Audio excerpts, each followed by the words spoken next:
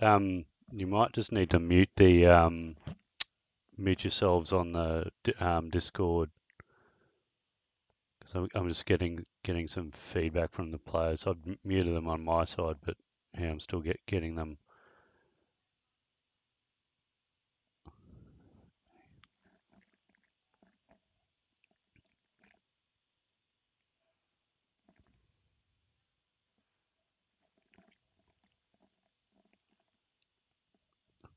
Yeah, I'll be 2 seconds, guys. They started like 15 minutes early.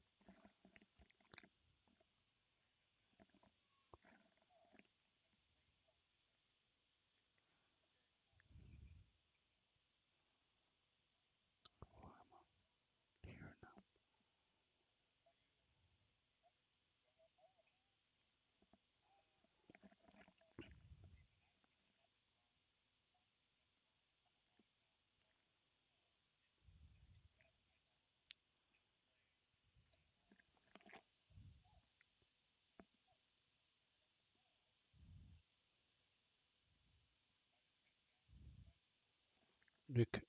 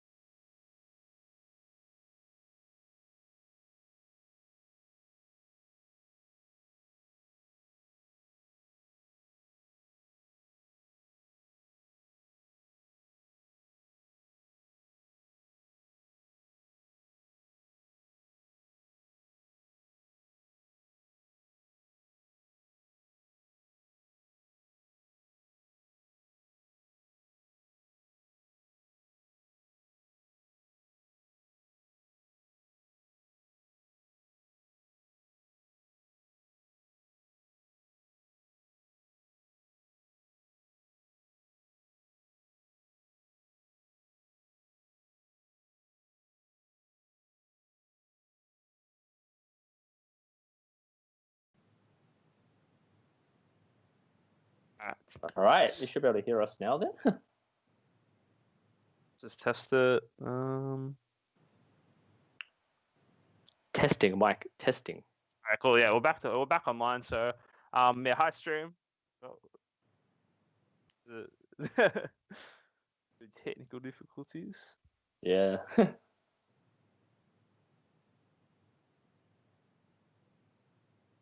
I think they're waiting for us. Is that right? I think we're back now. I've got the stream. Yeah, I'll let them know. Hey, you guys are still good to go, Nick. Yeah, I can't see the other fella. I don't know if it's me or him. Oh, okay. Is it moving on his end? Maybe it's my Actually, Discord. Actually, my screen. It Yeah. is. Same here. Because I can't see like any movement or even. Oh, it's a black screen. It's just like frozen on the one screen. Yeah. All right. Yeah. Can you see anything on the other guy's screen? Because I can't see anything at the I can only moment. see the Broly players stuff. I can't see the Gohan players stuff. Yeah, I think Gohan has frozen right now, so we're getting a judge in to fix this quickly. Yeah, I'm just making a post on Facebook sharing that we're commentating. Yeah, that's good. Yeah. Definitely a very interesting matchup. Yeah, Broly versus Gohan. I mean, I would love to play this matchup myself, but I do think Gohan is slightly favored to win this one. Yeah, I Simply agree. because, yeah. I agree with that. I agree with that as well, Benny. Just because of the fact that like the thing with Gohan, right? Gohan's a deck that's already like, well, both the decks are super aggressive, right? But the thing with Gohan punishes you more for taking your own life than Broly does. Like Broly's like, it's kind of like a combo deck, I guess, where you just go up your Broly swap chain, yada yada yada. Whereas Gohan's just like, oh, cool, you're starting the game at like 4 life. That you're telling me I just need to hit you more or less just like once or twice, and the game's already just done so. Yeah, exactly. Yeah, it would be interesting. Like I would say, like right now he's activating Vampa, right? So he does have to take life. Oh, Yeah, maybe, exactly. So yeah. I'm wondering, yeah, because I'm pretty sure you have to take a life to activate Vampa, which he hasn't right now. I think he's still on 8 life from what we can see here. yeah, so how Vampa works, you take a life, then you get to resolve the effect, and then Yeah. if you do decide to play something, then you have to discard a card from your hand. Correct. Yeah, he's taking the top row. Oh, Yeah. my bad. Yeah, he has taken one.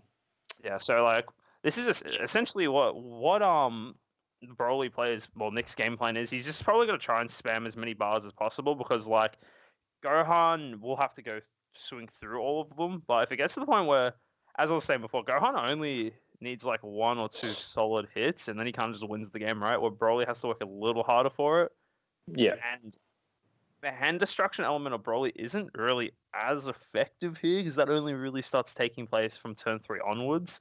But like between Gohan, this realistically both players only get like two-ish turns, I guess, in this particular matchup because they're both super glass cannon. Exactly.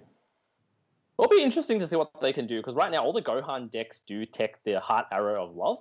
It is an activate battle. So I think like if I was Gohan right now, like I would probably obviously you need a way to pop the bar so you can try to punish them. And Yeah, the Heart Arrow of Love is pretty good. I've seen that card. I'm pretty sure it's from the draft box 5. I want to say it's an active battle card for 1 green where you get the KO. I think 2 battle cards or 1. I think it's 2 battle cards, 3 or less. Yeah, that card is honestly super good. It's a rare as well, so it's pretty interesting that players are starting to use that. So yeah, it'll be interesting to see if the Gohan player does have that. It does look like he's charging an Android 17 energy. That's pretty interesting. And yeah, already like super standard stuff for the first turn. He just swung twice with the Gohan, took a life, killed Broly blocked once, and he took the other hit. So yeah, again, it's just standard so far. I guess nothing too crazy to say. Definitely, yeah. Actually, the interesting is things. Maybe if I was the Broly player, maybe I'll keep the bar up for like 1 more turn, maybe, because like keep the blockers up for their kill turn. But that's another line that he could have done as well when he could have played. I think if he knows that the Heart Arrow exists, if he spits out too many blockers, then he's just gonna use Heart Arrow. Yeah, exactly. Because you can tell that the Gohan has 1 energy up just for defense. Most likely, it's probably for either a Cell's Earth Destroying Kamehameha. So he can rip the card out of his hand, or other Heart Arrow of Love if he does play another blocker. So he can clearly go for game. Yeah, exactly. Now. Yeah, and now we're looking at what the Broly player wants to do. He's got the new promo. It looks like he's got a couple of the new promo cards. Actually, lucky for him, it's cash money on the board right now. So I actually believe he's got a playset of them because he borrowed it off a friend. True. Then he's in a super. His deck's probably going to be solid throughout the day. But basically, for those who don't know what the promo does, it's like the other Broly from the set where it has just swap 1, and you can only play one of it per turn. But the reason why this card is super good for the deck is that when you play it, you're actually able to crit a life, then play a bar from your deck. Which the bar allows you to search for any Broly BR card that's a 5 cost or less, and it functions as a blocker. So essentially, if you play this one card, it's able to find all the pieces of the chain you're missing, which is super just crazy for the deck. It ups the consistency a lot. That's the main thing. It makes it super consistent. And now it looks like he's playing his Kale unit, the Kale unison here, which when you play it, look at top 3 for a red sand. Yep. Then bottom deck the other ones, and plus it has the nasty -7 ability where you are able to minus your opponent's lead. I think it's like 15 or 20. 15. Yep, and then you're able to play a Broly swap card as long as it's not the 6-drop. So it allows you just to spit out so many Brolys, and obviously when you go up the chain, all the Brolys give you unison markers, so it's pretty strong. I think the scariest thing about that card is literally the Kale. I think a lot of people don't give enough respect because the -15 is not just for the battle; it's for the whole turn. Yeah, exactly. So you can swing for lethal with like even a bar. Yeah, exactly. It's like it cripples the opposing leader.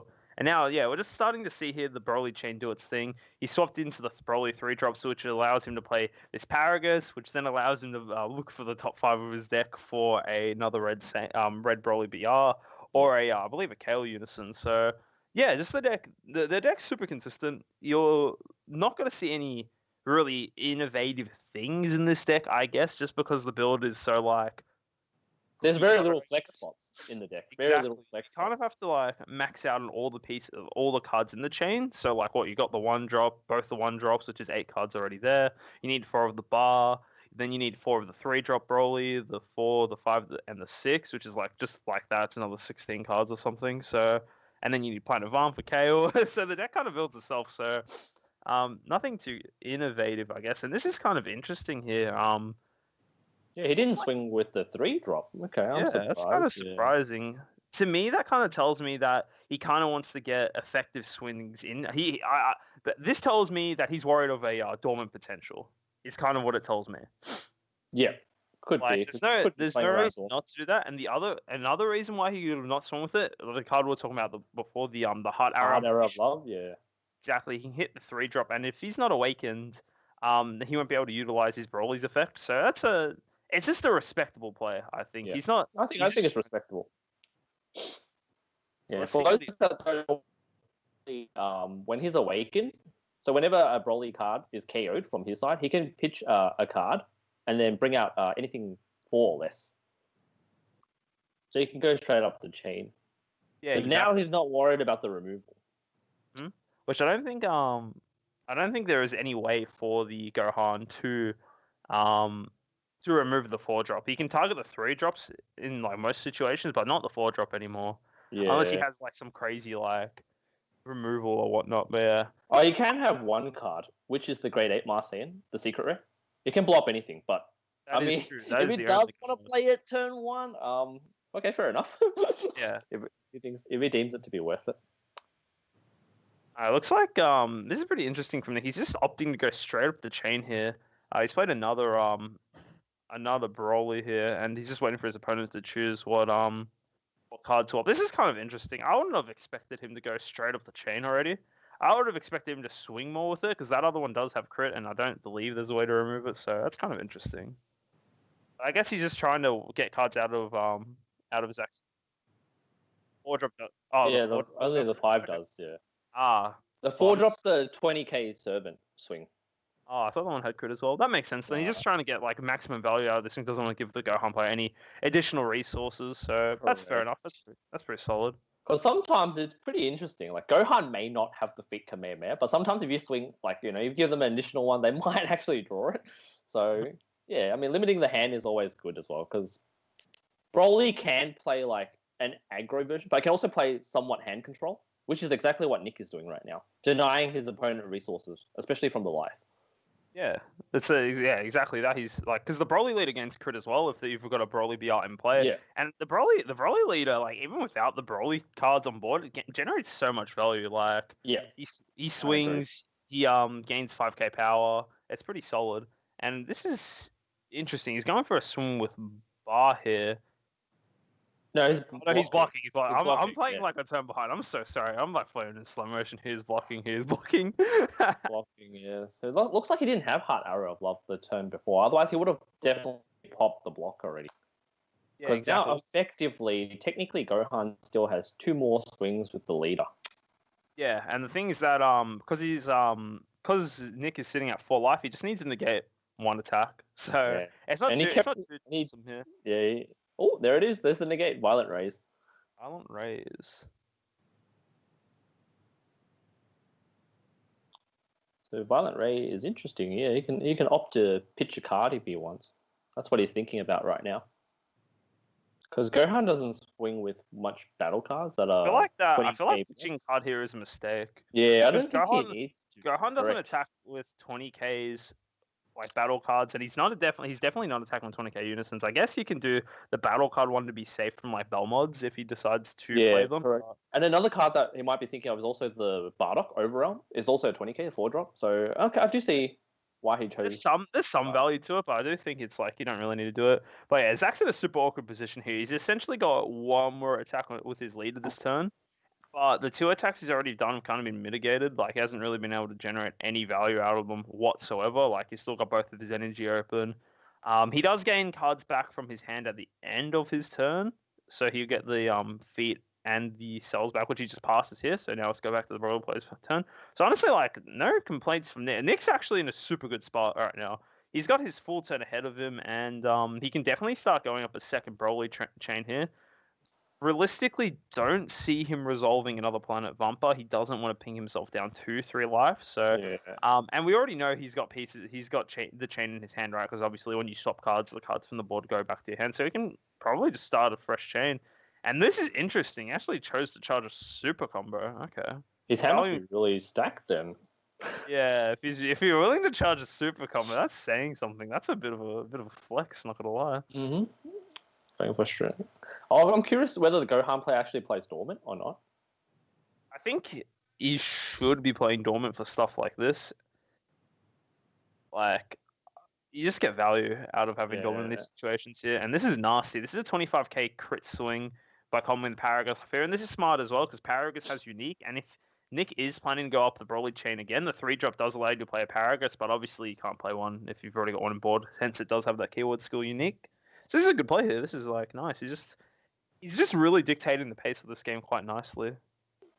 All right, Sal's Earth Destroying Kamehameha is coming out, so you never know what he can rip here. It's always scary playing this card. You can rip a secret rare, or something very important, like crucial to the game.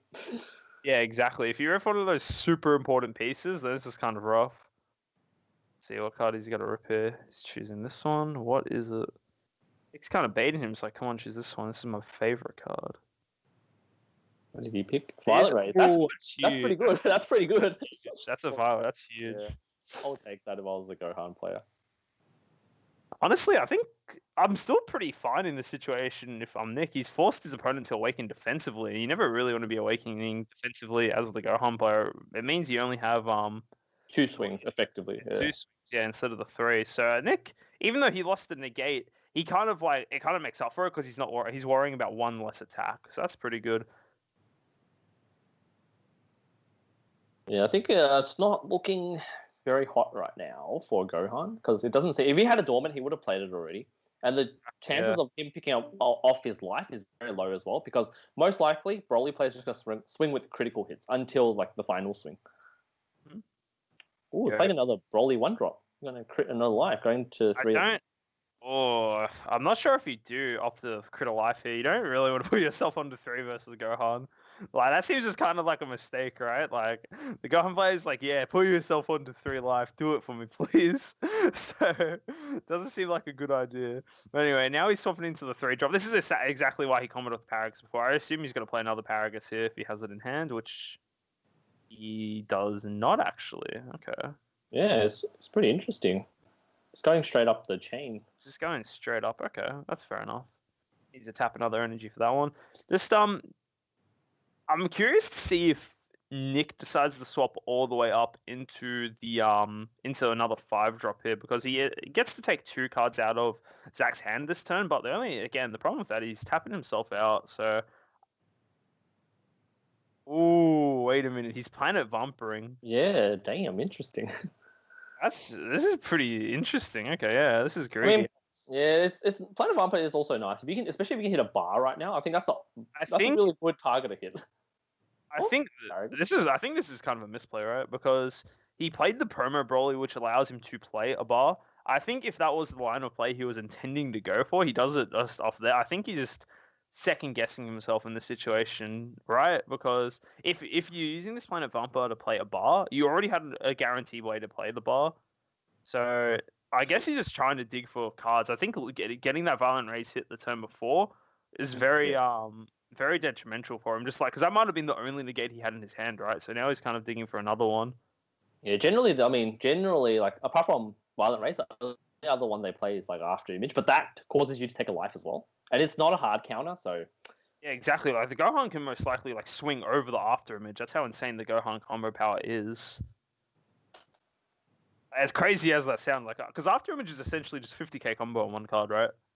That's essentially how what After Image is. 50k combo for one card, but like sometimes that's not enough. One card actually would be pretty interesting if Nick has here is a card from Draft Box 5. It's called Flight of the Grand Eagle, and how it works is that it's a counter attack, right?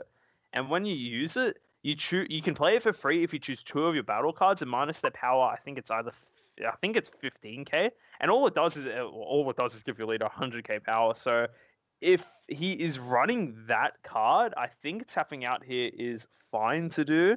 As funny as it is, I think if he has that card in his deck, tapping out is fine. But obviously, he might not have the card, right? It might just be a mistake to put himself in this situation.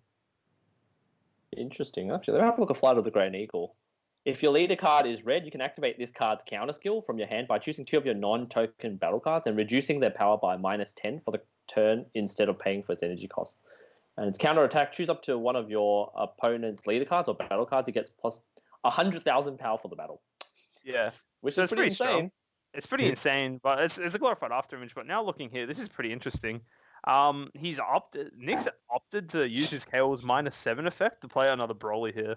He's going for a kill turn. So I mean, if he's got a man on a mission in hand, he can swing with his 5 drops. If he plays the man on a mission, he can swing with all the 5s, get Zachary to dump his hand to protect himself, and then it's pretty much all over from there. Yeah. I think another thing as well, even if he doesn't win this turn, as long as he gets the Gohan on 1 life, it means he can't triple strike, right? Correct.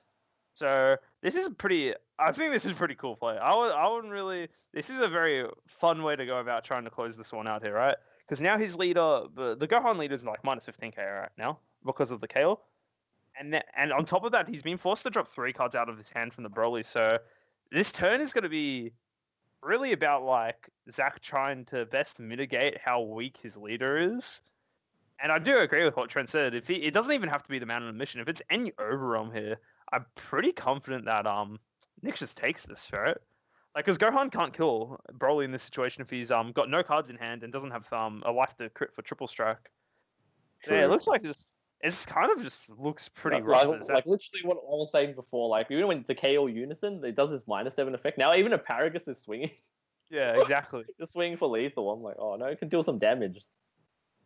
Exactly. And now he's just not optimal situation at all. Lost the negate from a crit swing there. Paragus is swinging. Yeah, this is very very nicely done from Nick. Very very well executed. Honestly, not gonna lie. This is pretty just tough. It's just like Yeah, it is. Broly's making Gohan look bad. Like, not gonna lie here. This is pretty nicely done from Nick.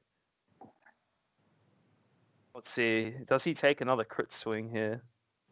He's really thinking about it. 100%. 100%. Nick's got a overarm card. 100%. Yeah, I reckon he does as well. I'm actually curious whether he runs the Bardock Resolute, the 3-drop double strike when like your opponent takes a life or like crits a life. You can play it for free, and that's a free There he double is. strike. Man on mission. Well, yeah, Done. Nick. Yeah, if he doesn't have a negate here, that's game. Yeah, Trent okay. called it. Trent called it. Damn, Trent the prophet over here, predicting how this game's This going is to spoiling it. This is my deck. This is my This is deck. your deck? Oh, nice. Do you have all the Broly promos as well? Yeah. Nice. Oh my god, Trent, how much money did you drop into the Broly deck? You're crazy. It's a good deck. I like I it. said between me and John, like we've only got like one. Yeah. Oh, look, The whole of I've been Fantastic. thinking about buying some of the Broly promos, but then it's just like I'm not really playing in any event, so it's like I don't really want to dump money for it, right? I don't want to dump money to just give people depression at my locals, right? But Thanks, yeah, thanks. damn, nicely done from Nick. Honestly, like I think looking back at that game, right, the Gohan player didn't drop any crazy negates, so Broly kind of got to do its thing there for free, right? And that was pretty cool. Seeing him play 3 of the 5 drops in one turn was Yep. pretty nasty. It's like, what do you do in that situation if you're Zach, right? You're just having your hand ripped away, and on top of that, your leader's just like the KO -7 was huge there as well. That was really nicely played by Nick, not gonna lie. That was nice. It was good to see that line of play. Oh, cool. No, I'm not ready for this. Nah, you can change it, Trent. You can change it. It's fine. Hello, guys. It's me. It's me and Benny here. Don't mind us wearing the best shirts. Let's pull it up here, like DBS. yes represents. But actually, if I think Gohan started first, it would have been in a huge advantage as well, because he can technically pop off on turn 2. Yeah, no, I agree with that. Like the thing is that for these aggro matches, and especially in best of 1, dice roll is super important, right? Like, arguably, always in this game, there's never realistically been a deck that prefers to go second. You always want to go first. You get that extra energy, which means you're allowed to, like, especially for these aggressive decks, right? Like, bro, perfect example. Like, if Broly goes second in this, if Gohan goes first, sorry, in this, he's threatening crit from turn, like, on his turn 2, but instead it's the other way around. We get to see Broly threatening the Gohan. So, do I think this game plays out differently best of 3? Probably, right? We probably get to see 3 games in best of 3 because the decks struggle against each other. Definitely going second. But at the same time, I think from what we saw, Nick played. It looked like Nick just had a really good understanding of his deck, right? Like he did all the correct lines of play with the Broly. Yeah. He was able to drop 3 5 drops into the single turn. Well, no, he played 2 of them in the one turn. Crazy though, yeah. Because I think his way of going about it was like 100% correct as well. Like definitely, he went complete hand destruction. Like he only swings with crit. Exactly, yeah. He That's didn't one swing thing. with the unnecessary ones, which was the 3 drop and the 4 drop. Because I see a lot of people do swing with those to get an extra swing in. So because why not? Right? Because you're aggro deck. Exactly. I think from matchup to matchup wise, it can be a little different. But I think if you're trying to learn how to play this Broly deck correctly, I think what Nick did is showcased in this game was super like high level understanding of what you need to do with that deck. He didn't give his opponent any option to gain additional cards. All he did was there was never a point in the game where he would swing and his opponent would gain a card. That never happened in this game. Yep. So Nick did a super good job on making Zach not have fun. You know, it was a single player game that game, and Nick Actually, also I find a really interesting thing before, which Nick did before as well. When he played the Broly promo 1 drop, he did not crit a life because he didn't even look at his deck because it's a cost. He chose not to opt for that. He just went straight for the swap. See, the thing that's interesting. In that turn, right? I think Nick decided halfway through the turn that he's going to try and win the game in that turn, right? Because if he did go through the line of play again the exact same way, because he ended up using Planet Vamper, right? So he could have used that Broly, played the bar. That's an additional swing, and it just nets him another card, right? It's not like if he was planning to win that turn, it's not like he's like he didn't need cares about how much additional life. life. Yeah, exactly. Yeah. He would have critted the life with Broly and play the bar and get extra piece or extra 5k combo, which he could have used. And you have to take a life with it because it says on play. I'm pretty sure it's an optional cost. I will double check. I don't think it changes the result. Let me just. I have it somewhere. I'll just Google it. It's just easier to Google it. Yeah, that's what I thought. Because I remember when he did play it, he didn't crit the life, but he didn't even search his deck though, because it is a cost. So he opted not. Sure, you don't have to. I will double check now. I'm pretty sure that's the case though. I'm pretty sure that you don't have to play the bar if you don't want to, so you don't have to take the life. Yeah, I believe anything with a cost, it's optional whether to pay or not. But yeah, we could be wrong. But yeah, we'll double check. That's why we have the internet. The internet solves all our problems, I think. Okay, I'm not gonna lie, my internet's kind of slow sometimes. I'm trying to load this up. It's just slowly. Yeah. I think it's because we have a lot of things in the background. Obviously, we've got like Discord and also we've got Skype and the Twitch stream as well. Yeah, you're not wrong. All right, here we go. Broly, Astonishing Potential. Place one card in your life in the drop area. It's like an optional cost, though. It doesn't say you have to. And then it says when this card is played, choose play up to one, blah, blah, blah. So yeah, how the ruling kind of is, how it's worded, if it was like how it used to be, how the ruling used to be, like the words that you would have to, but at the start, how it has like the colon thing, it's like you can choose to do that to do its effect, but you don't have to. It's an optional thing. You don't have to. You don't have to ping a life to play this big boy, you know, this little boy, I guess. But yeah, if Nick, all right, thinking about all this, in the chat. Yeah, it's optional. Yeah, exactly. So like thinking about, I don't exactly know what Nick was thinking, but my assumption is that because Nick probably saw his hand and he's like, damn, I'm gonna die next turn, right? that's probably like after the violent rays get sniped, you're probably thinking he's dying. Exactly. Once the rays got sniped, now we're going in for game, boys. Yeah, exactly. So Nick too smart. He's like, all right, well, if I don't get another turn, he doesn't get another turn. Simple as that. Wrap it up, you know. See, dude, Nick agrees with us. What happened? He agrees. Yep. Yeah.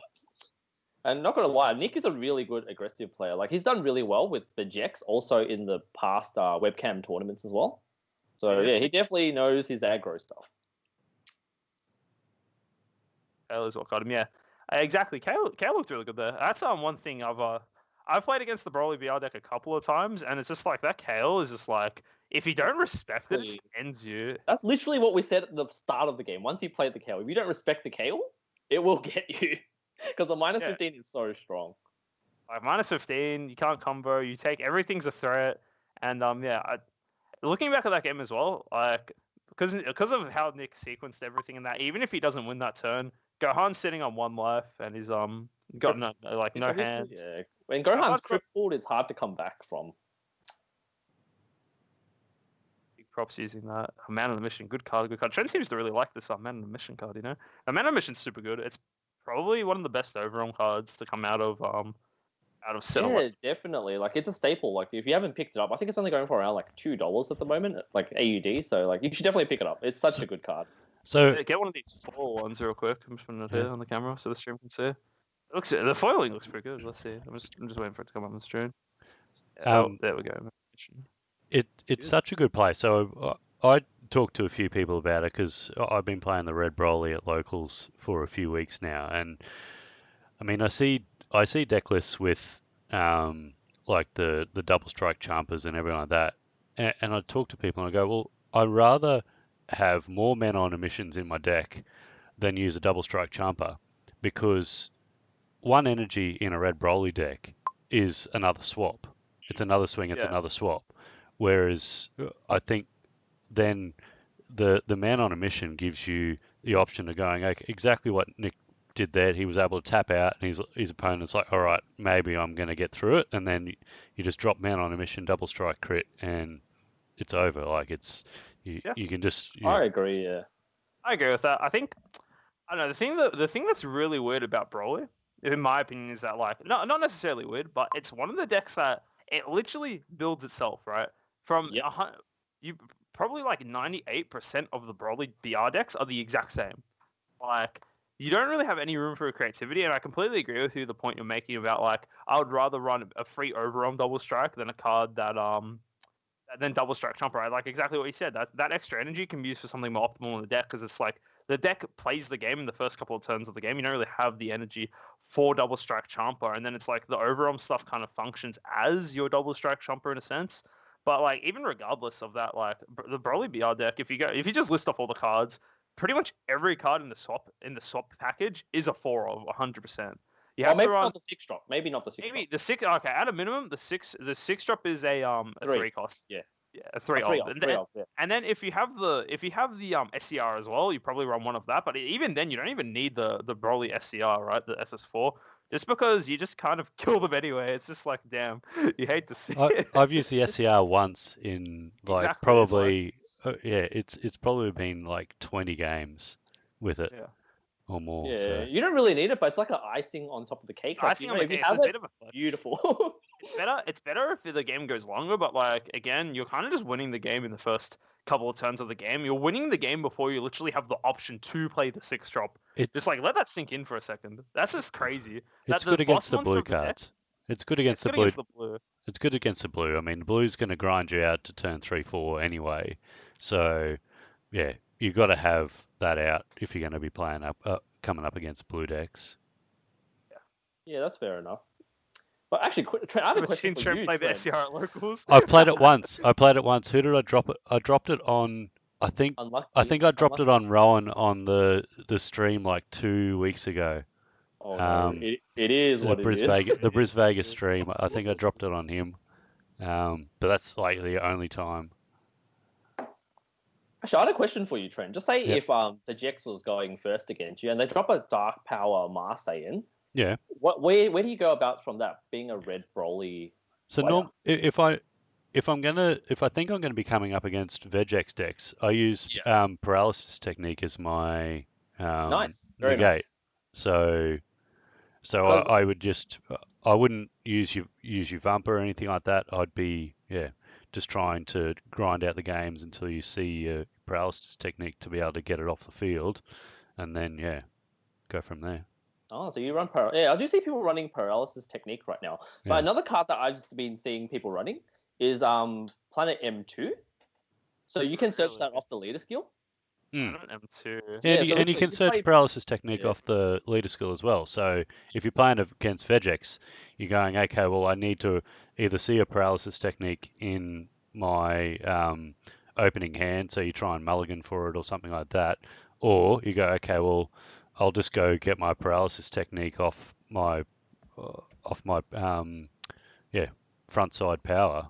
I mean, yeah. Because I do find it interesting. Like people think about playing Planet M2 because Planet M2 allows you to net the -5 from both turns to activate battle. It's an activate battle, I believe, and then you get to like it's KO active some battle. blockers as well, which get in the way Yeah. for your critical hits. Hmm. I think So what- like if you don't play what- Vampa, it still could be pretty nice to play Planet M2. Yeah, So- what M2 does exactly, it's active battle when you just choose one of your opponent's battle cards and minus a 5k, or the leader, I think, as well.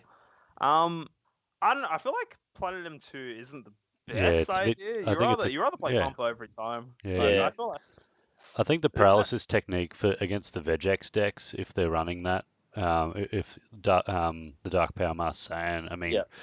the paralysis technique has much better options as well later game. Yeah, you're right. Because you're You obviously can -2 Kais, yeah. -2 Kais Yeah, by well, I it's think- it's minusing everything. So Yeah. it's all battle cards and the leader on paralysis technique.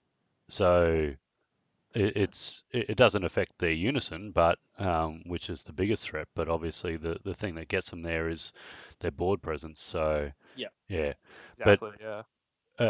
Interesting. they've just said it in Unending Awakening. So I actually just put the Vegex and a few of those ones weren't coming to local, so I actually swapped out my paralysis techniques for Unending Awakening this week, and they were actually really, really good.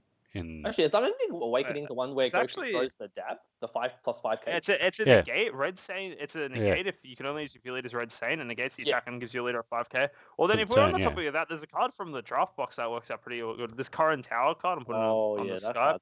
So what this card does, it's active battle. If your leader is red, choose up to one of your cards against 5k for the turn. And if it's your opponent's turn, you choose one of your opponent's cards, ignoring barrier, minus it 5k for the turn. This could be a potential card as well for the deck. Yeah, Seems pretty solid. It's essentially like a weak Senzubin, I guess, in a sense. So Yeah, I don't know. I definitely. think there's some cards for it, but just one sec, guys. Yeah, I think Trent is right. I mean, paralysis technique seems to be the way to go, especially against Vegex. If it's like a best of 3, because I haven't, because no one plays Broly Swap at our local, simply because Melbourne just got their events back, and we've been barely getting any promos. Yeah. And 2 has just been pulled out of our kit at our local this week, and John has one of them. yeah. So we were thinking of building the deck, but the deck seems inconsistent without the Broly promos because it just does so much for your deck. Yeah. What are we talking about? We're talking about the Broly deck, right? Yeah, so the Broly, you really do need the Broly promos. And anything less than 4 is just not optimal. So the amount of times that I've gone searching for my Planet Vampa and I'm looking through and I'm going, okay, well, how many tournament pack Brolys have I got left in my deck that I could hit off the Vampa? And basically every time it's been like 3. 3's sort of like I always have at least 1 in my life, and so you go, okay, well, you really need to max it out at 4 just so you can hit it. Yeah, you kind of have to. It's a shame, right, when you have a really strong deck that is very promo reliant. But I think Bandai's already done a great job of trying to make it so they've recognized. Instantly they've said, all right, what's the most valuable card coming out of this new promo set? All right, it's 100% this Broly, right? So they've already slapped it in the event pack, which I think is good. It's not going to change the fact that the Broly promo, as long as the Broly deck is good, it's going to be super expensive, right? It's going to be like already people are selling this for like $80, right? Like, yeah, that's AUD, so Yeah. USD, that's like $100. Yeah, it's around 80 to 100. I don't think the price will drop because, like, when we saw the ape got reprint, that's barely dropped in price as well. It's still quite staple. The only way this promo drops is if Broly BR falls out of the meta, which might be in a couple of sets. You never know, just like whatever comes out in future sets and whatnot.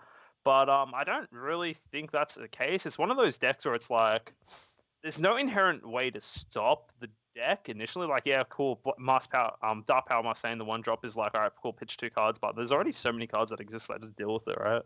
Like, even the I'm trying to think of a card. It's also another draft box card, not the Corrin. There's another card that's like that's a 1 cost that minuses it something as well. So there's a lot of things that are able to, deal with it. So already right there, and even the cards we were talking about before, the paralysis technique, the unyielding. This is cards that answer it really. So there's no way to really stop the deck. So the promo probably not going to drop for a while in price anyway. Well, it is what it is, Like, if you have the promos, then good. You should be able to, win some locals with it. It is a worth like investment if you've got the deck. I think it's a really fun deck to play as well. I think so too. I wish it wasn't as strong. I get they did try to like make it not as strong by limiting the 6 drop to be played only if you either have 4 energy or if your opponent's on 3, which is like all right. But already it's just when you're killing your opponent fairly early, it's kind of a rip. I think they needed. Yeah. I was gonna say, I feel like I don't even know. I feel like they've done everything. They've done a lot of things to make it not as broken, but it still turns out it's super, super strong. Like Stop's always been a pretty good mechanic in the game. Even the freezer one wasn't too bad. I mean, I enjoyed the freezer swap for the red back in Clash of Fates. Yeah. It was still a fun deck to play. Freezer swap was pretty fun to do. The only thing with Freezer Swap is that the boss monster you got out wasn't really crazy, right? None of the pieces up until the boss monster were that good. Whereas like this Broly stuff is like, damn, all my cards are like minimum like 20k. I'm playing them all for like 1 energy, and then I'm also making them drop cards. So it's kind of like, yeah.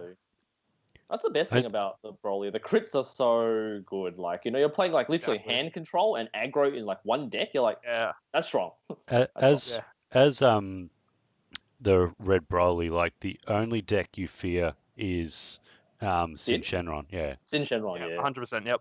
Sin's a hard counter. Sin's kind of funny actually. Sin hard counters a lot of decks randomly, but the problem with the deck is this is really, really slow. Like you need to be able to close out a game. Like best of 1, it's not as bad, but best of 3, you need to be able to win the first 2 games. Otherwise, you probably go to a tie. Yeah, I agree. Because I mean, Sin takes away the keyword for Broly deck, which is the swap. But another question I always had was, what if Broly, if Broly goes into Sin and wins the dice roll, it would be pretty bad because literally, if you're a Sin player, you play the 1-star Dragon Ball on turn 1. Broly is going into their turn 2. They can explode on that turn. You'll be taking quite a beating as well. So yeah, I think if that's the situation, like Broly will actually destroy Sin if it's going first. Actually, what do you think, Trent? Have you played against a Sin, like going first or second? Like how's the matchup? No, well, I played against Scott McKenzie against his Sin a couple of weeks back, and like I think from memory I did go second, so it was hard. Because you got to like turn 2, they're playing their 9 drop, so you've really got to. And obviously, as a red Broly, like you do a lot of stuff on turn 2 if you can really push it. So yeah, you've got to go first against the Sin Shenron, or else you're just not going to win. I mean, it's just hard unless you can really turtle it out. But then the problem is like if you're getting to turn 5, then they're just going to win anyway. So it's a really hard matchup, and unless you're going first, then it's not going to happen. Yeah, so I was thinking about that matchup as well. Since no one's playing it at our local, but like I've thought about the matchup like on multiple occasions. I was thinking if you go first, you should be able to deal some damage to them like pretty early onwards. Oh yeah, for sure. really mind turn them, two. yeah. Turn two. If you're really pushing it and maybe keeping one energy open, if you don't think you're going to be able to get to like a kill turn with them, like if you can set it up right, then you're potentially swinging optimally. You're swinging 5-6 times in that second turn, and potentially even with the man on a mission if you can get that. So Yeah. Well, Yeah. I think the chat was saying as well, Vegex, or Nick himself saying Vegex, he reckons is still stronger. I think a lot of stuff is kind of skill dependent, I think. I think Vegex versus Broly is pretty 50-50, I'd like to say. Yeah, I'd my like to opinion. say 50-50 as well. I mean, I'm a VGX player myself. And I do believe like whoever wins the dice roll has a huge advantage in that game. Because like with VGX, you don't really have a big hand most of the time. And if you're actually charging to your third energy as VGX, I thought if you go as VGX going first, you might even skip charge for the third. Potentially. Just so they can't play Potentially. There's a lot of small things you can do about it.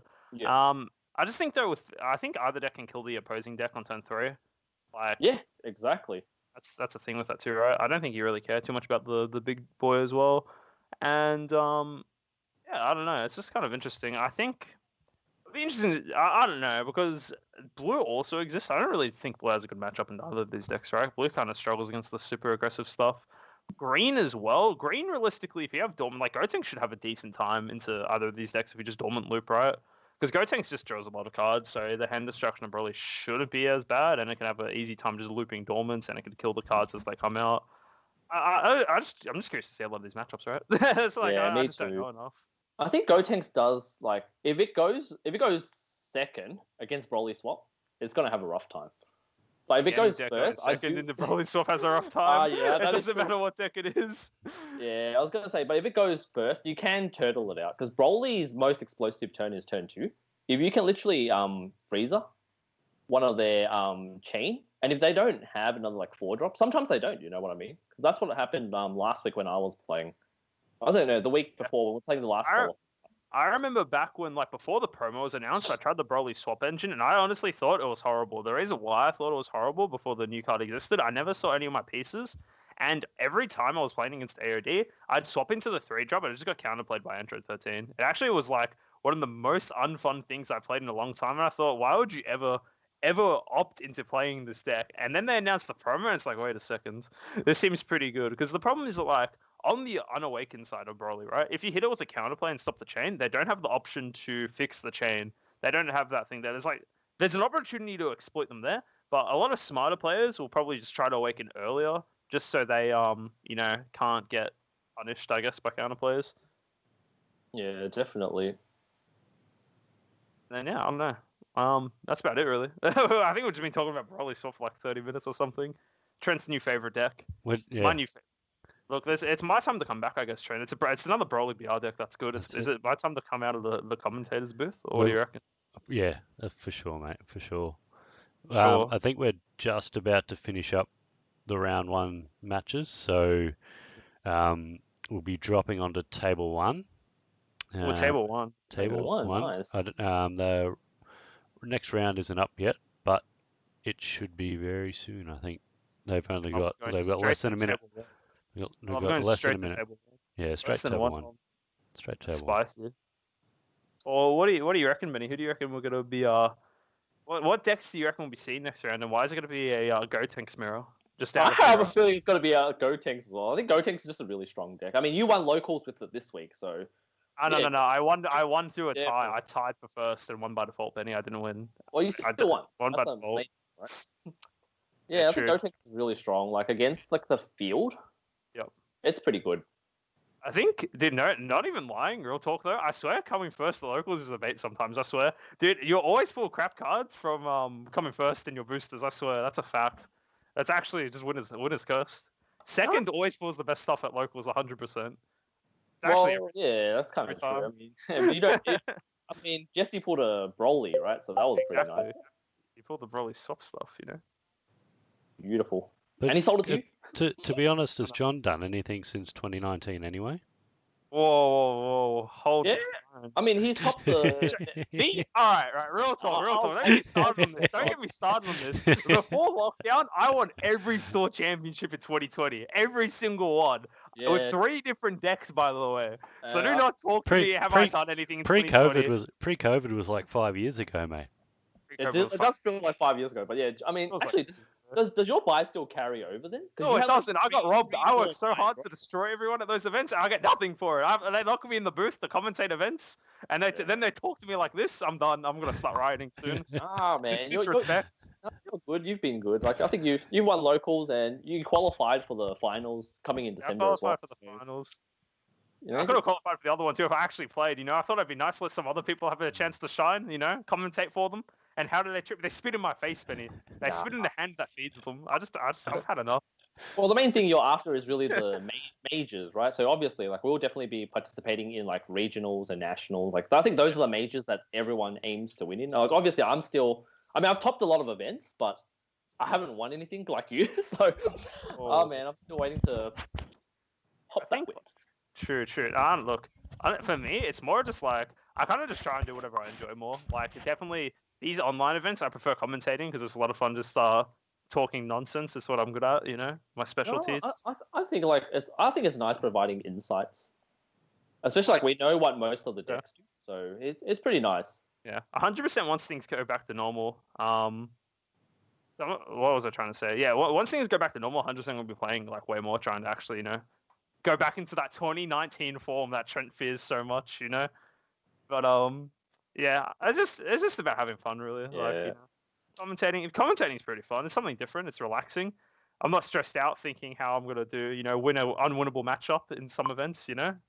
So, it is what it is. So it is what it is. It is what it is. Actually, that's Gavin saying some of us recently won our first locals. Don't take that from me. I still remember winning my first locals, man. Like it was hard starting out. I remember when I won it with I already knew I was. Right, I won the very first locals I played at. That's how I knew I was born for greatness.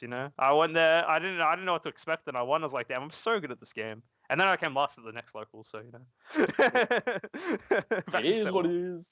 It is what it is. Cold Bloodlust. Yeah, I miss Cold Bloodlust as well, actually. Eric. Yeah, it still exists. You can actually play Cold Bloodlust in this new Broly. Golden Freezer? By the way. I'm playing Golden Freezer. I'm saying I saw a top 4 Golden Freezer deck. Yeah, I saw that deck too. That deck was pretty funny. It was literally just like mono green stuff.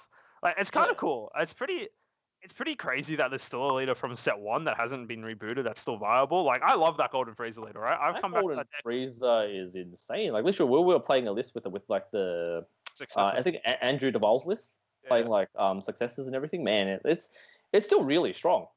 It's cool because now we've got this new Zarbon card, which is a Freezer's army, right? And it just loops itself from the drop, so it's actually super good for the deck. And the deck's just always just relevant, right? The more they print Freezer army cards, the more the deck's going to be good. The deck just is... It doesn't do anything crazy. It just can just keep some beating on your opponent. Actually play the new... Wait. I actually play the new Storm with BT1 Freezer. You're crazy. You're talking about bros? Nice. Yeah, Freezer Storm. Freezer Storm. Freezer. Interesting. Yeah, I'm curious to see like what kind of like interesting decks people will come up with. That's why it's nice commentating as well. Like, when you see these like new things that you haven't thought of when you're playing. My favorite thing was watching what was my favorite? Oh, the Musa versus Sam Russell game last event, where it's like, was that the Gotenks mirror? Yeah, Gotenks mirror. That was actually pretty funny because you just saw because Musa didn't have Solzino, so you just saw him just Bardock Ape and win. That was pretty funny. That was pretty funny. Just imagine you can't have Solzino, so you have to flex and win with Bardock SCR. Oh, we were talking about that as well. Remember, like literally, Bardock probably beats Solzino because if you have one energy open, you can pop the Solzino. Yeah. It's just the counter to it. The better SCR you do. This SCR might be the best SCR, but my SCR counters your SCR. It's the strats. Wow. Right. I think the next round's starting to see people popping in. So we said table 1, right? Yeah, with table 1. You guys have already moved. Actually, guess who's playing? We're going to have George Machado playing the Vejex versus Michael Ozawicki playing Gotenks. Easy. And guys, how we going? You just wait a minute before the game starts. Mossa, what do you mean? I told you, Mossa, we would get you on the stream if you played table 1, see. Okay. I know Michael doesn't like playing on stream. All right. Do you want to let them know, John? I must let when George gets back, let him know you guys are starting and you're on stream, right? What's up? Oh, that's all good. Best of luck to both of you guys, all right? Good luck, Mossa. We're rooting for you on stream. You're versing Mr. PVG himself. versing my boss, guys. That's insane. Yeah. All right, so we've got George playing Vegex on the left, PVG George himself, and then we've got local Aussie man Michael Mossa playing his Go Tanks. So that should be pretty good. Yeah, I think both are great players because Moss is one of our best players in our local as well because he wins and tops quite a bit, and he's definitely a veteran. He's been playing since set 1. Is that correct? I will actually never forget when Mossa started playing. I think I lost to him 8 times in a row. Yeah, he's a really good player. When I started playing as well, Mossa just destroys me. Mossa's good at punishing you, he's good at exploiting mistakes.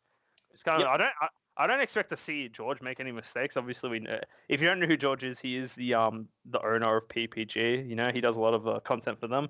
So it's pretty cool that he's playing in this event. Pro Play Games. So it'll be pretty interesting to see how this turns out. Yeah, I believe also Robert Ritzy, another PPG player, is also playing in today's event. So I saw there was a few American players that were popping up in today's event. So it's kind of interesting to see that they're playing. Compared to playing in their own events, I guess. Yeah, so, I do think it's nice, having some competition and getting to play some of their players as well. Yeah, I think one of the good things about this whole COVID thing is it opened up this unique position where it's kind of easier to do international play, I guess, if you're willing to wake up or stay up at different times. I'm pretty sure even for them right now, it's not too bad. I think it's just I'm trying to think of what time it is. I think it's 8 or something. Yeah, it's around 8 p.m. I believe. Yeah. If I'm not wrong.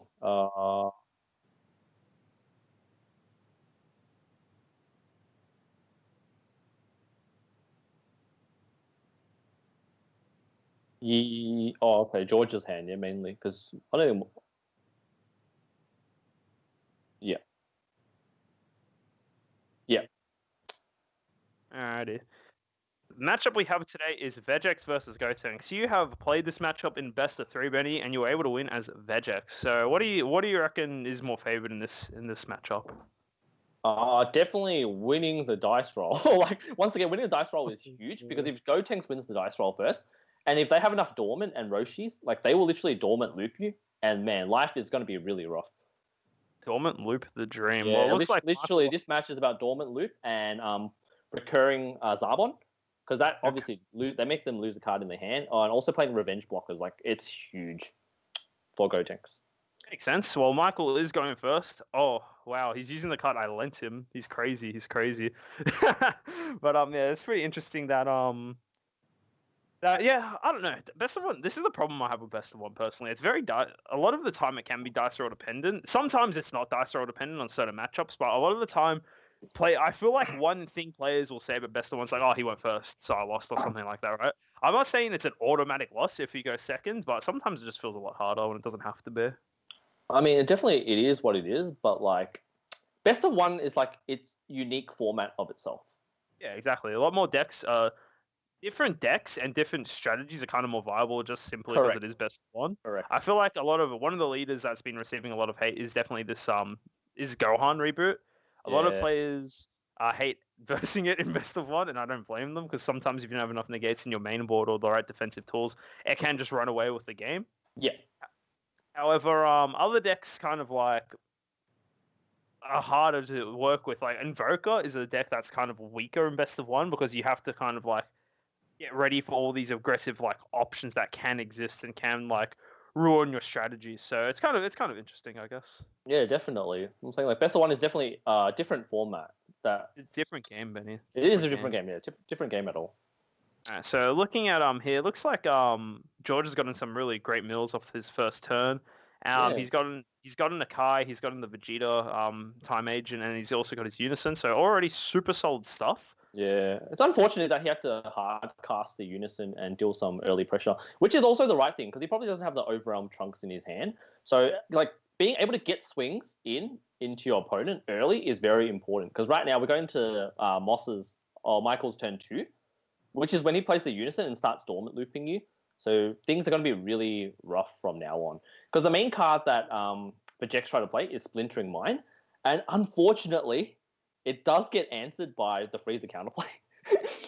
So yeah, I think a lot of the stuff in Vegex gets countered by green. Like you got Correct. Dormant, that clears the Kais. You've Exactly. got yeah, a lot of good stuff. And looks like Michael's opted to take every single hit from George on this opening turn. He's starting to build up a little bit of a hand, but hey, all good. Let's see what he decides to do. Charges another Goten Trunks. So obviously, if you're Michael, what you do is drop your Vegito unit, your Vegito right here. Yep.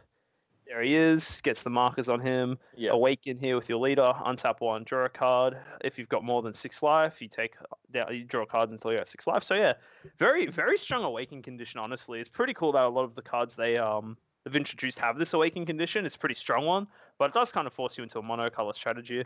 And now let's see what Michael decides to do here. He has the option of going for some board clear. I wouldn't be surprised if we see just Michael spam swing into the Vegito, the Gotenks Unison here, just get it off the board nice and early. Yeah, exactly what I was thinking. Like, if you don't have to give Vegex life, you don't have to give, like, I would not give Vegex life if I didn't have to. Because obviously, if you can stall their Awakening, obviously they need, like, because obviously they play Overrealm. It's not very likely that they're not going to, like, mill 20 and have 20 in the drop. Because, I mean, they really need to capitalize on their Overrealm as well, like, which is Man on a Mission, which is the main one that they have for their deck right now. Yeah, Ooh, exactly. Moss is playing the new TP promo. Yeah, he's using that. He added it to his hand with the Gokul before, and obviously I missed that there. That's a nice card to have. Yeah, it only costs 1. I believe it's got. Is it critical?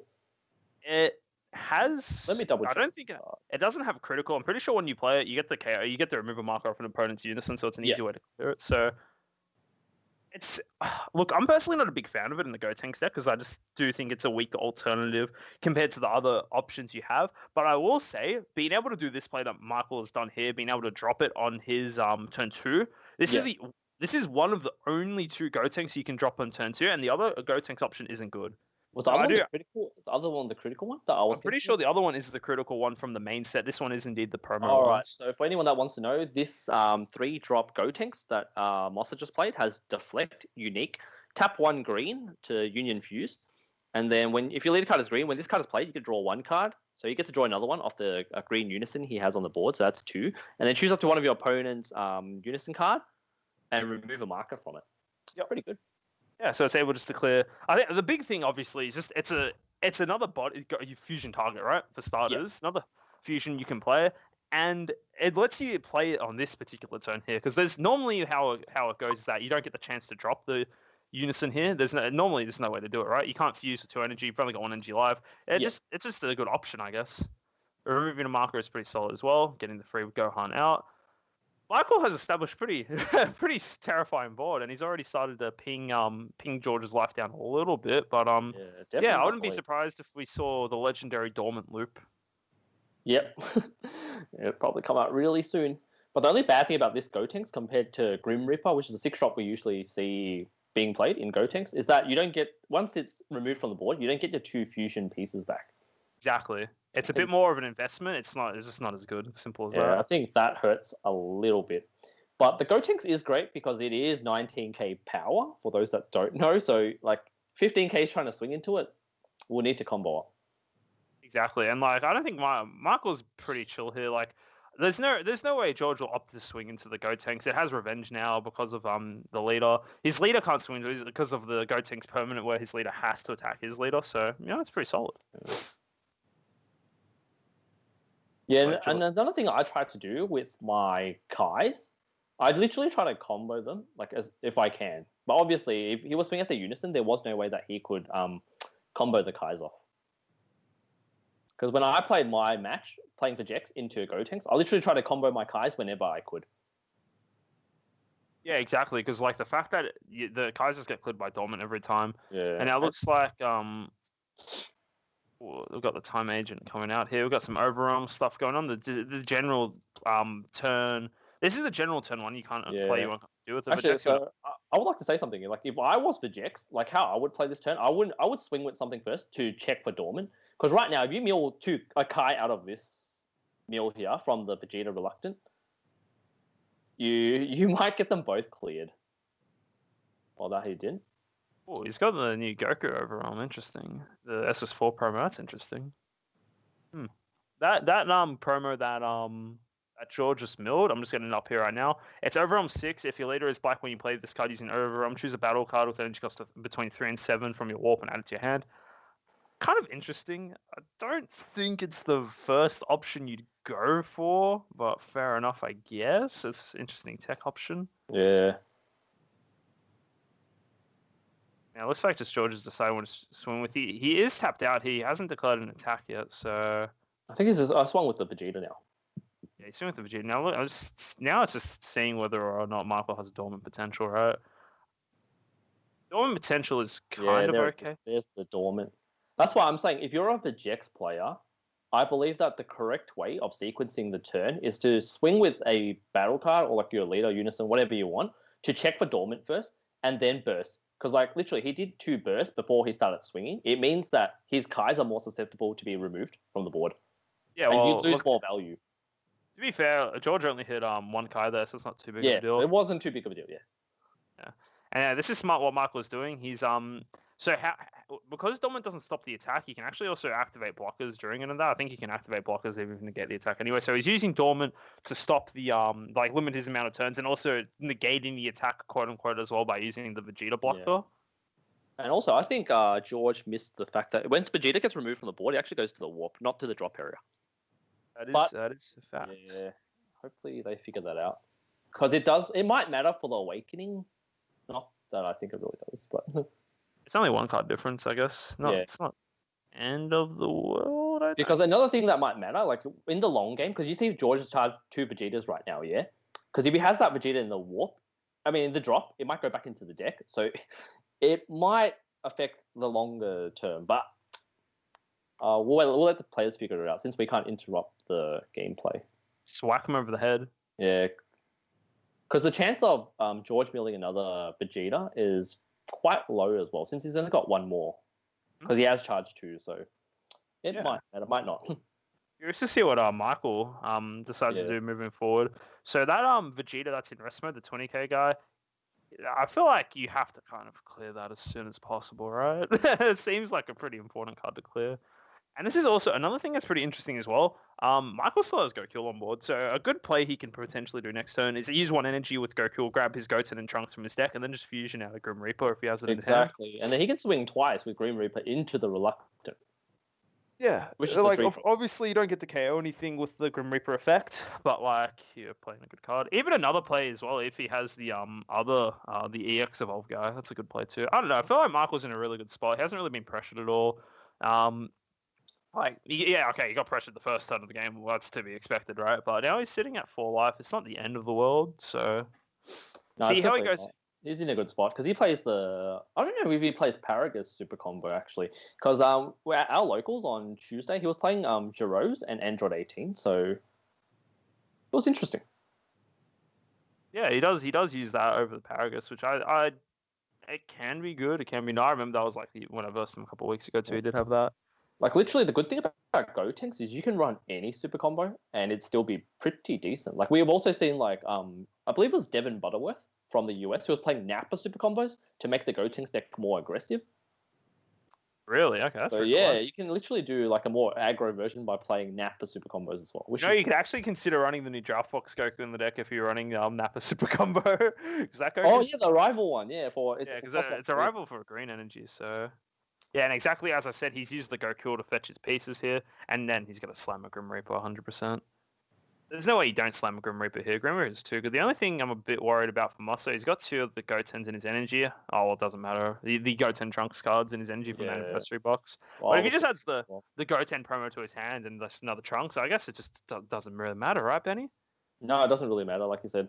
But if he didn't have the Goku, it would be huge because the chances of him drawing the fusion pieces is much lower. Because right now he's got 2 in his energy and 2 in his drop, right? So technically, if most of them play generically 8 targets, he would probably only have 4 in his deck. And now he's got the other 2, which he just grabbed from Goku.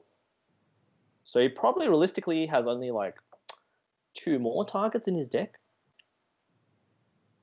Yeah, and now this is the crazy thing about when you fusion with this. He gets so many cards off this. So the trunks that he fused lets him look at top 7 of his deck for a green unison with a specified cost of 2.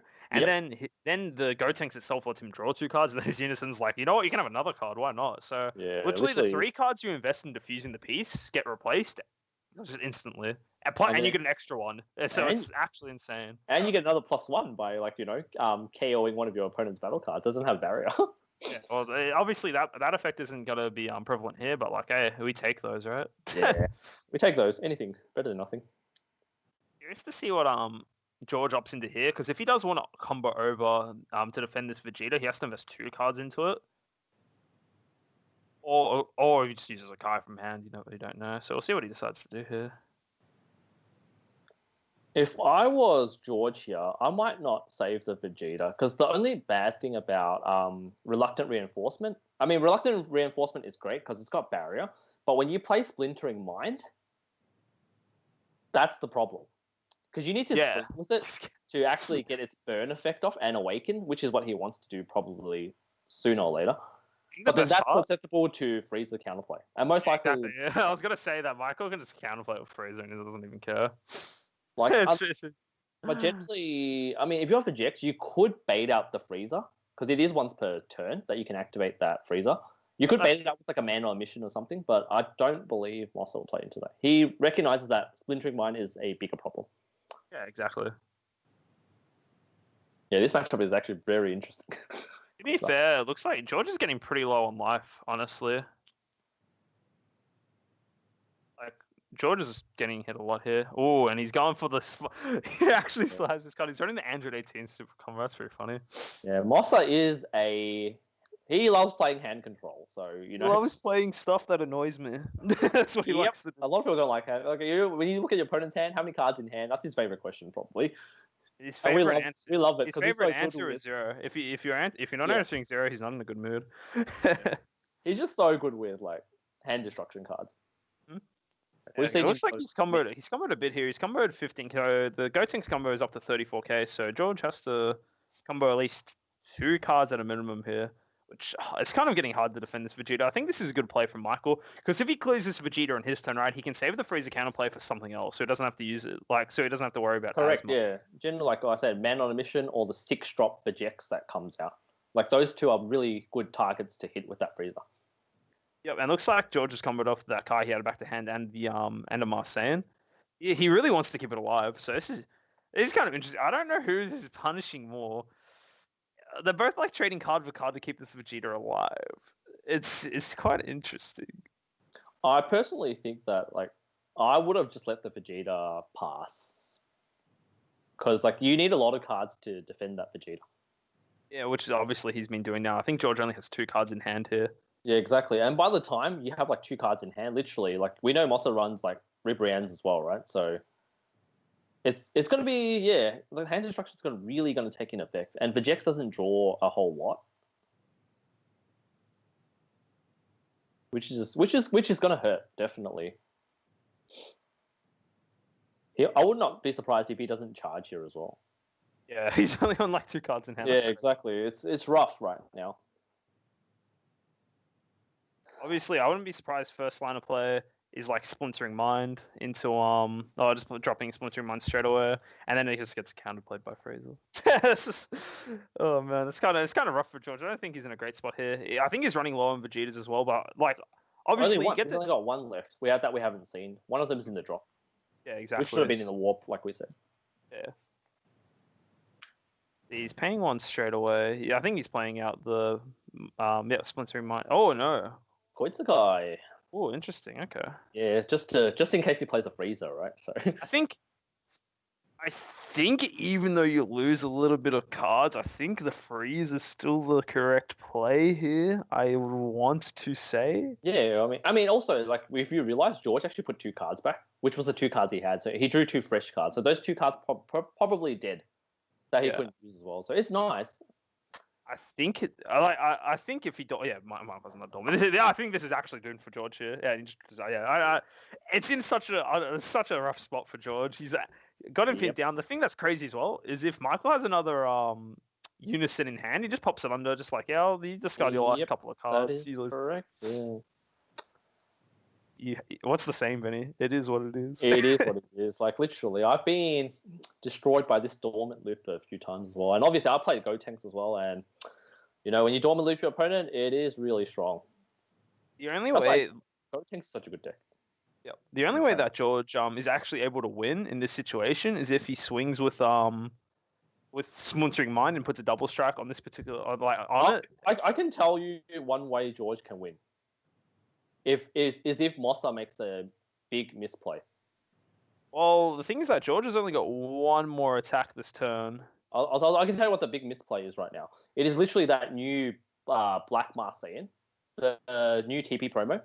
So if say Mossa dumps his hand on a double strike or like a quad strike or something, and he has that card, literally that can blow Mossa out of the water. Like if he's not aware of that, because you can tell that George has got some of the promos already, so he might. So he is the owner of PPG, so you'd hope he'd have all the promos. Exactly. So that card can blow Mossa out if he's not careful as well. Even if he dumps his hand and double strike, or like quad strike, whatever, but. Benny, I'm going to tell you right now, Moss is not going to make a mistake. This is what's going to happen. Moss is going to ask how many cards in hand until the answer is 0. Exactly. We know him. We know him too well. We know him too well. Yeah. Also, got to say, George Stevenson pretty smart to play around dormant potential here. Like, he swung with... Yes, he did the right thing. Like what we were talking about before, right? Like, sequencing right in this matchup is also very important, because you don't want to lose on those Kai 10k value. Yeah, exactly. Here it is. Now, this is what I'm curious. Will he counterplay this now, or does he just have a negate in hand? There it is. Freeze the counterplay. He does have to drop 2 cards from Koitsukai. Yeah. Honestly, I think it's fine. Yeah, like 100%. It makes it so he doesn't have to worry about it. Because I believe Moss is on 3 life. Is that correct? He's on 3 life. Yeah, it's the correct life. 100%. Exactly. Because obviously we know the play already. If he didn't have the freezer, most likely it'll be like swing, warp life, double strike, dump hand. It's like Mossa Warp, the Roshi, and the Fu Shroud and Mystery. That's fine. You're not getting either of those cards. You don't need either of these cards. You don't need it, yeah. Because Mossa knows he's most likely winning next turn. Yeah, if I'm George, I think you can't just swing to the Unison and make it drop a marker.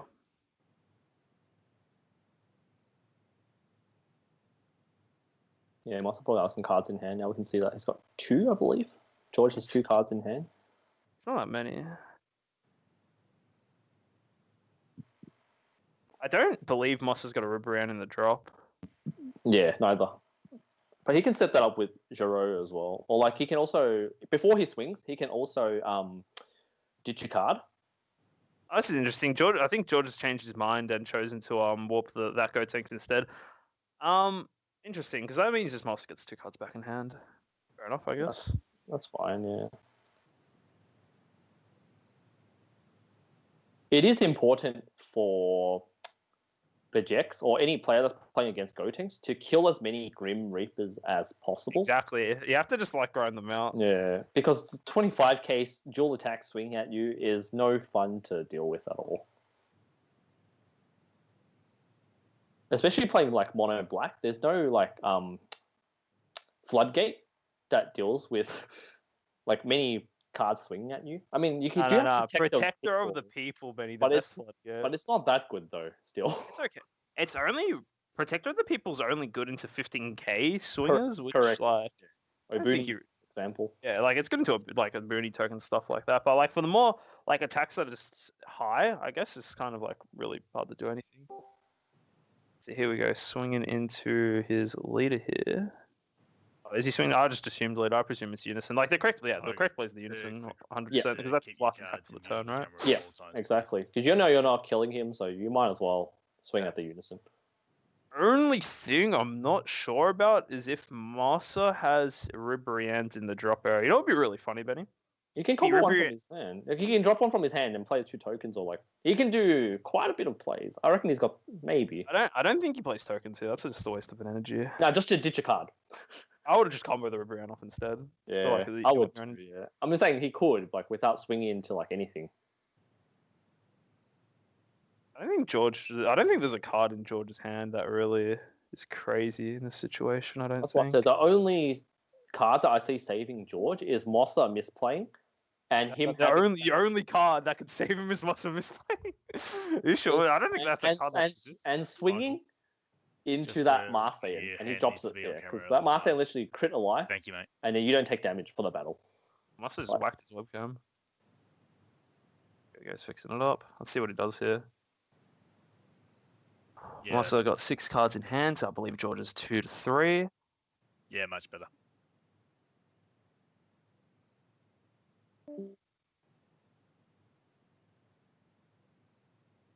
That's alright. Is this George or Mossa? Oh, actually, I thought Mossa's one's pretty clean because he's had his hand down there the whole time. Oh, okay, yeah. Looks like George actually has way more cards in hand than what I initially thought. I thought he's only got 2. Yeah. How many is that? It looks like I think it's like 4 or 5. It's kind of hard to see blurry, yeah, it's kind of hard to see because black sleeves, but and slightly pixelated. I know he's definitely got 4 life because you can see by the corner. yeah, he's got 100% only got 4 life.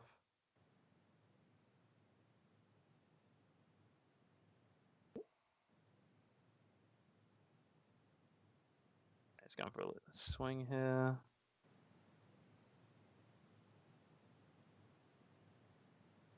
Yeah, literally, that's the only card I'm worried about that George has that Michael can't deal with. Because it is punishing when you go for game. Like, I think right now in DBS, like, as a competitive player, you really need to know what cards will blow you out when you go all in. And I feel like that Marseille is really good. And that's probably one of the chase cards of the tournament pack as well. For me, anyways. What do you think, John? I think so too. Right after Broly, that one's up there. So Mossa swung. You just coming over with a Michael. George is coming over with the trunks. I think George has 4 cards in hand now. Now Moss is playing 1 to play this Goten here. So this kind of just means that Michael doesn't really have good cards in hand. I'd imagine he's using this to actually search for another. Yeah, exactly. And he's returned. Oh, he's swinging. Well, yeah, obviously he'll swing with the first, right? That's you know what an interesting he can do is because if he does play that 5-drop, the SR from set 11, he can evolve on top of the 3-drop. I mean, it's better than nothing, right? I feel like Grim Reaper's still better though. Yeah, Grim Reaper's definitely better, but I'm saying if you don't, so in the scenario where you don't have Grim Reaper, but you've got the 5-drop and you need a double strike, you know, it's nice having this 3-drop that you can evolve on top of instead of paying Union Fusing for 3. Yeah, not wrong at all. But I don't see him doing that. I don't think so as well. Yeah, honestly, I don't think it's that good. I feel like he's playing this card because he doesn't have a Go Tanks in hand. Same. If he hits a Grim Reaper here, that'll be huge. I don't think he's really hit that many Grim Reapers. I think I've seen one, I believe. Only. Yeah, exactly. This is one drawback of playing the super combos that Michael's chose to play. I believe he's playing 2 of the Android 18, then 2 of the Draw. That just means your super combos don't actually let you search your deck for any or draw more cards. I guess. The Grim Reaper that we're talking about. Yeah, Michael's just too good. And obviously, like you could just say now he might not have the Trunks piece at hand. He literally pitched the Trunks to grab that Goten Trunks, so you know it's fine. He's got the fusion pieces. He's got to play this. More than likely, blow up the Trunks blocker. And then just start doing the thing where he just attacks a lot. It's paying 2, so yep. Looks like it's got a Goten and Trunks. The legendary +3, by the way. Could be +4, right? If he finds a unison. Nah, he can't. He pitched. He already Oh no, used yeah, the he used the Trunks. Yeah, he did use the Trunks. That was a Goten as the target. Pretty lucky from Michael there. You know, I swear every time I use that anniversary Goten, like for that effect, I swear I have not hit once. It actually feels so bad sometimes. The Trunks? Yeah, the one that you bounce back to hand and look at top 5 for a Goten. Oh yeah, I've always whiffed on that card as well. I don't know, top 5 just seems like, I don't know. I'm just not good enough like Massa. He calculated. I can't find it as well, yeah. I always whiff on that card. So if I'm Michael here, I feel like you just swing with all your cards that you have on board, right? You know, try and pressure out George, yeah. try and whittle his life down, and then slowly grind him down. Yeah, exactly. Like 0 cards in hand. Ask cards in hand, 0. Yeah, I don't think it's gonna be a down to 0 kind of thing. I wouldn't be surprised if Michael opts to play his Zarbon this turn. That seems like the correct play. He did put one in the drop before, so I feel like a good play from Michael is playing out a Goten, the Gohan free 3 blocker and then the Zarbon from the drop, just to get 2 blockers, and his Unison makes them both have revenge. So yeah, it's pretty good. Actually, does he have 2 Zarbons though? I think he's only got 1. He's got one in the drop. He put. Oh he no, is it like one... in his deck? Like, do you know if he's pulled 2? He's definitely got 2 because he's borrowing some cards off of me. Like you see that Nice. Gotenks he has on board. That's my Gotenks. That's how I know. That's how I know. This week, yeah. It's such a nice card though. The artwork's insane. I love it. I do like the one. I think they've done actually a pretty good job with how they've decided to change up the pricing for locals. Yes, there's a ton of promos you have to try and get now, but it's kind of cool that like I can't actually speak English, but they're incentivizing you to try and win your locals more. Yeah, exactly. I mean, you know, obviously, people are going to be playing more competitive decks, like we are. I only play for fun decks at my locals. Oh yeah, you play Gotenks, right? Yeah, for fun. I wonder if Michael's. I don't think Michael goes for game here. Oh my god, no, he's thinking about it. This is what you said, Benny. Oh, he's bottom decking him. Yeah. I feel like this is making me nervous, Benny. I feel like this is where you leave it. Oh no, he's chumpering it. All right. Oh, okay. This is what I'm saying. If he's gonna combo his whole hand right now. Oh, Moss is smart. He's leaving it. He's smart. It's 45 double. He's too smart for his own good. Does he have the master hand? Oh no, never mind. It's a wrap. If George has the card, that's it. Like if he's got the card, like I've said this since the beginning, because like, man, Michael combo here. I'm holding my breath. By the way, this is how you lose games. Yeah, when you dump and blow out. Yep, that's it. Look, to be fair, the odds of George having it, you don't know, but like if he does, it feels bad. The thing is, he runs the Overrealm Goku, right? He runs the Overrealm Goku. I personally believe that the Overrealm, like Marseille, that we've been talking about, is better than the Goku. I think so too. Yeah. So we'll just have to see right now. So nervous right now. This could be like a big throw. I'm glad Mossa didn't combo like Gotenks. He's still got plays. I feel like he didn't need to combo the 2 freezes. I feel like that was a bit of an overkill. We can't see I don't know how much cards in George's hand right now. I think it's like 3. I think it's 3 here. Oh, super combo. Maybe he doesn't have. Okay, so he doesn't have it, Benny. Sire Relief. Mossa didn't in. All right. Sire Relief. I think this might be game. Oh, he's got another super combo. Oh my god. So all right. So his lead is up to 35k right now, and then the Grim Reaper right now is currently sitting at 55. So, yeah, exactly. Oh, Michael, what a game on stream! It's insane. The curse. Nice. The curse is broken, Benny. Every time we compensate for our locals, they don't lose. I'm happy for him. So does this just confirm that Australia players are just better than American players? I'm joking, but I don't know, man. He's your boss, right? So yeah, true. Oh my god, that was a good game. That's pretty fun. Yeah, well, watch. Yeah, definitely. I think winning the dice roll is huge for Gotenks. My god, I'm just holding my breath, Benny. I just don't want to think of Mossa getting destroyed by the Marseille. Yeah, I'm just literally. I'm just seeing that card. Even at locals last week, or last Thursday when we were playing, I lost to that card. I was pretty mad, you know. I was like, why do you have this card? Oh, did you actually lose to that card? Yeah, I lost to that card against Peter was playing it in his Dark Broly, and then I cheesed him. Oh, I was gonna say because if you're not I honestly think that like if you're playing competitive, like you should definitely know all the cards that can blow you out. Like when you're going all in, like it's very important to know. Yeah. It's pretty funny. So yeah, Michael wins, Mossa wins. Gotenks speaks, Vegex here. Yeah. I think honestly that's one of the more skill-intensive matchups. I think there's cards that make it go either way, right? So, yeah, that was pretty fun. It was a pretty intense game, you know. You don't know if George has that cheeky promo saying, "Hey, by the way, 1 damage TY." Thank you very much. I'm still curious whether he has it or not. He could be digging for it. You never know. Like what Tread says, like he could be digging for it. Vegex lost. Vegex Gotenks won. Vegex actually lost. So and also hello to Jason Limelight yo. Look, Limelight. I think it's just pretty trolling. He's one of the Greensy boys. Yeah, Jason. He topped as well last qualifier. He got 16th place with Bulma, so he's also qualified as well. So props to him. Another players are qualified, so it's pretty chill. Yeah.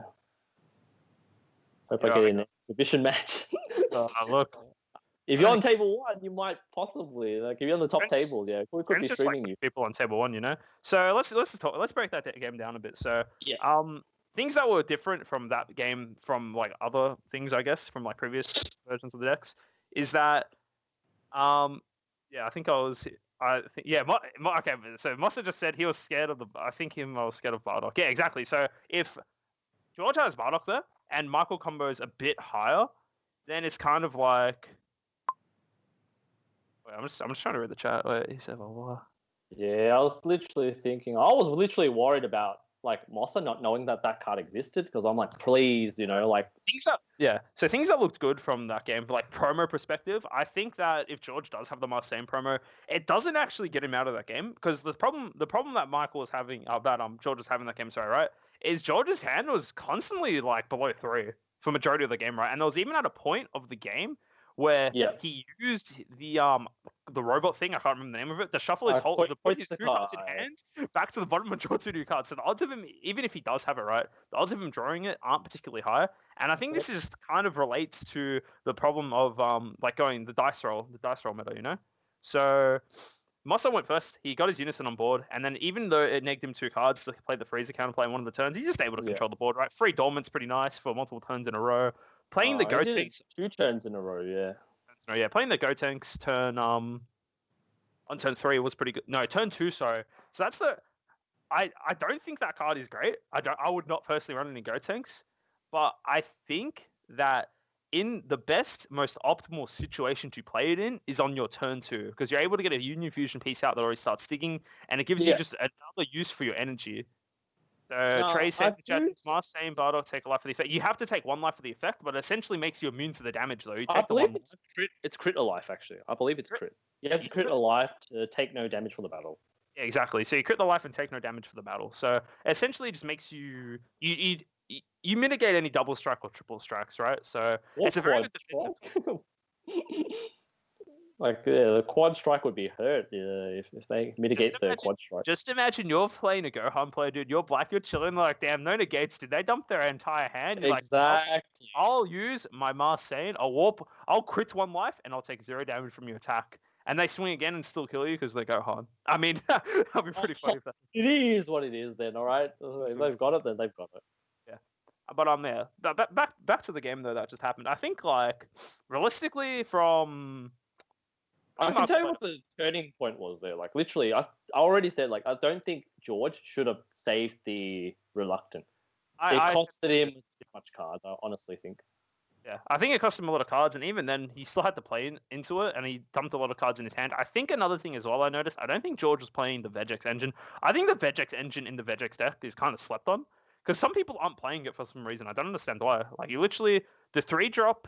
The one that lets you union for 3 energy gets you any card back from your warp, by the way, and it's 25k double strike. It's like, come on, man, you swing with that, get a super combo back, for example. It's always it's pretty good value, and it also gives you another great alternative than running the Splintering Mind, right? Splintering Mind's only really good if you're going second. Yeah, exactly. Even Victory Strike loses to the Bardock card. It's pretty funny. Right. Actually, it's just I remember I played at Dandy this week, with one of the boys, Shenton. He was playing Goku, the Xeno Goku, and literally we're talking about this card. I was worried that he had it, because I went all in. I was like, if you have it, you have it. Literally, I would dump my hell hand. I'm like, and he told me he didn't know which card I was talking about, and I'm like, whoo, thank God he doesn't have the card. They don't know this card exists. Now that card, I think arguably the 2 most sought out cards from the 2 cards that should be the most sought out from this promo pack is that Bardock, the Marseille we're talking about, and then also the Broly promo. So yeah, look, regardless, it's good to see Michael win. He's not won a stream game before, so it's like first time for everything. For all that. His stream's a curse sometimes. Like, I believe it's for me. I haven't. I don't think I've won some. I haven't lost all of them, which is good. I think I've only lost. Yeah, look, not to brag or anything, but I think I've only lost 1 stream game in my career. Just not to brag or anything. Why are you so good? Actually, no, that's a lie. I've lost 2 stream games. Do you remember at PAX how we're doing the expedition matches against Quan? Yeah, I lost to Brewer on that one as well. I lost to Quan, dude. I let him win. Just letting everyone know. I let him win. I didn't let Brewer win. I was Jeter, the red one. No, and Brewer was playing Broly Apes with the Zeno buttons. Yeah, no, I got destroyed on stream. Like, props to Brewer, though. thing is that Quan was playing it as well, and I was playing U7 Gohan, the one when you combo stuff, you get the draw cards. That deck, hella fun. I want to play that Fair deck. enough. We were playing like fun decks, right? Yeah, we're all for fun players, and these sweaty tryhards, just ruining our PAX experience, Benny. I miss the Gogeta. I'm glad I got to like showcase it a little bit as well. Like, but I didn't get the Jiren out though. The Jiren one drop on the previous draft box. Oh yeah. Do you still remember that? That was yeah, really yeah. cute. Yeah. That was like the spice for that deck. That was pretty funny. Fun. Times, yeah. I know Nick from Green Sea played a bit of Gogeta as well. Yeah, I think Fun decks. Fun decks. Dude, Gogeta was so. I love back in set 6. I loved Gogeta. That engine, right? Infinite attack's pretty cool mechanic. Remember the time I changed energy 6 times through? Yeah. Oh my god. Oh, that's Semi-finals for the first Melbourne Nationals. Clarky has even told me this. I didn't think I could win, so I thought I'd just stall the game out for like six years. Changed enemy like 5 times in one game. I won't forget that. Yeah, it's pretty good, man. Like, I wish Clark was still playing, honestly, but too bad he's moved to Flesh and Blood. He's a great player to play against.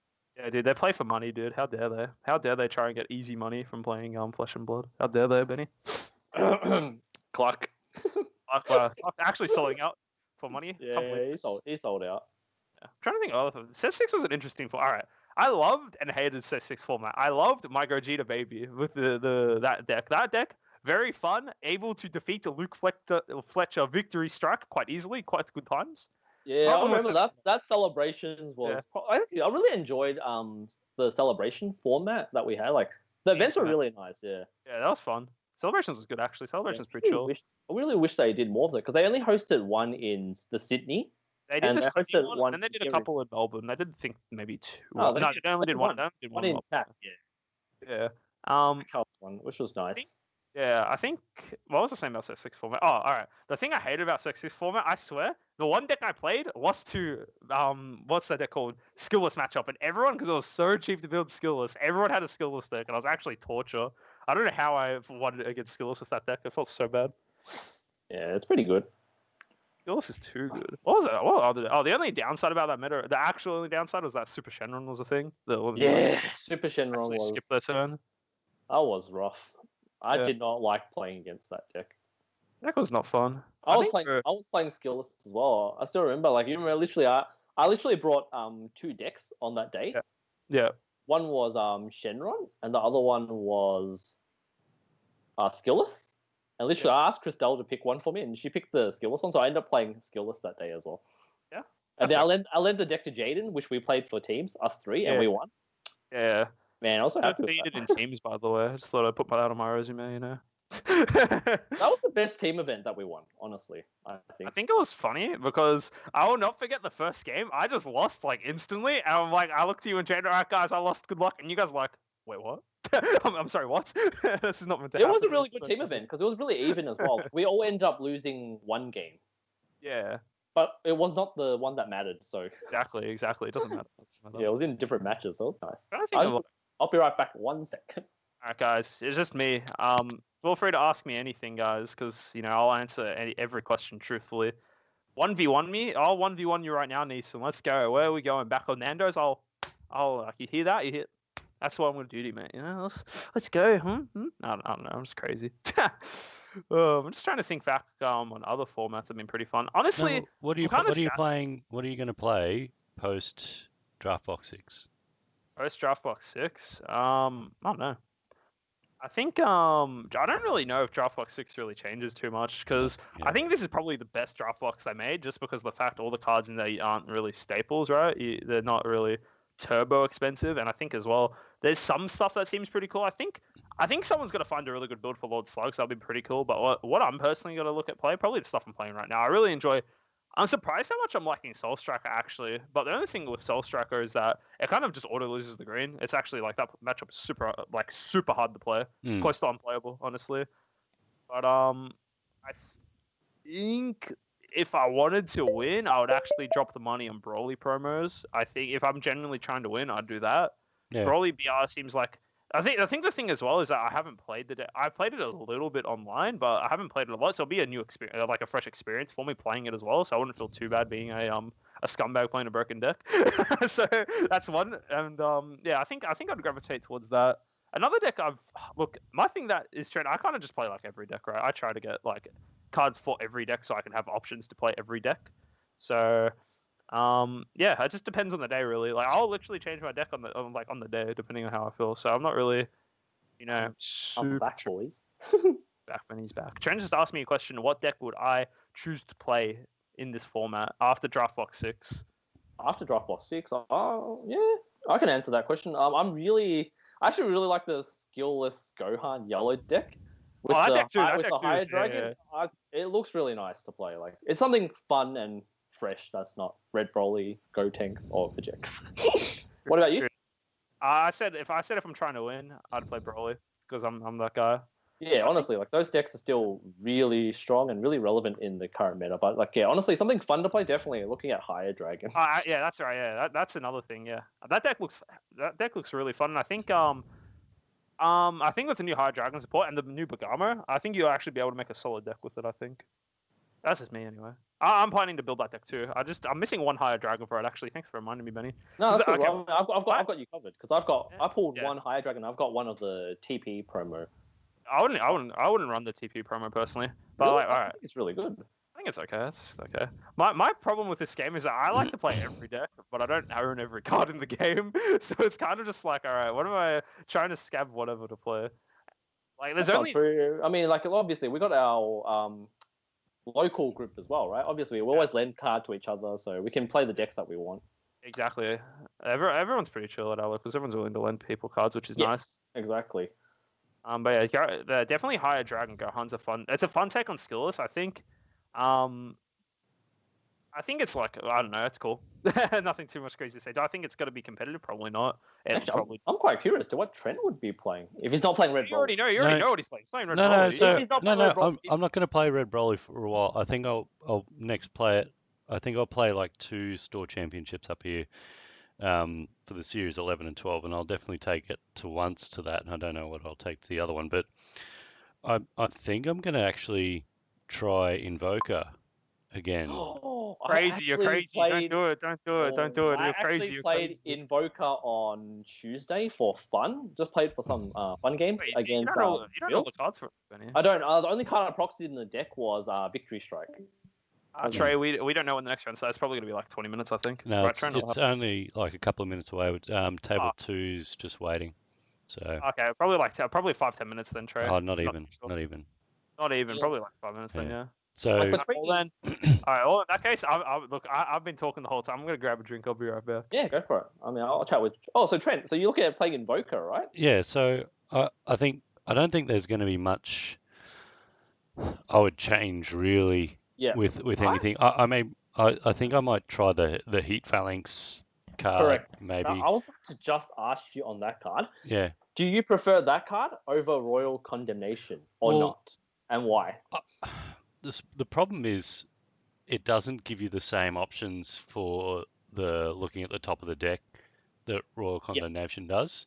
So I'm kind of thinking of splitting it and going, okay, well maybe throw in like I don't know, maybe 2 of each or something like that, just to see how it goes. But for those that don't know, it's this card that we're talking about here. Yeah. It's beautiful. Yeah. It's just a regular rare though. Yeah. So, yeah, I think between that and then the Explosive Demon Wave, I think I really want to try a couple of that in the deck just to see if it can help you get like the Victory Strike off and stuff like that. So if you can, I mean, the problem is you're going to telegraph that you're going to have it anyway because 90% of the time it's either going to be in your drop or your warp or something like that because you're going to pitch it early or something like that, or you're going to be fishing for it. The amount of times you'll have it in your hand to be able to use it effectively as like, okay, well, my opponent doesn't know I've got it or potentially doesn't know. You're going to telegraph it, but I guess there's not much they can do if they're only holding 1 negate and they know you've got the Explosive Demon Wave or something like that, then they're not going to be able to do anything. So actually, a funny thing about Explosive Demon Wave is the new SR in the draft box, right? Yeah. It says counter, but the only thing it actually counters is battle card counters. It does not actually. Oh, it's that's not right. Like yeah, that's right. So me and John were discussing this card. It's actually a trap. Because if you're playing Victory Strike, you are negating all battle card effects. So you're not negating any extra cards, right? So yeah, that card is. I'm sitting. I do want to try maybe like as a one-off, but I don't know what I would replace in the deck. That's what I was sitting on as well. Yeah, Explosive Demon Weight is definitely like. It's still a good card. I mean, maybe not right now. Yeah, exactly. It only works on battle card negates. Yeah. That's why it could be a trap. But the card does say counter. Yeah. And originally I thought it was, well, this card's broken. This card is exactly like Battering Laser for Invoker. And I realized it's actually not. But the final heat is what I'm looking at as well. Because I think in an aggressive meta, like getting that extra 5k boost and bottom decking something 6 or less. Yeah. Still pretty good. But it doesn't have the drop effect, yeah. Yeah, exactly.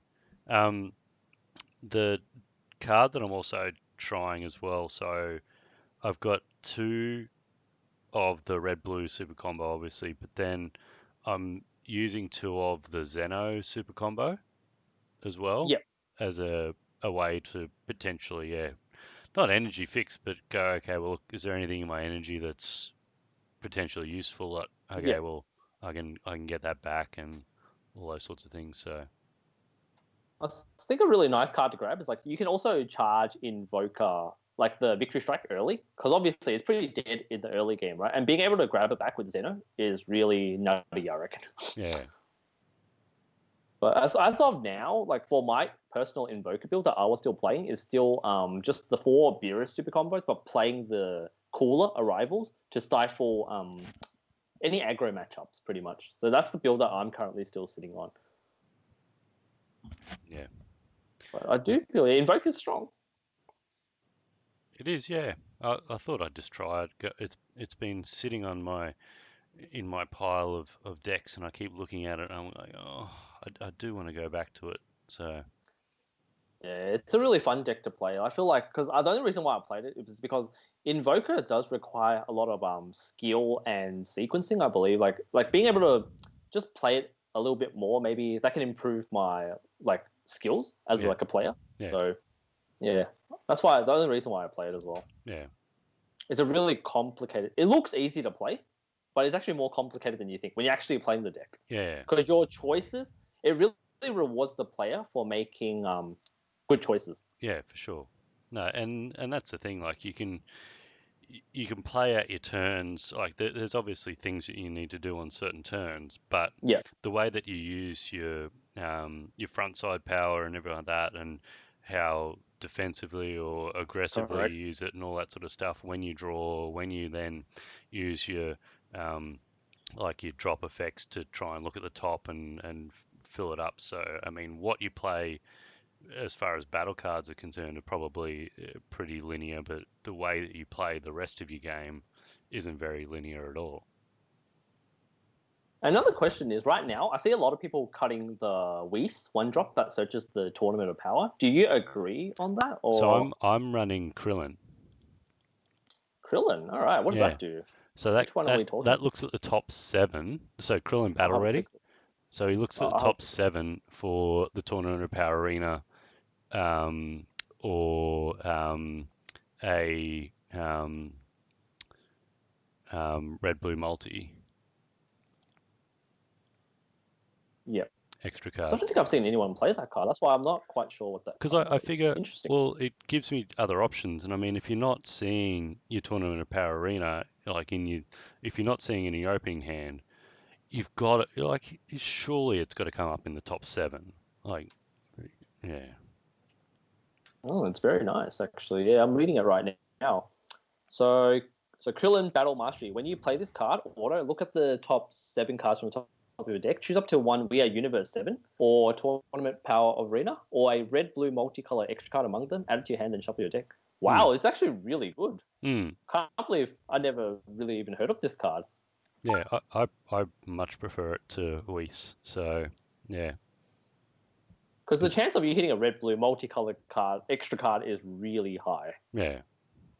And I Yeah, think so most it's decks are running one Weird Universe 7 yeah, as well these days. So I'm running one. yeah. You run Should just one. grab back the victory strike. Yeah, just for in sure. case it's critted off your life, you know. Yeah. So, and I guess that just feels like it's got more options, and I feel like you with the Krillin, and then you got to be really unlucky if you don't see the Tournament of Power Arena in either your Yeah. opening hand or then the top 7.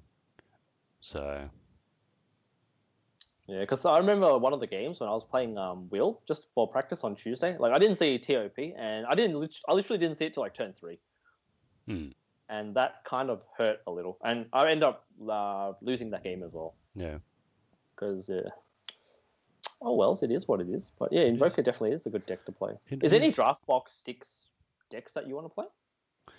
No. Based on the The only other decks that I want to try, I'm thinking of trying something like an Overrealm, like a Toa or something like that again, with some like the Demigrass stuff that's come in with the Draft Ball 6 stuff, where you can get like there's a lot of 5 drops that are now playable with the new one where you can get a 5 drop Demigra with I think it's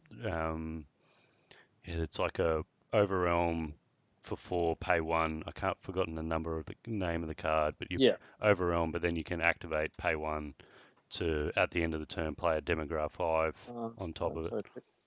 That is pretty cool. So the card that you're talking about is Demigra, God Demigra, Destroyer of History. Overrealm for 4, pay 1 energy. If you have 3 or more energy, and you choose one card in your hand and discard it, when this card is played using Overrealm, activate the skill. At the end of the turn, choose up to 1 Demigra with the energy cost of 5 in your deck or hand. Play it. We'll go to table 4, boys. We see each other again. I picked a good time to come back. Good timing, yeah. Let's go to table. Yeah. I'm about to make it. Oh, green on Hey the boys, stream. I mean, we're I'll going say right, be 2 seconds. Go, thanks. Stream.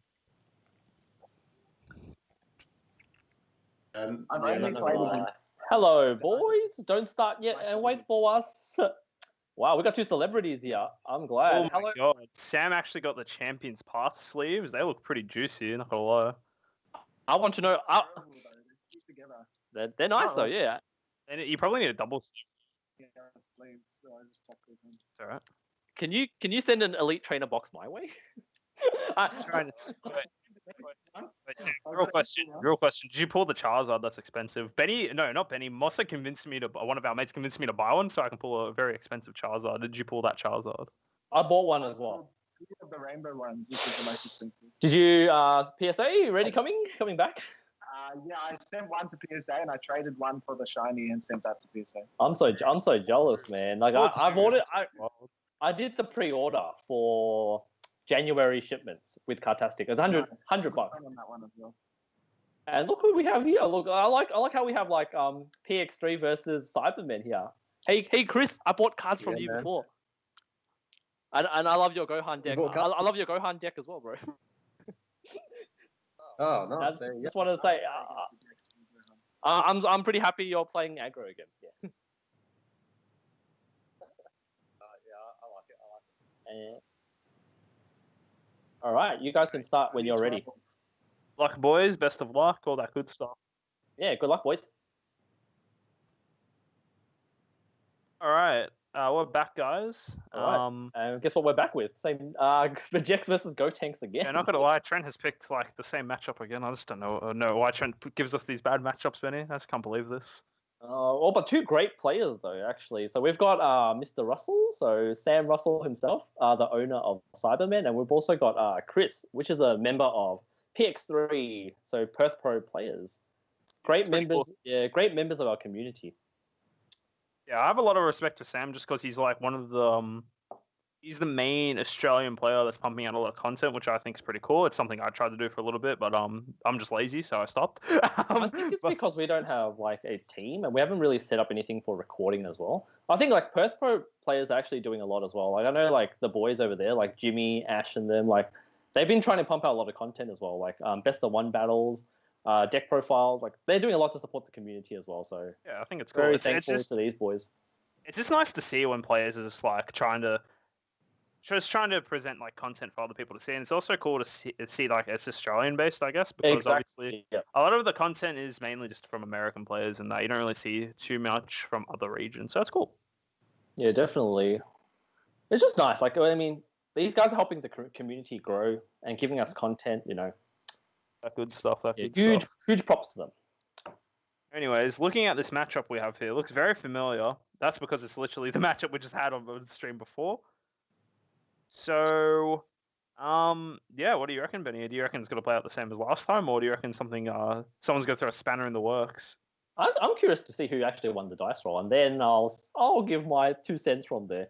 But we know that Sam has been on Gotenks for like, I don't know, since a while. Right, it's been a while, yeah. And Chris on the right-hand side, he's been playing mostly Reboot Gohan for the online events. So now he's playing another aggressive deck. I think last tournament, I'm pretty sure he played Gohan with the AOD engine, if I'm not wrong. I think that deck's a bit gimmicky. I don't like that build. It's a bit gimmicky, so it's nice to see him playing another aggro deck again, because it seems like that's his preferred style as well. Yeah, all right. So this is a very interesting turn one from Sam. So obviously Sam did win the dice roll, and the card he's dropped instantly is Marsan. So yes, he does actually mainboard this card. When he actually played it against me, in the qualifier, the invites final, I was very surprised he mainboarded it. I'm like, wow, you actually mainboard this? And he's like, yeah, mainboard it for the Jax. And I'm glad he actually did it. Yeah, it's fine to mainboard it in best of one, just because obviously you want to try and be prepared for as many things as possible. Yeah. But curious to see how Chris deals with this, because generally what you want to do if you're Chris, you want to try and play the Vegeta and just turn 2 remove it, but that kind of stalls him for a couple of turns, so it's kind of rough. And it looks like winning the dice roll is huge here. And I remember, like, literally in the VGX mirror match, like, whoever sees the Vegeta first, and just being able to tap 2 to remove the Dark Power Marsan is very important. Yeah, you can already see like how like crazy it is for Chris right now, right? Like he used his skill turn 1 and he had to drop his Trunks and his Kai that you can see there in the drop. So like he's already put in a really, really bad situation from Sam's best of 1 spice. So I feel like Sam's going to dictate the pace of the game. I feel like it's going to play out. Definitely. I feel like it's going to play out very similarly to the previous game, which like honestly, this game has gone move for move from the previous game. Sam playing the Gotenks promo card as well, actually. Yeah, again, but this one's not the winner one. So in case you guys are wondering why this one looks different, because it's not the winner stamped one. Yeah, honestly, the only difference between this game and the last game is that Sam's dropped this Marsan, and it's just ruined Chris's experience, you know? I believe Sam runs 2 as well, so seeing that Dark Power Marsan is huge. Honestly, I'm going to tell you right now why Sam's probably going to win this is because he has the superior sleeves. Yeah, those Charizard sleeves from Champion's Path. I actually already know that those sleeves were bad because they've made sleeves like this in the past with Dragon Ball. The sleeves just feel the sleeves like sweat a lot and like the cards stick together, so you kind of need like double sleeve for the sleeves, which is kind of annoying. Yeah, they have like a brick of a deck. It just feels really bad. I believe he's not running the character guard sleeves though. I actually have I was sorting out some of my stuff yesterday, and I actually found out I have double sleeves just sitting in my pile of stuff. Yeah, I remember I used to run that Vegeta sleeves. Remember the really expensive? I've got pretty cool. Yeah, they're like a bit of expensive sleeves. I don't use them anymore because they're too hard to shuffle. It actually feels so bad using those sleeves. It actually does. Yeah, I mean, as a beginner, like starting off, I mean, they're nice sleeves to have. They're very glossy as well. It's like if you want to put in your folder or anything, they're nice sleeves to have.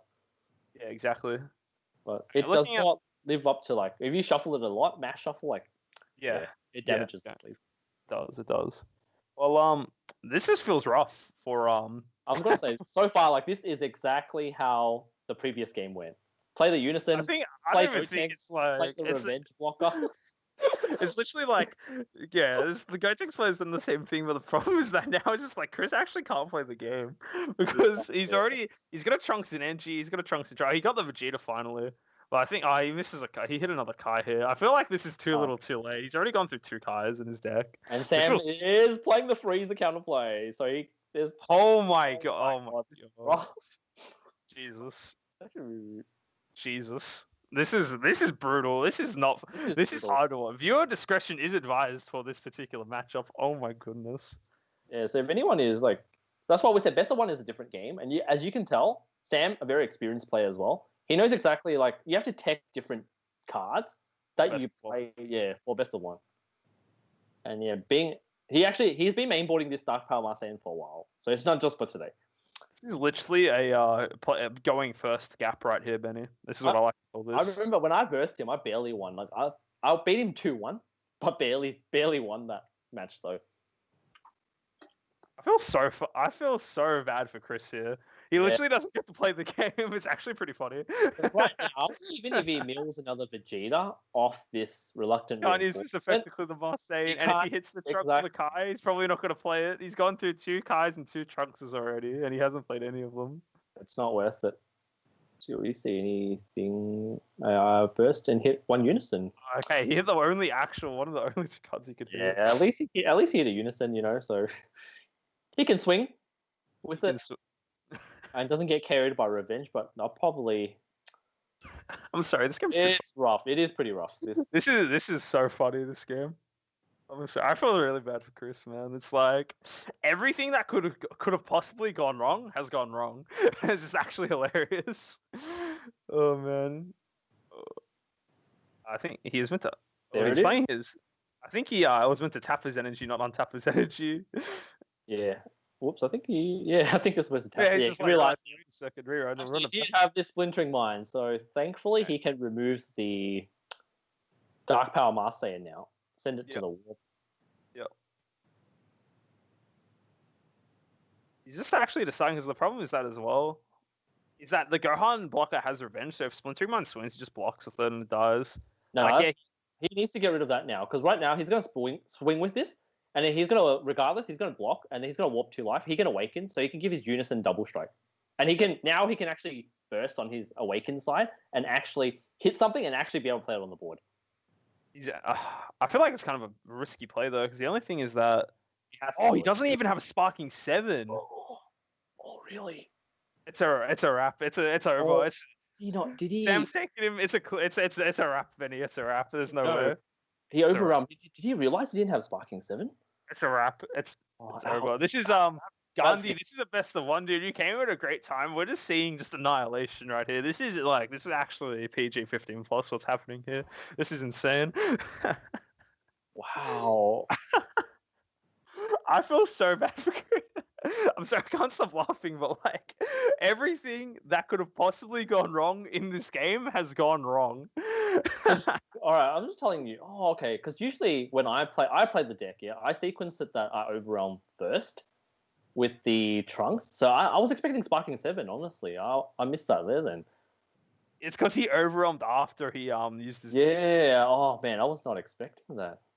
This is hard to watch, Benny. I don't know how you feel about this game. I think that was a misplay from Chris. Also, the Trunks needs to get taken off the board because it's overall. Yeah. I think they'll realize eventually. Anyways, he's in rest mode. They'll realize. Yeah. There you go. He warps it now. All right, so this is probably what's going to happen here. Sam's like fantastic. I've crushed him mentally, and now I'll crush him physically by ending the game.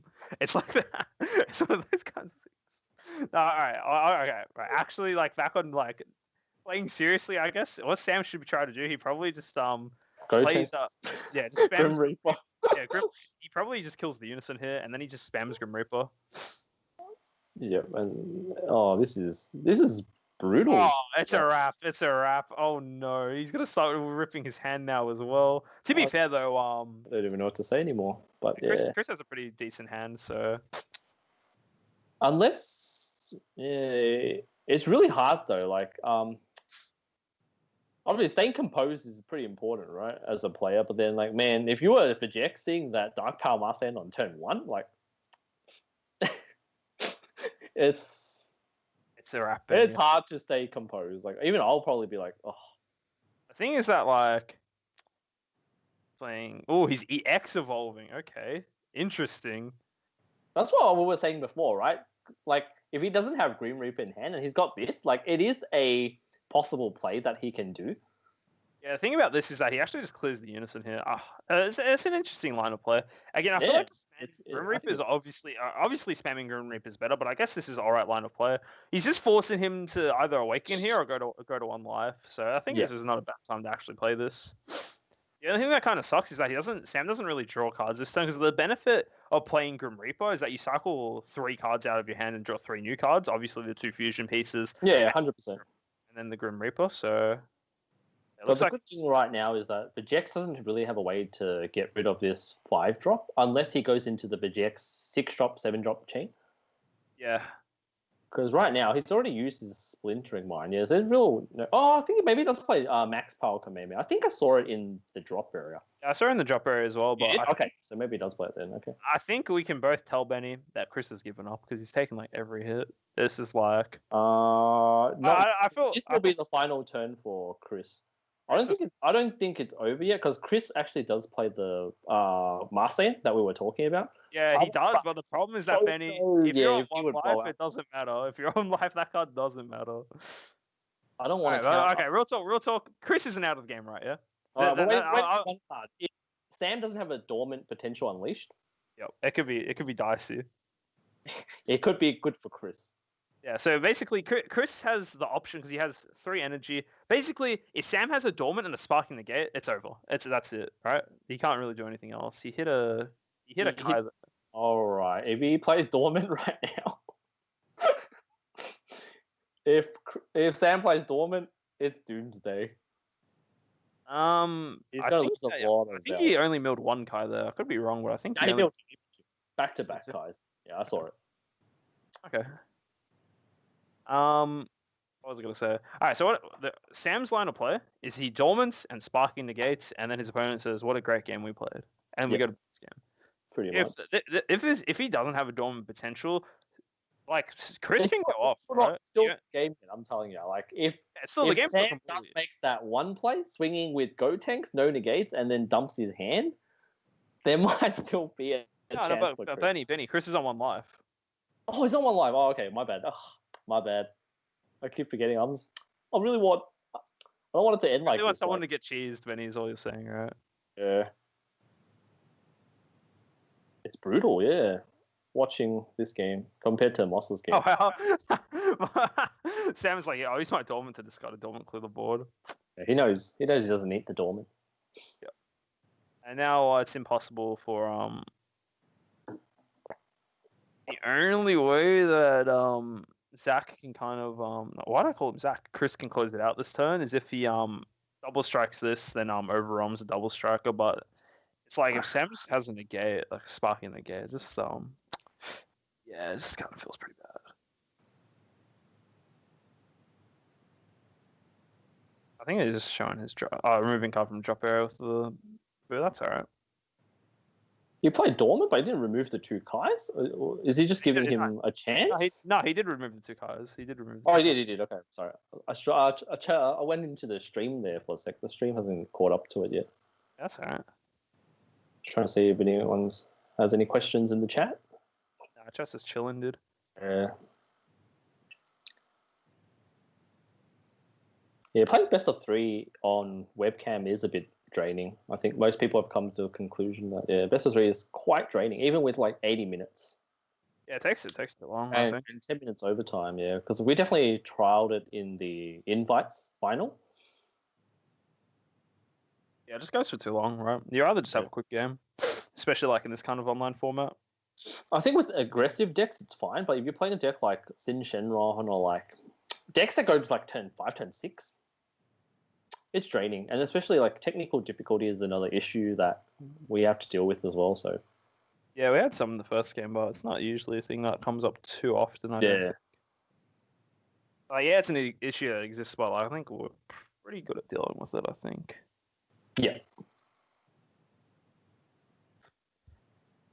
Anyway, looking at Chris's hand, he has a massive hand here, right? So we'll just have to see what happens during. Hey, it's nice to see Bibbidi being comboed. Actually, haven't seen that card in a while. Yeah. We're actually still in that one combo step, by the way. I just realized still in that combo step. So I think Chris realizes his only out is to land 2 double strike swings. That's why he's like dumps so much. Yeah. So that's why he's like, okay, well, I'm just gonna land 2 double strike swings. And then he's like, okay, I think one or two things are going to happen here. Sam's going to either combo over this or he's just going to take it and spark and negate the next swing. So Yeah, I was thinking the exact same thing. see what he ends up doing here. Trying to figure out the combo power. I think it's a Bibidi's 15 plus another 15 from the thing, so 40, and then 10 from no 30, 40. So he's got 40 combo. So it's 55k double in the lead right now, right? Yeah. Yeah, so for those that don't know, Bibbidi did get an errata, so the max combo power that one card can get up to is 15,000.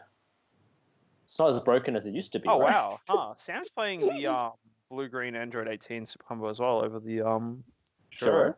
Yeah. It's interesting. I guess just getting that one extra card out of hand is not too bad. Oh wow, he just come with another one. That is pretty mean. Okay, so he needs 15k more to out combo this, so I believe the combo power. I guess he just doesn't want to risk anything. He's playing on the safe side. Yeah, 100%. I mean, might as well play it safe, right? As safe as you can. Is this the triple go cure? Oh no, it's not triple go cure. Oh, it's interesting. Surprising. Oh, he must have just drawn the blocker. Fair enough.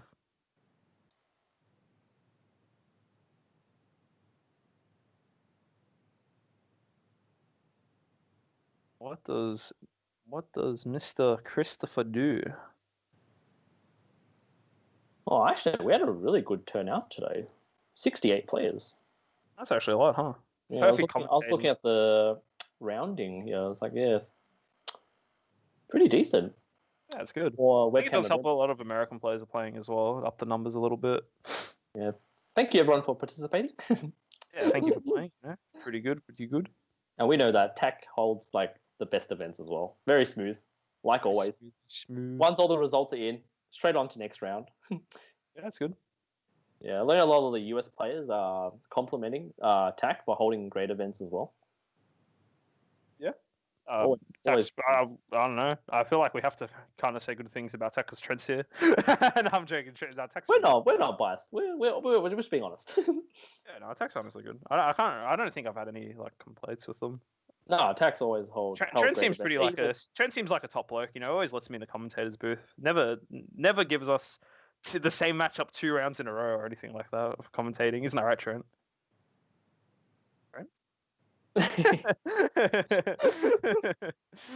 No, like real talk though, Trent's super good. Like even like you know they're super good because if they like when they hosted Gen Con last year, they like Ben asked them to go to America and do the events there, and all the American players are saying like, wow. TAC yeah, exactly. The feedback was just insane for TAC. Like everyone's like, wow, it's great. Like the main thing, like when you go to an event, you want a smooth event, right? Yeah. And that's also, exactly what TAC is. TAC is great. So that's their wrap, by the way. The game's over. They would have thunk it. Yeah. This was a brutal game to watch, man. I felt pretty bad for Chris. He just got like literally everything that could have gone wrong did go wrong. Yeah, that's why the dice roll would have been huge because just say example, if the Jex went first, right? He could have milled that Vegeta. Yep. And he could have cleared the master. I think it was pretty funny. The one time he did finally get the Vegeta out, Sam was like, "Yeah, that's pretty cool. You want me to do it? So show you something cool? It just kills it with Freezer instantly." Well, Chris knew he had to play into a possible Freezer as well. Like literally, if I had to say, like Sam probably drew the nuts. Yeah, that was brutal. He saw the Dorman. Maybe the only thing he didn't see is the Grim Reaper right now. Yeah. I think it's the only card we haven't seen. Oh, he charged one on turn 2 though. He didn't even need Grim Reaper, right? That was like crazy. You just kind of just bodied him. Like, oh man, I feel that's just unlucky, man. Like, if you're telling me I'm playing Vegex, dude, and turn 1 and my opponent drops Marseille, the only 2 cards I mill are my Kai and my Trunks. And then right afterwards, my opponent drops the green Unison. And what do they do when I play my Vegeta? Kill it with Freeze counterplay. If you're telling me those are my first 2 turns, dude, I think I'm just gonna call it there. Yeah, like legit. Chris got PG 15 plus. That's what happened there. That's actually what happened. But yeah, that was a funny game. So Gotank's looking pretty good. Gotank's won the 2 Vegex matchups in a row. But to be fair, both the Gotank players first.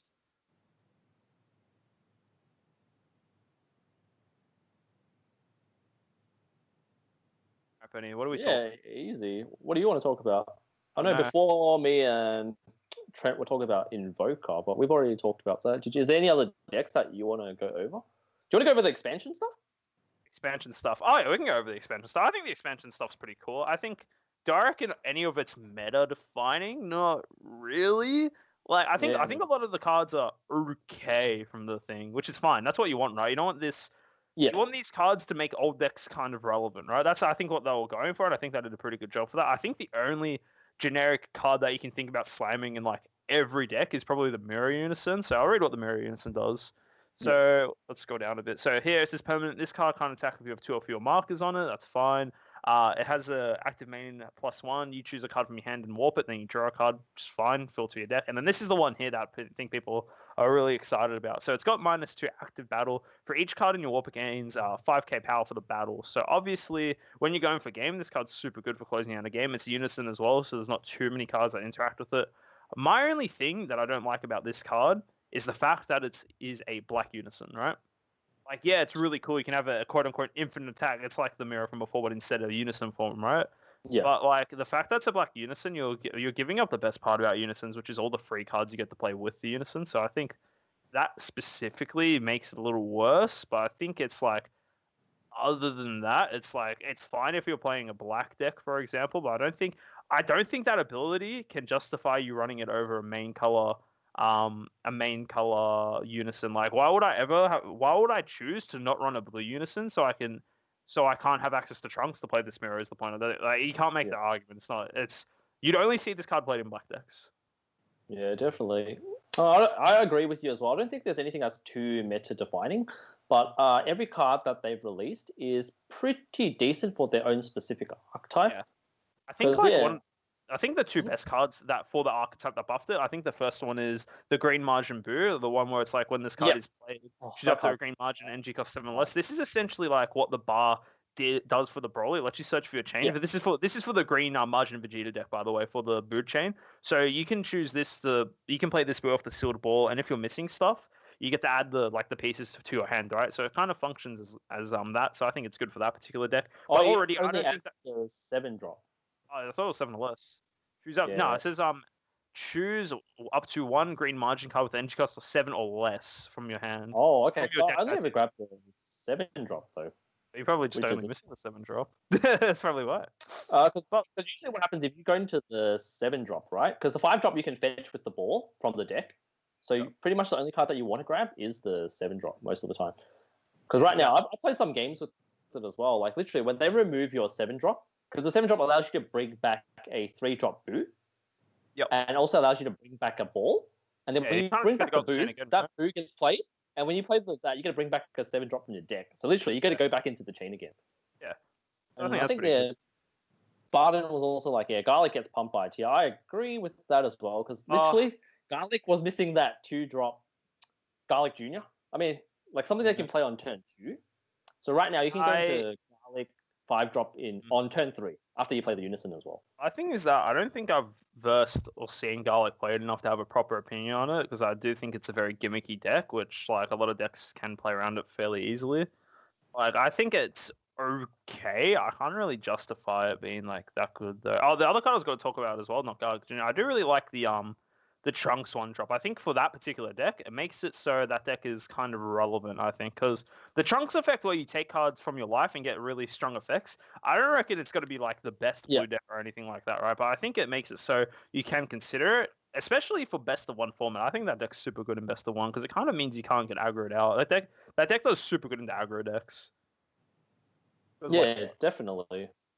Well, crit Broly stuff, well, you get to have the cards to your hand anyway, and you get to have really strong effects. What else is good? Gohan hits you for a triple strike critical. Well, I'll just add those 3 cards to my hand. So I think the Trunk stuff's pretty good. The rest of the cards seem kind of average, I think. We've got the Gogeta, which kind of is whatever, right? It's you unit for free, it's blocker, you draw a card, whatever, right? And then if you have 4 or more energy, you can pay 3 and play pretty much any Gogeta from your deck, 8 cost or less. If it wasn't limited to you have to have 4 energy, I think this would have been really good. But I think it's like whatever. And you can go like on turn 2.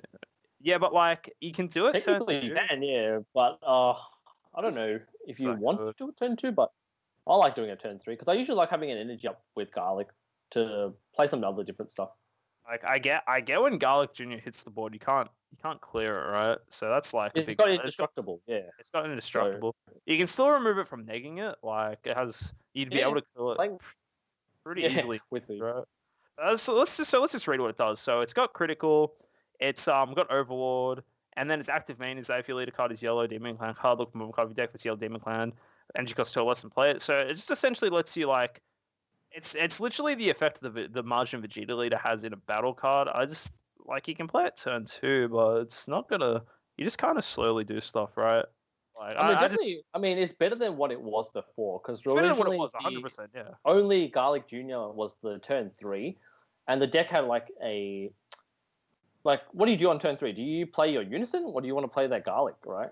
So Yeah, you couldn't get into the 5-drop until a turn later. Yeah, exactly.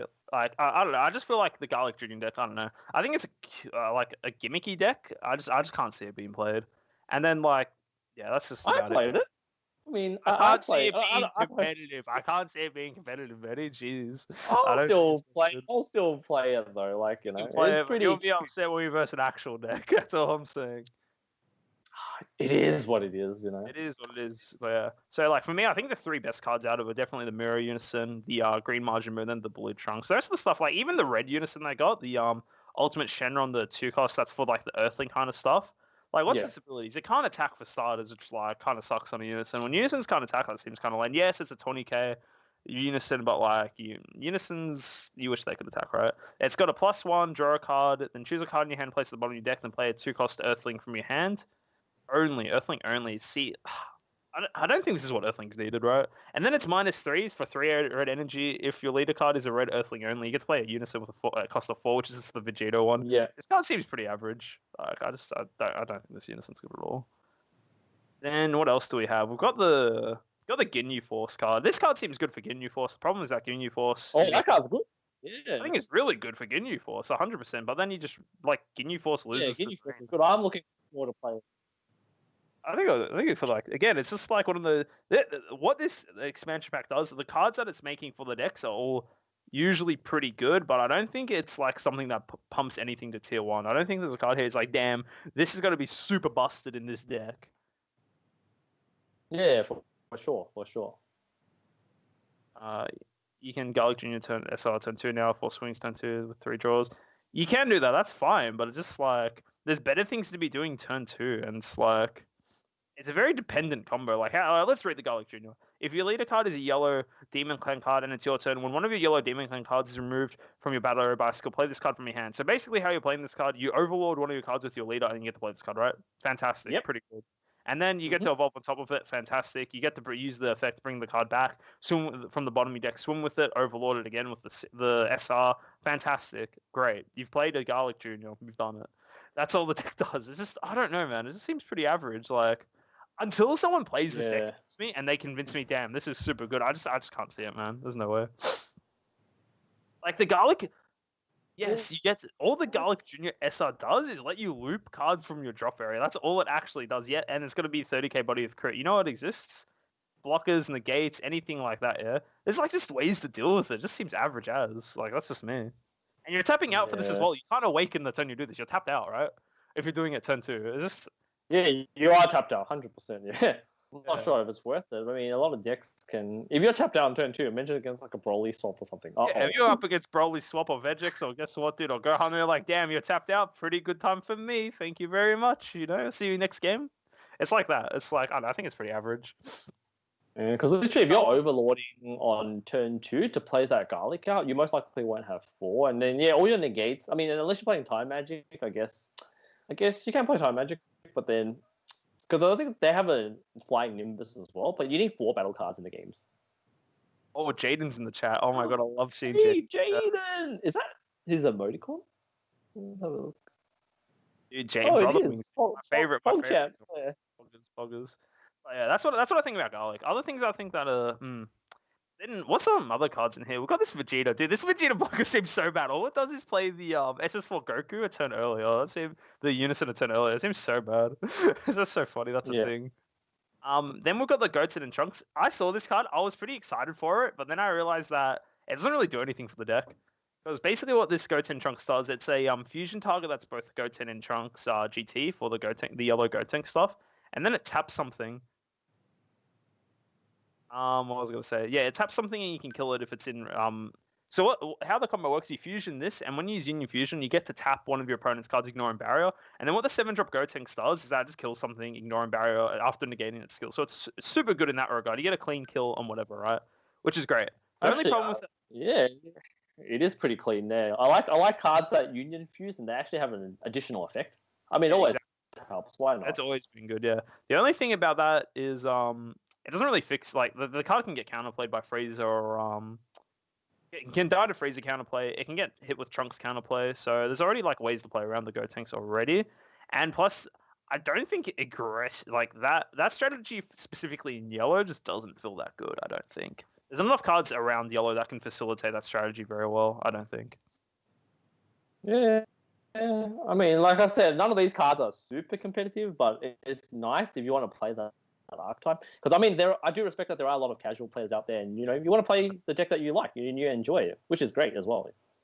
Yeah, exactly. And then until one day someone comes to your locals and makes you regret that decision, they play that tier 1 deck, end your career, give him the clap, take him outside, do what Sam Russell did to Chris just now, put him just take him to town, Oh, yeah, that was rough to watch. Yeah, that's fun, yeah. That's a pretty good game. Hopefully, yeah. Well, I mean, what else are we looking at? I wonder what else is in the top tables at the moment. Hopefully we're gonna break down soon. Yeah, well, we know 2 Gotenks are up there. I assume there's some Brolys moving up there as well. So, yeah, Broly's pretty good. Put them in the trash. Yeah, I love taking out the trash, dude. They call me a garbage collector for a reason, It's taking out the trash. Yeah. Yep. I can't really think about like what else there is to talk about, because this is kind of weird. This is the first time in a while it feels like there's no really product announced besides, like, that's crazy, right? Because normally Bandai gives us a lot of product, right? I guess we've got stuff to next year, but I don't think there's any more stuff coming out for the rest of the year. I don't think. I could be wrong. They could just surprise us with some. Yeah, besides, we're talking about the expansion set. Besides the expansion set, I'm talking about Trent. We're talking about way in the future. Yeah. Well, then there we go. So there's going to be. So the meta is going to. Yeah, that's Unison. Yeah. Well, actually, what I'm pretty surprised about is there's going to be Unison Warrior 4. If you saw actually, that. I thought it was going to be I did see that announcement. Yeah. This is going to be the first time that they're doing this block where it's going for 4 sets. But honestly, I think that. Yeah, exactly. Yeah. Billy the Kid, thoughts on Demiga short print? Bruh, I'm so sad, dude. Demiga only pulled 1. I didn't even realize he got short printed. We're talking about the SR from draft. I think that's kind of. Oh, yeah, the draft box. He shouldn't really. He should print all the cards equally, I think. I get it. Or that card's 2 good. draft boxes. 0. Nothing, yeah. Yeah. I don't know. I feel like he shouldn't really short print stuff. That's kind of, if that's actually true, they did short print the Demiga, that's kind of weird. I don't see the point of doing that. I guess it spikes that 1 card up, but the card already has a lot of counterplay around it. I think that card, I was saying before, I think that's probably the best SR from this draft. It's confirmed. All right, that's kind of troll from Bandai doing that then. I do think it's arguably the best card from the draft box, because it's kind of like you can use it in every deck. It's also the only short print. Oh, okay, that's really dumb, I think. That's very weird, actually. It's the only card that got short printed. That's kind of sad, because it's probably the best card from there. It just means it's going to cost a lot in the aftermarket, so it kind of sucks. What do you reckon, Penny? Do you like cards being short printed? No, I don't think anyone does. But it's pretty, yeah. I mean, it is what it is. It is, yeah. I mean, exactly. Hopefully, maybe some people have some luck and pull more of them, but then they're really sought after right now, and I think they're going for easily $50 a pop. Honestly, I wouldn't be surprised if the card drops in price after a little bit. I think the card's great. Don't get me wrong, but we were talking about it before. It gets hit by every counterplay, right? The only thing that's scary about the card is if it sticks on board for more than 2 turns. Like if you get to swing with it twice with a dark over on play, it's really insane in black, and it's just okay in every other color, right? Yeah, 100%. What we're talking about? Am I lagging a little on your side, John? Benny, you look beautiful, man. You're not lagging at all, man. There's no way you'd lag. Oh, I was gonna say yeah. Okay, just making sure if I'm still very visible, because you're a bit fuzzy on my side. I thought maybe it was just me. I don't know. I don't know, Benny. I think you're alright of mine though. You look fine. Okay, that's good. Really, you'd replace the you can make an argument to replace the Vegex thing. The only thing about spamming the Demigas, right, is that you're kind of overwhelming, so you're kind of losing your permanent skill. You kind of only want to play. I'd only run Demiga maximum 2 in my Vegex deck, right? It replaces your overarm slot, or takes part of your overarm slot. I would definitely not replace the Vegex engine. That engine's super underrated. Like, I don't understand why people aren't playing that more. Man on a Mission is better. Yeah, Man on a Mission is potentially better. I agree. I think they're better different. I think Demigra, if you have it on the board for 2 turns, like 2+ turns, the card's insane. The card generates you so much value. Like the fact you can dark overwhelm it so it sits on board, Yeah, and every time it attacks you warp a card. the thing is, yeah, if your opponent can't clear it, man, it's a 30k as well. Like it's pretty beefy to like swing over. I think honestly, I thought about it a little bit. I think the deck that card will do the best in is Dark Broly, because that's a 30k card, and you can get your drop back pretty easily in Dark Broly. Oh, 100%, yeah. I definitely agree. And you're already playing Dark Broly. And you can also play it in the Demigra deck as well. Like what Trent was saying before, there's a 4-drop that allows you to overarm, and then you can bring it out. Oh yeah, I know the card. Obviously, that card's yeah, that card's whatever. You're rather playing the cards somewhere, I think. Demon God Demigra, yeah. Yeah, the card from Anniversary. The only problem with that card, you played at the end of your turn, is the only thing. I don't like that. If it was played like during your turn, it's fine, but because it's at the end of your turn, just it's time to play, and your opponent has an opportunity to clear it, I think. I don't know, it's pretty like solid. Like I don't know. I don't know, man. Oh, I was gonna say, Kevin's 1-2 at the moment. Kevin's 1-2. How did he? Wait. Yeah. Yes, they lost to a few against Coatings.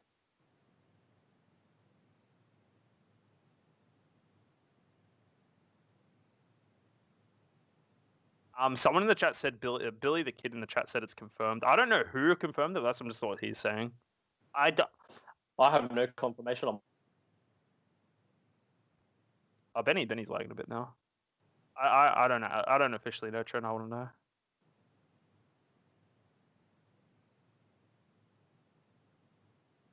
US store cracked something like 20 cases.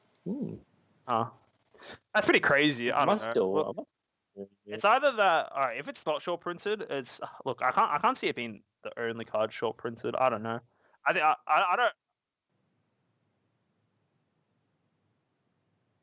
Yeah, I think. Yeah, I know. It's definitely the card. The set, the draft set is definitely color mapped, right? If you start opening certain colors, you're probably going to see that mainly from the case of that's colors, right? It could. I don't want to say it's been short printed. But I don't think there's enough. I wouldn't know. I'd rather not talk about it, I guess, because Trent might slap me, and I don't want to get hit by Trent. I want Trent to say nice things about me. I want him to compliment my commentary. Isn't that right, Benny? Yeah, 100%. Oh, I mean, I don't think it's short printed as well. Usually, Banter doesn't short print cards though. Not that we've seen previously. Yeah. The only card they short print was Victory Strike. You know, the OG one. I mean, that was one of case, right? Yeah, fair enough.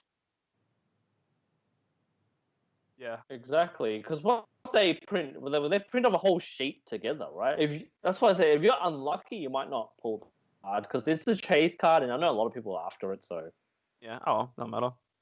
All right, let's talk about something else that's not about short printing. So we were talking about before that got brought up. This is the first like block of cards because when Bandai usually do things, we had like the Unison Warriors, the multicolor one, and then the Overwhelm as well, and Shenron's Wishes. They usually do these block things where they do like themes of decks or themes of like cards and that.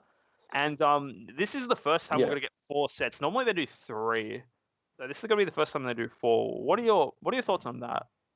Well, they usually do 2 or 4, 2 or whatever. What do you reckon, Benny? What are your thoughts on that? What I reckon. Yeah, I reckon it's pretty good. I mean, I think a lot of people are. I mean, I quite enjoy this Unison format, to be honest.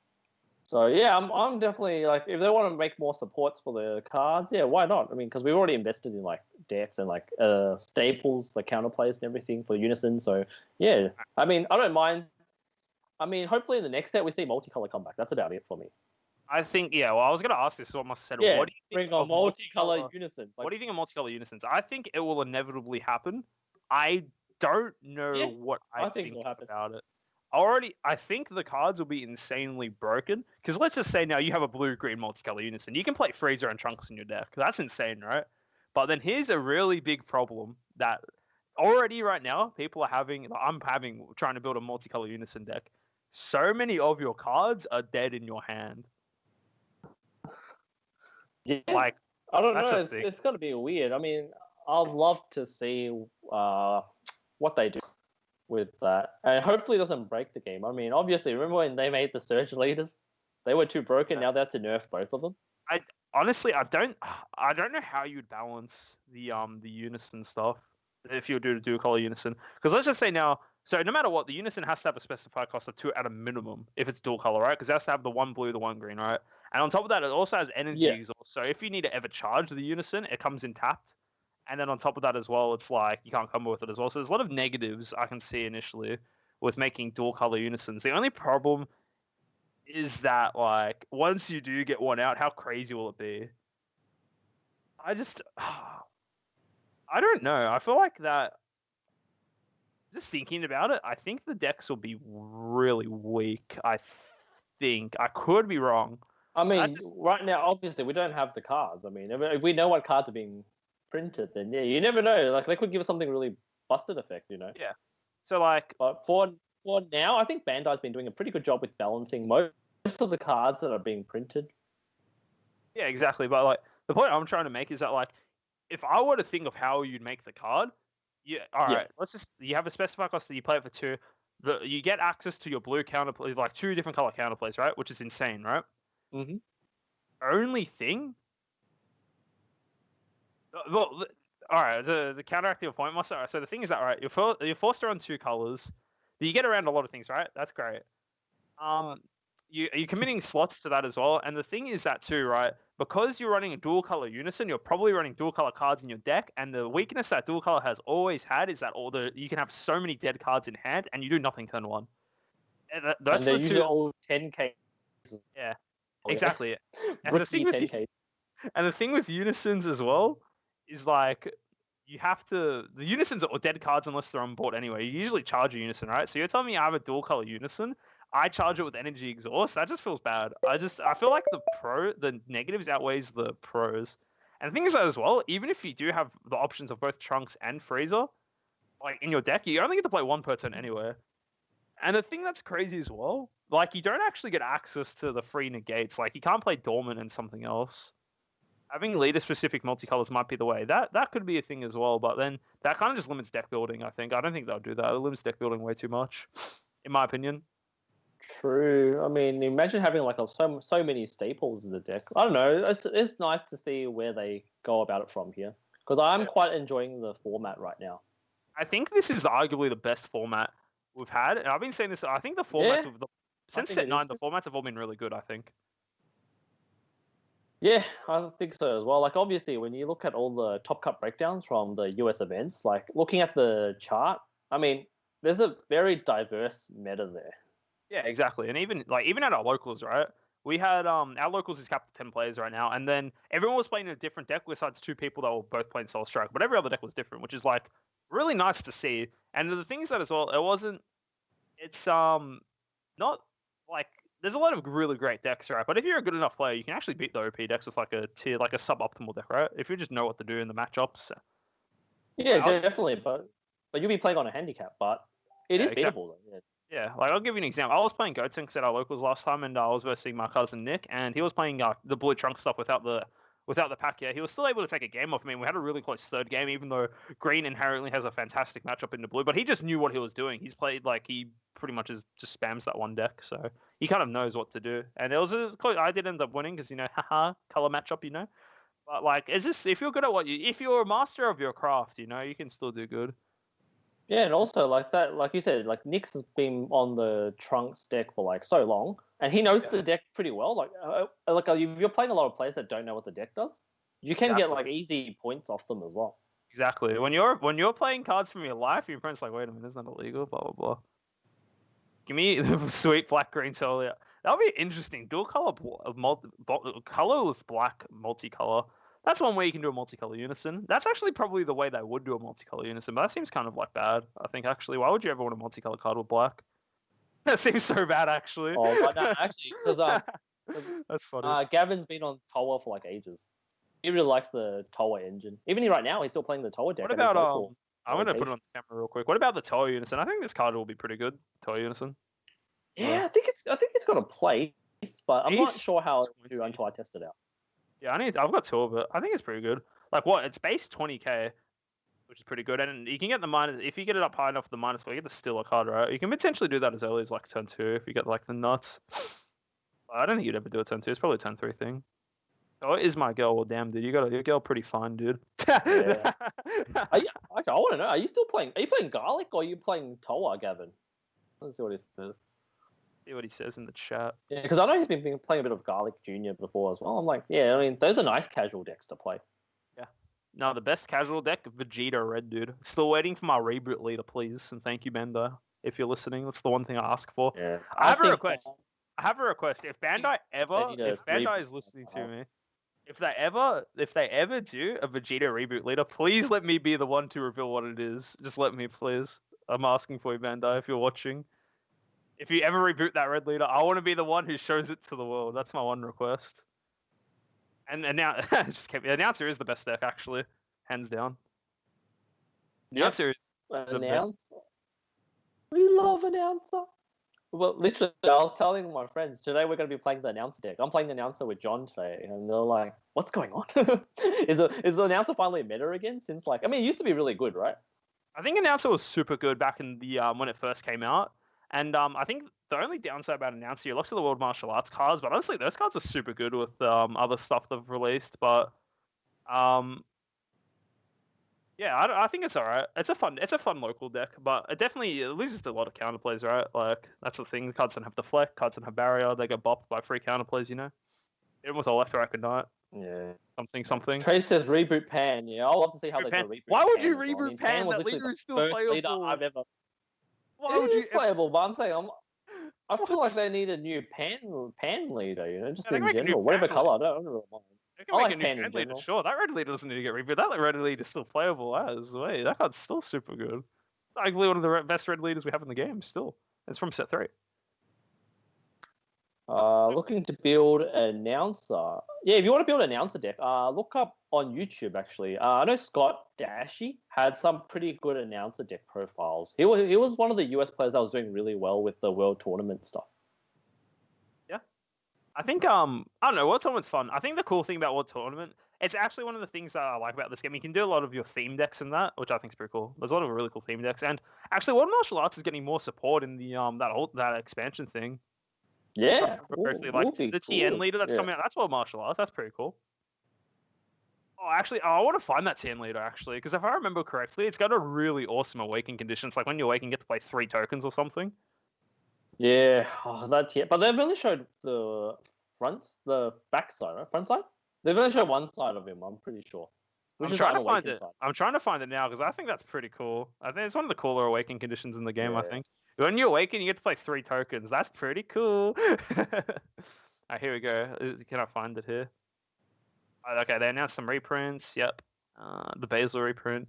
Oh, here we go. Here's the Tien Shinhan. So when this card attacks, draw a card, then add it to 1 card from your life to your hand. That's already amazing. Self-awakening your leader, already super good. Active mate, add up to 1 green Chaozu from your deck with 5k power or less than shuffle your deck. Can't use this skill. That was pretty funny. And then his Awakening. When your life is at 4 or less, you may play 3 multi-form tokens which have 10k power, combo cost of 0, and they combo 5k power. And then you untap 1 energy. I think that's pretty cool. I think this leader will be super unique, right?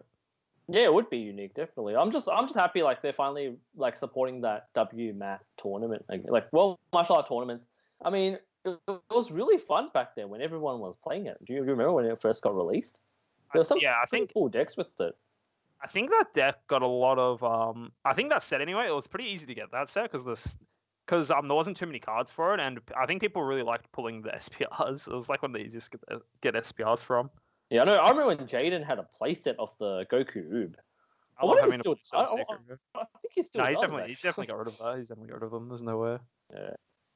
I'm pretty curious to see. I'm pretty sure this is for the evolution booster, which would be pretty cool. It's quite nice. I think it's actually a good time to do this because I think there's already so many cards in the game. I think it's good to have like kind of like a reprint set.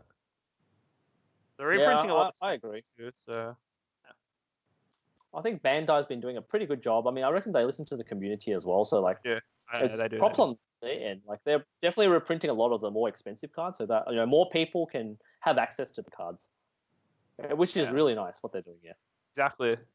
It's like even till now, I mean, I don't think us own the Ribrianne's playset, right? I've only got one. One I copy. own 2, and then my Nick owns 1, so technically 3. Because me and Nick share a collection, right? Yeah. But you know, I'm the sugar daddy of the collection, so you know. But yeah, I think Fair. one thing I learned is that for this, for like a card game anyway, I think the correct thing to do if you actually want to have as many access to as much cards as possible, I think you have to share a collection with someone. Like that's just as simple it is. Like me and Nick have been doing it since the game came out, and it was fairly easy to get a lot of stuff in the earlier days because there's weren't many cards. And even now, we're still able to consistently get stuff that we want to play. Sometimes a bit awkward if we want to play similar decks or decks that require the same cards. But I think overall, like the correct thing to do is definitely to share a collection with someone. Unfortunately, I don't have a cousin that plays. If I had a cousin that played, I'd love to share a collection with someone. You know what I mean? And it's also like just be nice to the people you like play with consistently because you can borrow cards off everyone. Like I lend decks all the time. Yeah, 100%. I mean, that's what we do. That's what we do at a local. You know, a small little community, and we'll all get together, which is great. Yeah, exactly. Like literally, Kevin, I swear he does not own anything of set 10, and he's only using my cards for this event. It's actually annoying. I mean, I don't mind.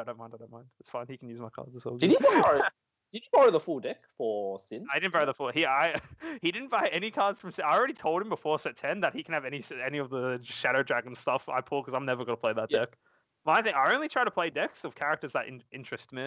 There's like I don't think there's ever been a deck I've played that's like a character I'm not like I don't care about. I don't think except for Pan actually. Pan I don't really care about. Oh, Kevin's in the chat. Kevin's in the chat. I own cards. I mean, oh god, guys, cut the tape. He doesn't see anything, guys. Cut the tape. Yeah, I was gonna say, man, if you're not playing Sin and you're looking at purchasing some of the cards, now's a pretty good time because obviously there's still more Shadow Dragons yet to be released. So exactly. I mean, and also Omega as well. So definitely, I think that's a really cool thing Bandai's done. I think this is the first time they've ever been like, all right, guys, we're going to release you parts of the deck in this set, but as the future set comes out, we're going to release more cards. I think that's a pretty cool idea. They haven't done it before, and I think it's paying off so far. Like, Sin Shenron was pretty relevant in set 10, and now it's just more relevant with the set 11 cards, and I imagine it'll get better and better with each coming set. Yeah, definitely. I'm looking forward to an Omega Secret Rare. Yeah, dude. The Omega Secret Rare is just you fuse all the dragons together. You get a Victory Strike Omega Shenron, probably. I don't know, probably not actually. They've only kept the Victory Strike tag the Goku UIs, I'm pretty sure, so I don't think they'd give it to something else. Maybe. I reckon, like, so far, like, I know Bandai tries to make cards that are very close to what they do in, like, the actual anime itself. So maybe, might be a Sin absorbing all the other dragons, absorbing all the other balls and playing it out. Yeah, I think so. That makes sense. Yeah, I think it makes perfect sense. I think they've done a great job. Yeah, a good example is the Android 21 deck. How it like plays the tokens. That's like kind of what the Shadow clones and that. That's kind of what they that's what she did in the Fighters video game. So that makes sense. Yeah. What other kind of things? Vegeta not getting the spotlight. They've done a great job with that. They haven't released that many good Vegeta leaders. So spot on like the show doesn't get enough love. Actually, I'm surprised. I mean, there's a lot of good Goku leaders, but there's barely any good Vegeta leaders. They released 2 pretty solid ones this set. I think the SS4 Vegeta isn't that good in theory. I think the theory of it is I think when it's like it attacks, it kind of forces your opponent to either negate or risk a chance of you ramping. But that's honestly not even as good as it sounds to be, right? Like free ramp is it's strong, yeah, sure, but it doesn't really feel like it does much, honestly, in hindsight. And I feel like they balance the leader too much as well, right? I mean, on the when you awaken, you only get to draw 1, right? Yeah. And you don't get. Do you get untap? Was it untap 1 or was it draw 1? You only get 1 effect. Draw 1, exactly. You don't even get to untap. And when you swing on that side, all right. Well, we'll talk about other stuff later, but I guess we're into the next round, which is pretty good. Yeah. I'm looking forward to another Vegex Gotenks matchup, aren't you, Benny? Yep, me too. All right, let's see what's in there. Let's jump in.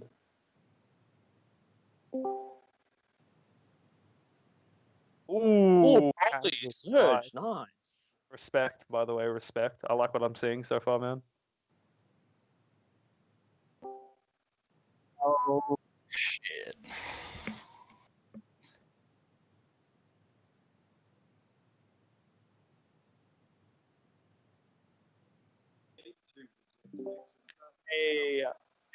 Hey, boys.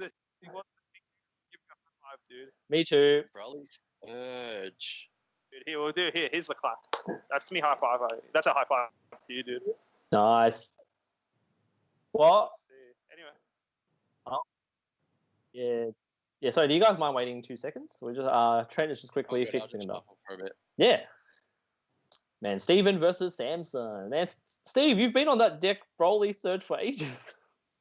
I'm glad I finally get to see you play it. So at least I know you've got all the plays behind that deck. Steve, actual question: are you slamming that the new Goku red green card into your deck? No, we can't. Ooh. I know Draft Box 6 is not allowed today, right? But you know that Goku, the rival one? Yeah.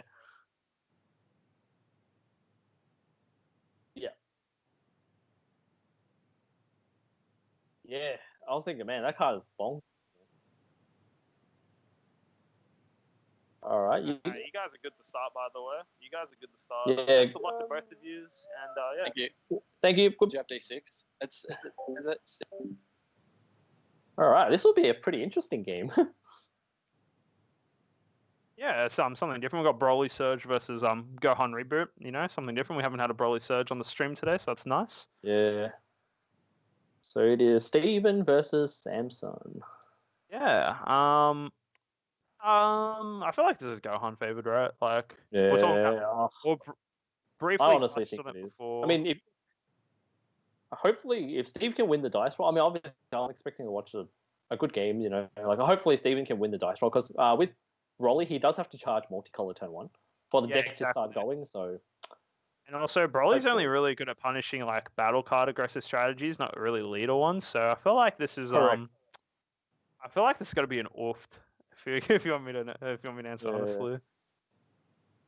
I think it's going to be rough as well. And Samson was previously playing Margin Vegeta. He's been playing Margin Vegeta since set 11 came out. Now moving to Reboot Gohan, I guess he's played similar, but I guess he's figured that Margin Vegeta isn't as good as Reboot Gohan. Yeah, exactly. So I think, finally he's changed decks this qualifier. So yeah, it'll be interesting to see.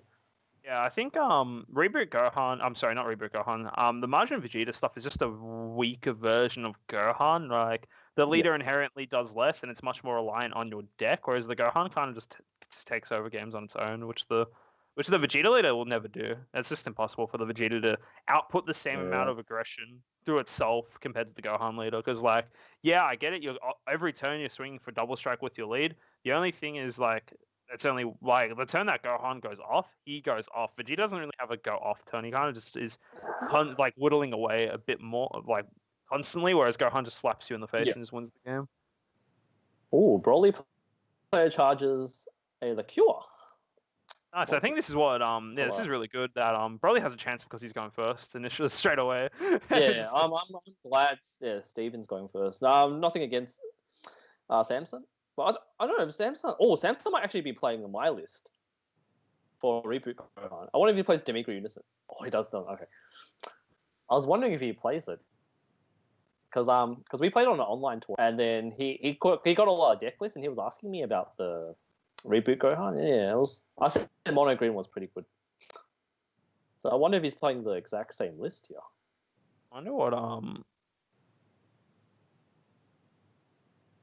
I was gonna say. I wonder what's gonna happen here. He's just taking the initial crit swing. I wonder how many of these he's gonna take from the Gohan. Gohan's already set to awaken turn 2, by the way, because of that one the Gohan swing on board. Because now he's gonna be, if he takes 2 life from his leader, he's gonna be at 5 life. So I assume that's what he's gonna do. I think he'll take 2 life. I don't see a reason why he wouldn't. He actually only took 1. Okay. Only took 1. Yeah. I guess he's expecting that he's gonna get hit a little bit, or he wants to make use of his energy during his turn. But this is gonna be very rough for Broly, not gonna lie. Swings the second time. Yeah, he just comboed over with the Kaioken. That's all good. I feel like he has to combo over this. He's actually taking it. Okay, well, he's in kill range. That's assuming he's in kill range. Oh no, he's in danger. That's okay. He definitely is in kill range. Honestly, I'm not gonna be surprised if energy. I'm gonna be surprised if Stefan just swings into the Gohan here, clears that, and then just passes, like hopes he has a Broly in hand or something, but Broly a Topo in hand. Oh, he's comboing here. Yeah. 100%. Oh, okay. Look, he does this play. This play's pretty good. All right, this play's pretty good. Yeah, of course he'll definitely.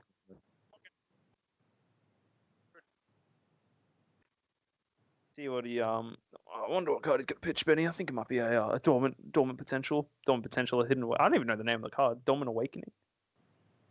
He didn't. Dormant Legend.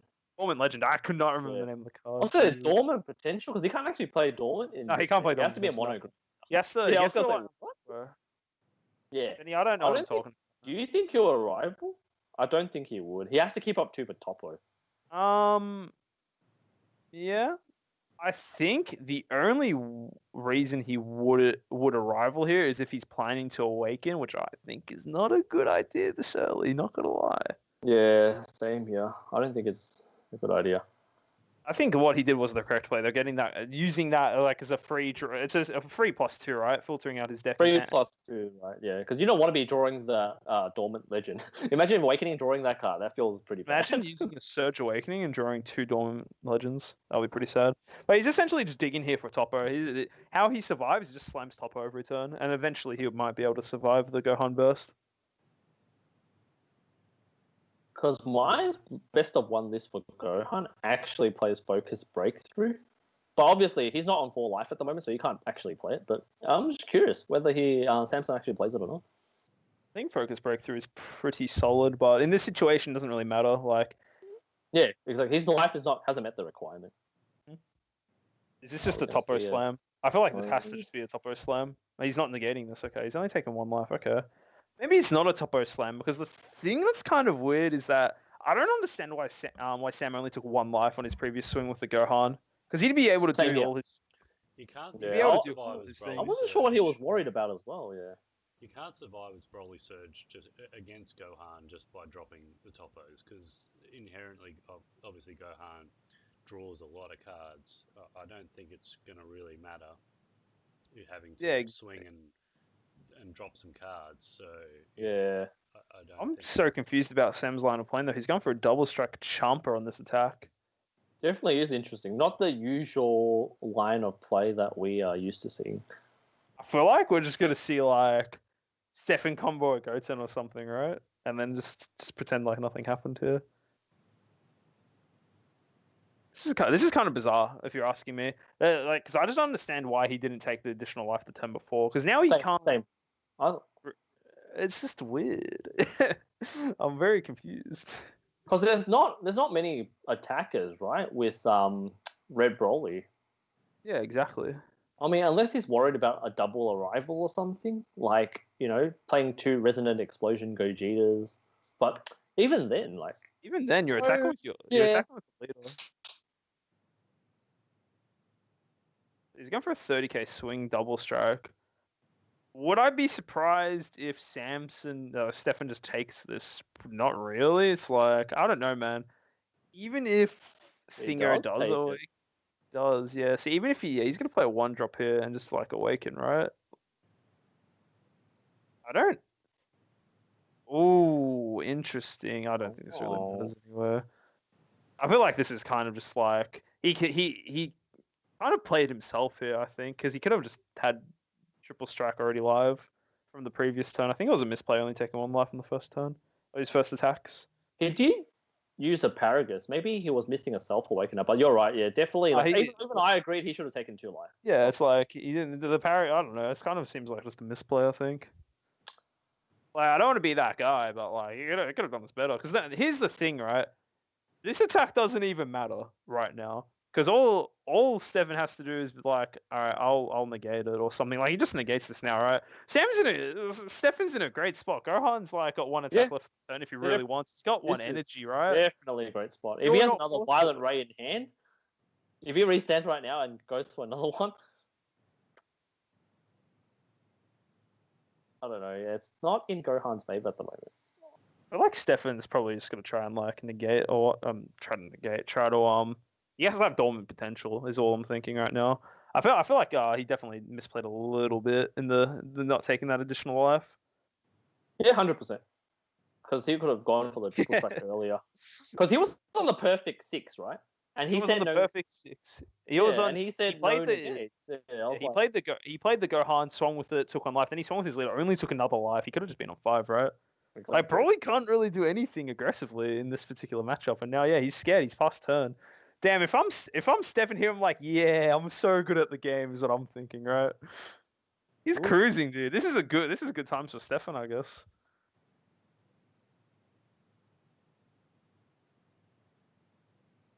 Thinking about what he wants to charge the Broly promo. The one that lets him look at his opponent's hand, but it doesn't really work here. Swinging with not really. Yeah. Does he dormant potential here? I think he has to dormant, right? It's too risky. Does he have a dormant though? That's the question. I know some Gohans are not running negates; they're just running gas. Yeah. All right. He's coming to Chi Chi to draw 2 cards. Standard stuff so far, you know.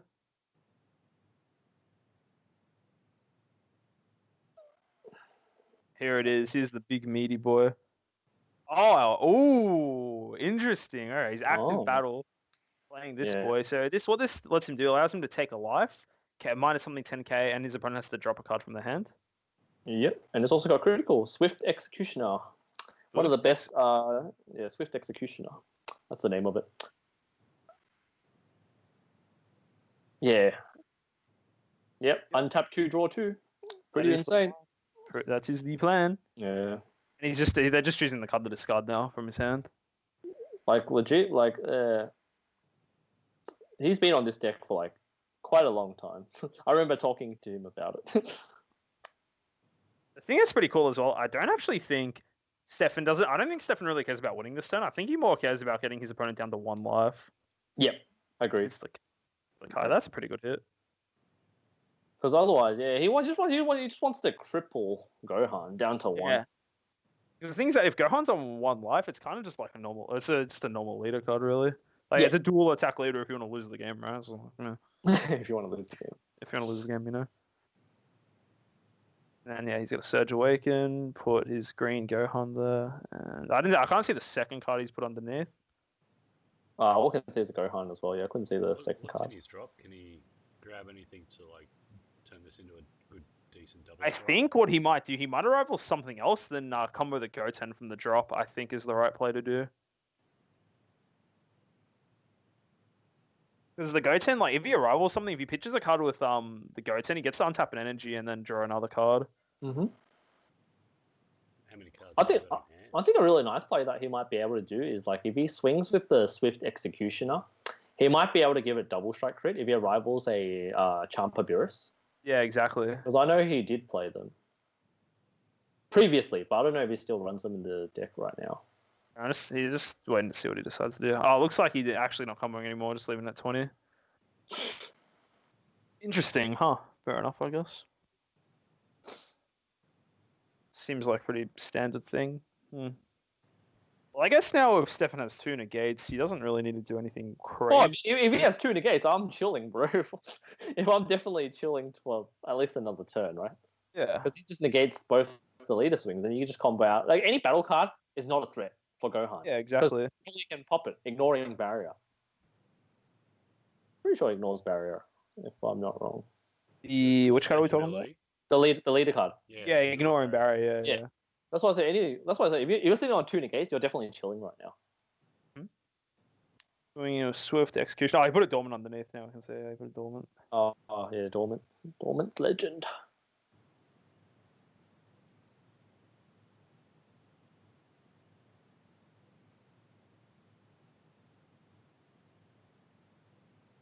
I don't know what they're talking about. Yeah, they're probably discussing something.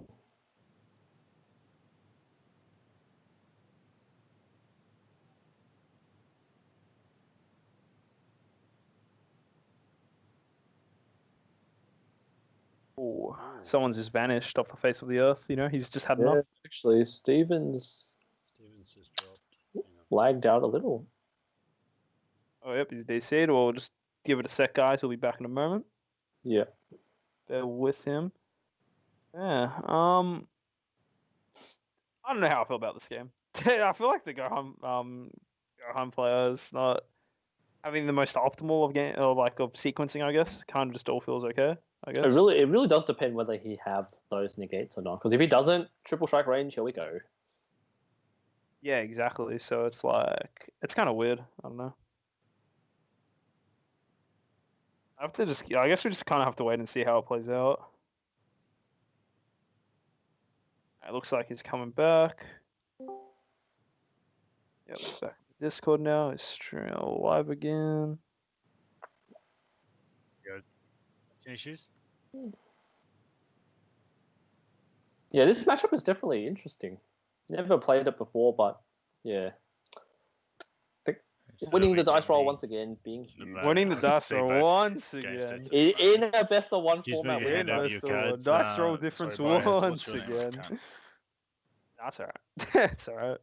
Alright, so where we left off is that Swift Executioner was having to swing into his lead. Yeah, it's just a bit laggy. Have you got any See what he Wi-Fi or decides anything to else do you here. can It's turn probably off like a that negator. may be affecting it? Okay, pump. It looks like someone drop out again, or They're just trying to sort out Steven's lag. Oh, whoops. I just dropped out for a sec. Whoops. Steven's just got a fair bit of lag, so they're just trying to work it out. Try and get that's him. alright. Yeah, that's alright, yeah. I mean, yeah, technical.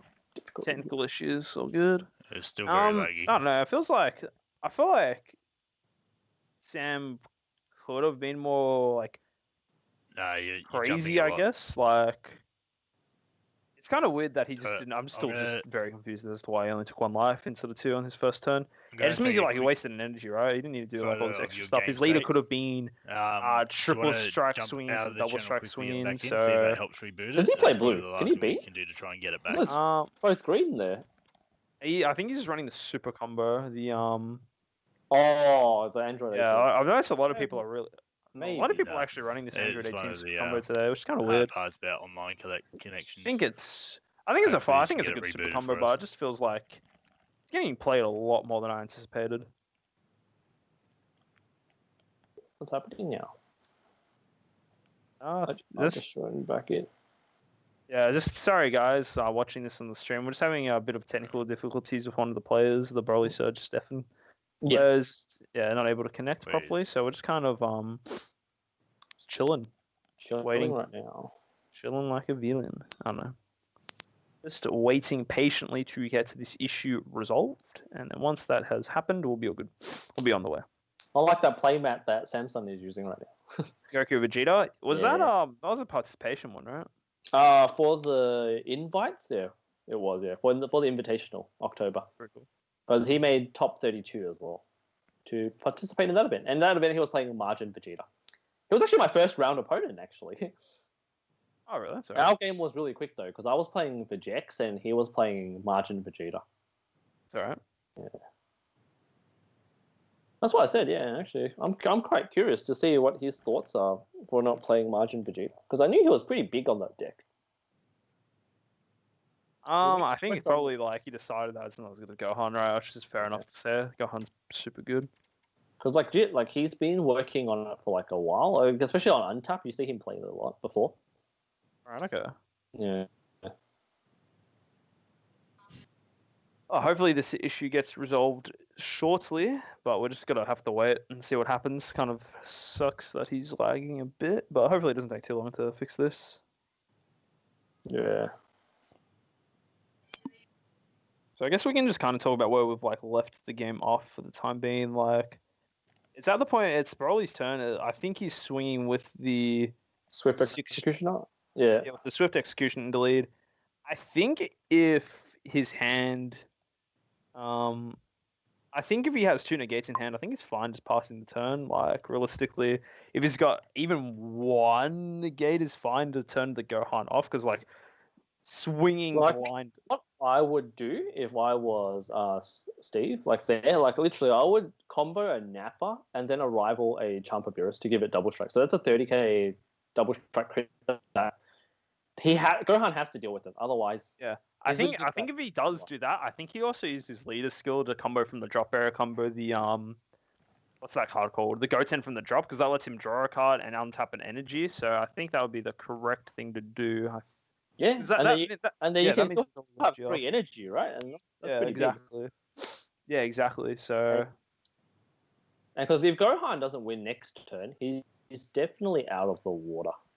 Yeah, exactly. It's getting to the point where it's getting pretty late into the game where Gohan doesn't really do as much. So yeah, correct. Well, turn 4 is not He's completely he posted out, a but the comment. chances He of winning are can't get much, back much into the lower. table at the moment Close because to of the 0. table limit. We're just Oh, trying no, to no, get close that to 0. amended. No, you never know. So You we never can know. get him in.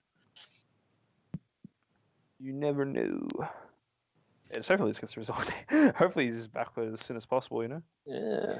We're just trying to sort out, because there's 5 of us in there, just trying to get him back into the channel. Alright. Oh, I can pop out. That's all right. Okay, I'm watching the stream anyway, so I can commentate from there. Sec.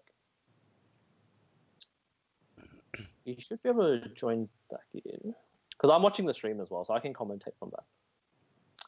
Ooh. Actually, both our Gotenks player have moved forward. They both won. Oh, you keeping track of the other games? Alright. Oh no, Moss actually Sorry lost. about that table limit, Yeah, mate. Sam is actually still. So we've got a Gotenks. Sam's still playing that. He won on table 2. Juan Miguel has beaten Mossa. So Mossa is actually X1 right now then. Let's see. Fair enough. How many rounds is this today, Trent? Try waving your hand again. Could be 5 or 6. Yeah, it's going With to be that- with 5 or that 6, many- probably 6. Still very, very Let me laggy. have a look. Top cut calculator. Okay. And we're at 64. Yeah.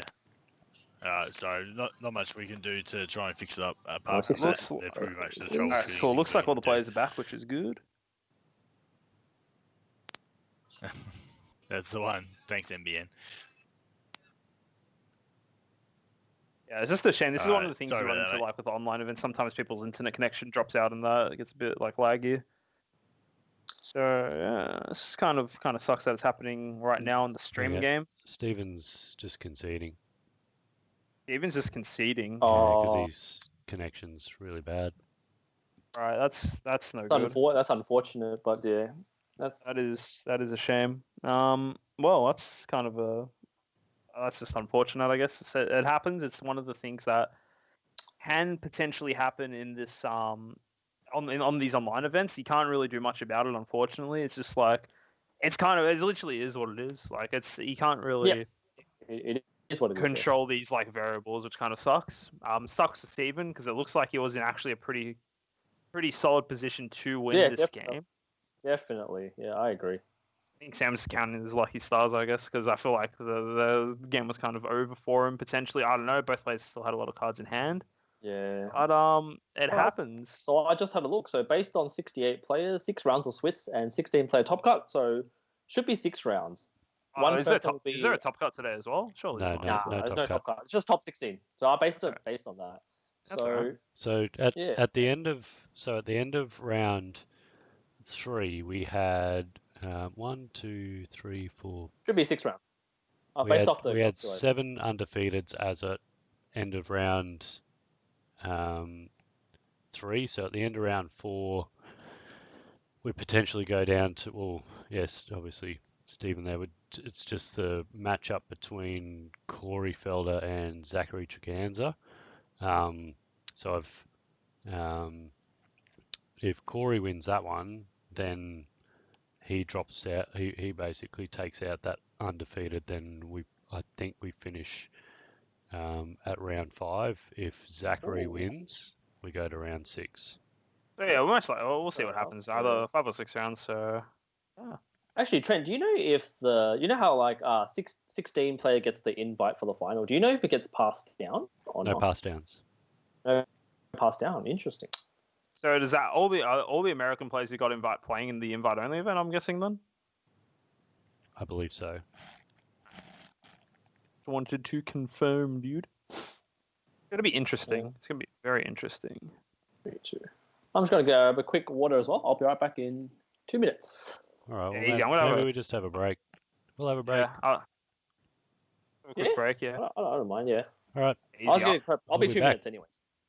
I'll be back in a little bit too. I'm just gonna have a quick drink as well. So yeah. Yeah. All right. Cool. Goodbye. See you guys in a bit.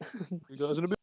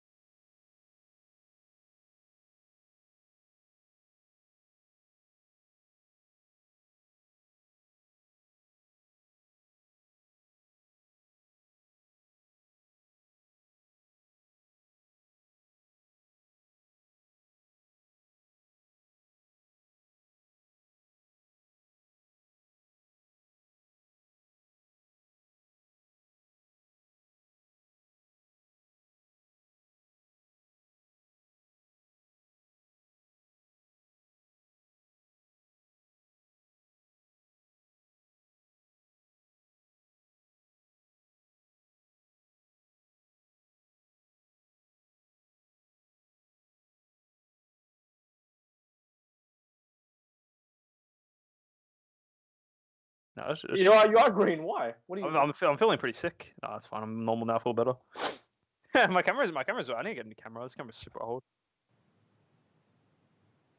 Hello, guys. We're back. We're back. We're We're back. back, guys. We had technical difficulty. Not really. We're just chilling, having a bit of a break, having a bit of a breather. Chilling. Got some water. You got to keep hydrated. Yeah, I keep hydrated on my Or coffee. get yourself a coffee as well. That's what I like to have. Yeah. For any events, Yeah. always stay hydrated. Yeah, so to drink water and caffeine. Caffeine, yeah, keep keeps you the blood- going for the day. Yeah, we back on trend. I'm just looking at the stream. Oh, there we are. As I just Yeah, well, jinxed. Oh, you caught me when I'm green. Yeah, it's a bit of a strip.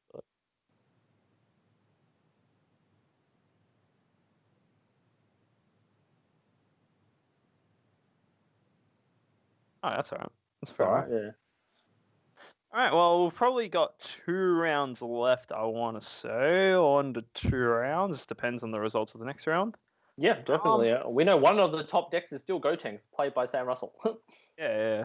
So it's kind of interesting. We'll probably end up seeing Sam Russell again. He's pretty good, so I wouldn't be surprised if he ends up winning out this event. So yeah, we'll have to see. I don't know who the rest of the players are that are just left to play. I haven't really been outside of the games watching on the stream. I haven't really been paying attention to anyone else. Well, obviously we know Reboot Gohan by Samsung is still in the top as well because he just won his game. Yeah, 1-1. The technical win by default. Win by default. Yeah, The best it was unfortunate that we didn't get to see it play out because it did look like Broly Surge was in a good position. Yeah, exactly. It just kind of sucks that sometimes it pans out like we have to lose the game just due to technical difficulties. You don't want to see it happen, but like it's kind of just how it is with these online events. You have to be it's just one of the side effects that come across that. I was having a look at the list right now. I know Josh Layton, he lost to Sam Russell. He's playing Soul Striker, so he's on X1 at the moment. So that's pretty good. I think it will be good to see a Soul Striker come up. Come on, Josh. I think I really do like Soul Striker, but the biggest problem with Soul Striker, that's a horrible matchup into green. So, and this mainly green Gotenks, I guess, is the main culprit of why it has such a rough time.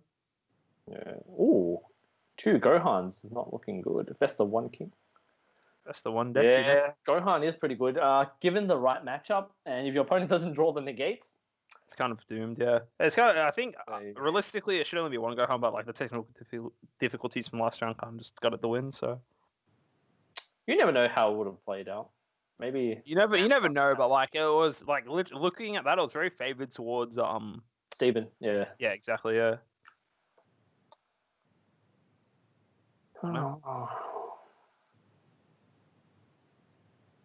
What do you reckon?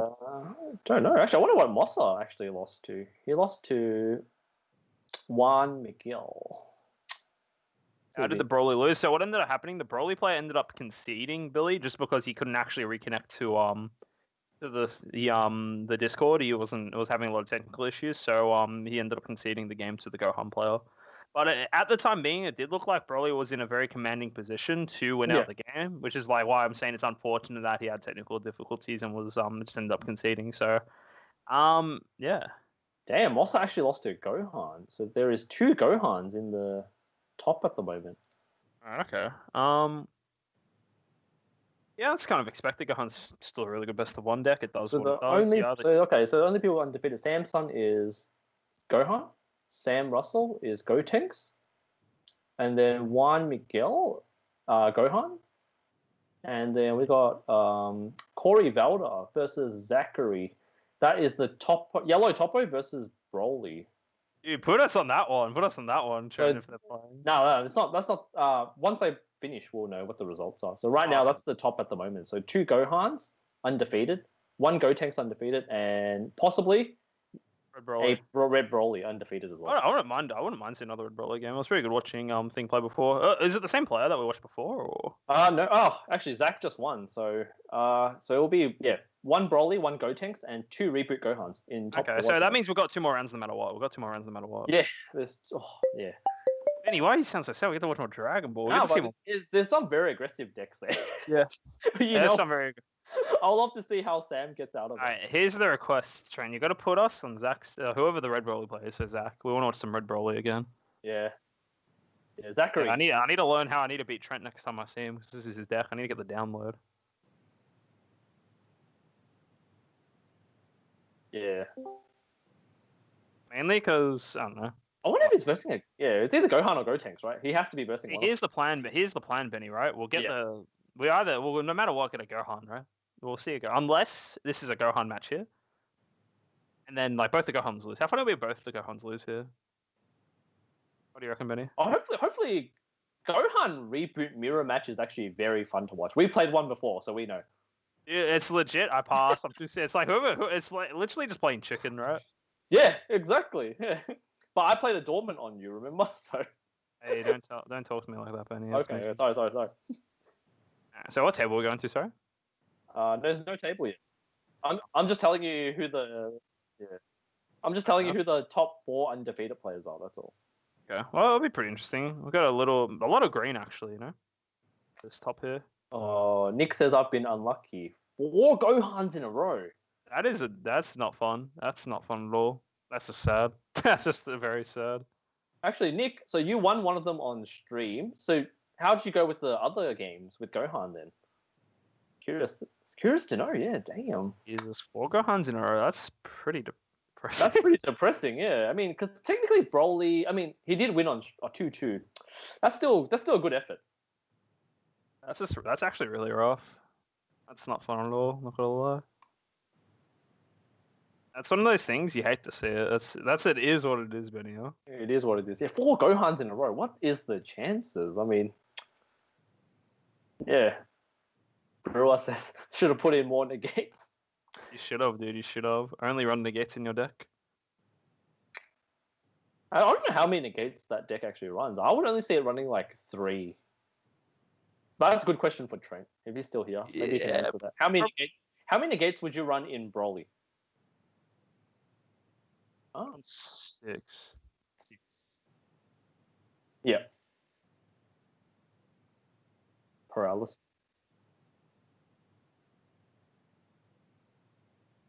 Yeah. So yeah, three violent rays and 3 ones that I vary depending on what I think I'm going to see, because we play mostly best of 1 here. So.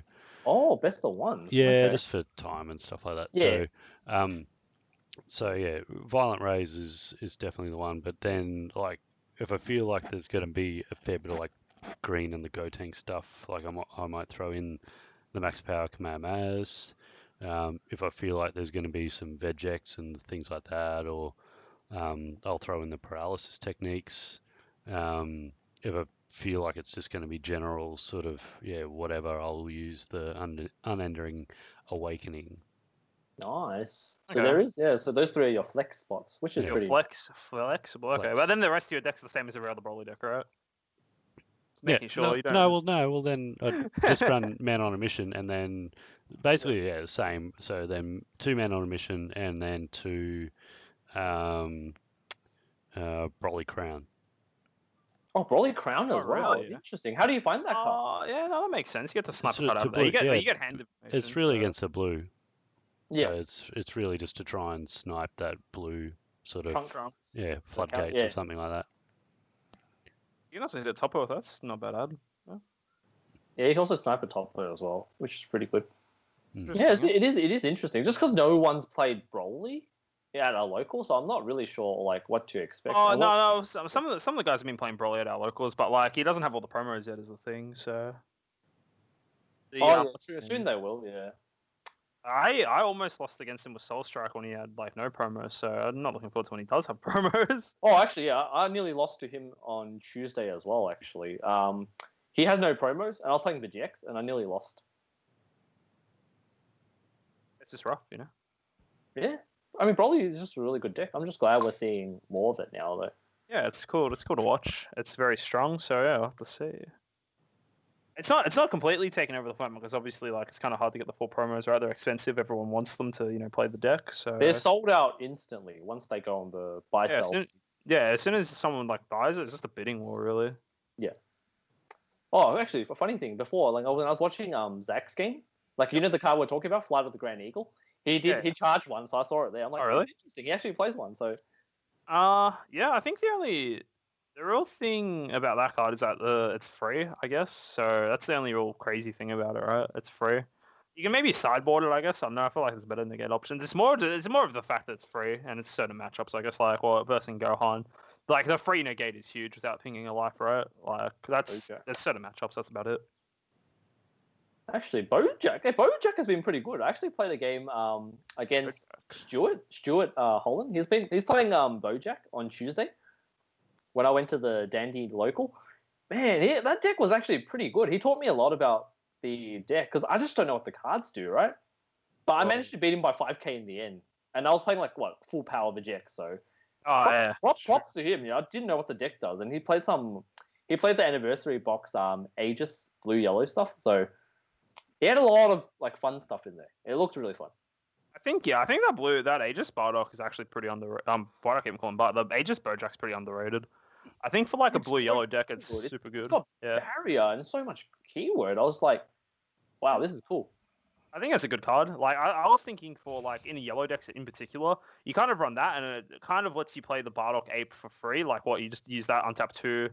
You get the draw card. So the card let's just say you pitch a blue yellow to untap 2, and then you get the combo. You don't lose any hand value, and you kind of just get a Bardock Ape on the board for free, and you can just do other stuff as well. I think it's a great card. Yeah, Gav, I remember playing Bojack against you, but I can never remember what the cards do because they're not meta enough. Like, I pretty much know what all the meta cards do, but when it comes to like anything that's non-meta, I have to read it, and then when I read it, I forget. Put it down again. I'm like, oh, okay, because I learned through repetition. So yeah, that's fair enough. I do want to see Kevin picking that deck up again because he did play that deck for last year, regional or national. True. Well, Kevin never got to play the Bojack. Bojack, yeah. Kevin was committed. Yeah, he was committed. Yeah, I was gonna say I want to see him play it again. I know Peter Katani was big on that deck as well. True. He did the cosplay and everything, you know. Yeah, it was cool. We're gonna mention the time when Kevin beat Clark if Clark is still here. True. That was pretty funny. Bojack. Bojack beating full power Broly Apes. That was actually hilarious. That was hilarious. Yeah, it was right before nationals. Was that? Pretty sure. Was that nationals or regionals? Can't remember last year. I think it was nationals. I want to say. I think it was actually the week before nationals. Yeah. That was pretty funny. Because Clarky came down to our locals, played some teams, and then got clapped by Kevin. That was actually hilarious. That was super funny. Oh, I think the next round's starting. I think I just had people join this channel. Looking for Zach, anyways. Let's have a look. Is he playing? No, next round isn't for a little bit yet. Okay. Yeah. He'll just join. That's all right. Oh, let's having a look. See if there's anyone playing. It's locals over, yeah. Be good. We've got some interesting matchups there. So I think there's like as well, and again, there's a lot of stuff you can do. I think there's just like people usually just play whatever's like seeing what they're seeing other people play, like what the meta is and all that good stuff. So when you see just something like random like that still doing well, it's pretty cool. I think. Yeah, I do think. Yeah. There's a lot of good cards. That's kind of hard making in like your own original deck with these good cards. Because it's kind of like if you got an idea that you think is good, but no one else is doing it, you kind of like doubt your idea and you don't think it's as good as it could be, or like what it actually is, right? Yeah, I think the problem is that people.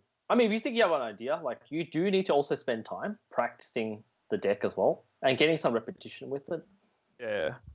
Exactly. It's like you can't just go in there. Like you can't expect to like come up with a deck first try, best deck ever. You can't expect that. Exactly. Yeah. There's going to be some like bumps here and there, and then you have to fix it. So. Yeah, exactly. You need to figure out like exactly like what you want to try and do with your deck. You can still you can use like an off meta leader or something and still use like great cards that are in the format, right? Like you can still do that, but like obviously your core of your deck will be a bit different and whatnot. Like I think I want to experiment with is definitely once I get enough cards for it, the Bardock's Crew stuff. I think that blue yellow. Yeah, I know. Looking at that. Blue yellow SR. I actually put 2 of that one. Let me just. Yeah, I think it's called Legends Origin. Is that the name of it? The blue Legends Origin. I put it on put it on the stream here. Well, Bush. This card here. I think this card's super good. I just want to figure out a way how to make it work, right? Yeah, really good. What do you think about the Bardock Blue SR, the ape that evolves on top? What do you think of that card? I think the card got overhyped. I think. All right, that's time and everything, boys. All right. At least we know We'll we've go, got. we'll go find Zachary Treganza. And Easy. Well, real quickly touching on that Bardock, so I think that card is a little overhyped because Blue already has really good things with that. You don't need that card for. I think for the Bardock screw stuff, you can make it work on that, but I do think there's some downsides of the card. Like you sometimes will charge a bad energy with the Zeno on that, like how it happens with Zeno. Sometimes you charge a dual color or something like that. I don't think it's great. Like it's a pretty easy way to play a dual color card that's like blocker and all that stuff. But I think in hindsight, it's not as good as like everyone hyped it up to be. I just like thinking about it a bit. I think the Bardock Legends Origin is much better as a card alone than. Yeah, I think if that card wasn't leader locked, I think that card would be insane. Like everyone would be playing that card, right? It literally draws you 2 cards every turn. It's a blocker, you know. I think you'd probably be seeing 2-2 splits of that and Goku hit, or even like 2-3 splits or whatnot. Like what? I'll quickly read what the card does here. If you have a Bardock Screw in play, its energy also gets exhaust. It gets negated. Amazing. And then also at the end of your turn, switch this card to active mode. And if table you one anyway. Draw 2. So I think it's like a great card, but Yeah, definitely. But anyway, enough about talking about Bardock Screw. Let's talk about the match we have here. We're watching Zach versus. Let me just go to Discord real quick. Yeah, let's have a look who's versing. Zach versus I don't know yet. Juan Miguel. So he's playing Gohan. It's the Gohan player that beat Mossa. Interesting. All right, let me just unmute. Yeah, me too. Hey Zach. Hello. Hey man. Good luck. Yeah, boys. We Hey, will. look, I'm on table 1 when Benny Zhang isn't in the tournament. Yeah. Yeah. Well, at least it's not me versing you, right? I mean, Yeah. At least you're not gatekeeping me this time. Our rivalry will continue. Our rivalry will continue. Oh, no. Oh, fuck. I lose now anyway. And yeah, and shout outs to Juan Miguel as well. He's made all the way here to with Gohan. We're just waiting for the stream to start at the moment. Just give it a couple of seconds. We'll get the stream all sorted. Yeah. And yeah, good luck. Good luck to you, boys. Yeah, which one you see? We want to see the Broly promos. Which one knows? We want to know if Zach has them. That's all. We'll find out shortly. That's a confident. I think he does. Right, transitioned over. I would assume that if you make it more, he definitely does. Hey, that's rude. I didn't go last time without them. Actually, I have to say, I have to point this out. Last time Zach was playing, literally, was it Golden Mecha Frieza, and he made it all the way to the top table, right? Mecha Frieza. This was props on you, man. Like, good player. All right, they can start whenever they want. Free to start. You guys are free to start. Best of luck to both of you. Right? Yeah, best of luck. Yeah. Alrighty, well we've got the match here is Broly Swap versus Gohan. Reboot Gohan, here we go again. Let's see who wins the dice roll. Here we go again. We've seen a lot of Reboot Gohans on stream today. I think people just realize it's a good deck, right? This is a very good deck. Oh, well we've been watching the top tables, right? So yeah, Reboot Gohan's obviously. Yeah, we've literally only been watching top tables today, which is fair enough. It's all good. Yeah. Best contender. Best contender.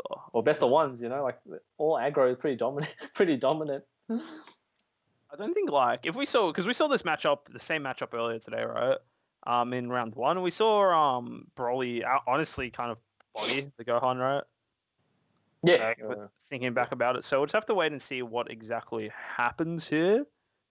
There should be pretty good stuff, I think. I wonder if the Broly player is going to play it like how Nick played it in round 1, where he just only swings with crit and none of the other non-critical cards. I think it was the right. Yeah, I think it was the right way to go about it. It like proved to be pretty effective. So you know, if it's not broken, you don't need to fix it. You know. Ooh, Broly starting off. This is huge. It is always huge. I love going first in best of 1 format. I am rooting for Zachary because I don't want to see Broly in the finals. What do you mean? You want Gohan, right? No, I want Broly to win here. Oh, you want? Yeah, I want. Also, so you want Broly in the final? Yeah, I want Broly in the final. Exactly. I want Broly. I'm like, which decks are in the top? This is we've got 2 Reboot Gohans, a Gotenks, and then a Red Broly in the top right now, top 4. There we go. See the turn 1 kind of bumper play. Yeah, we've got one more round after this, so it'll be good to see. Let's see what he hits here, if anything, really. We want to know if he runs the promo. He probably does. He's just taking his time here, I think. He's just checking what's the best option here. There's no rush.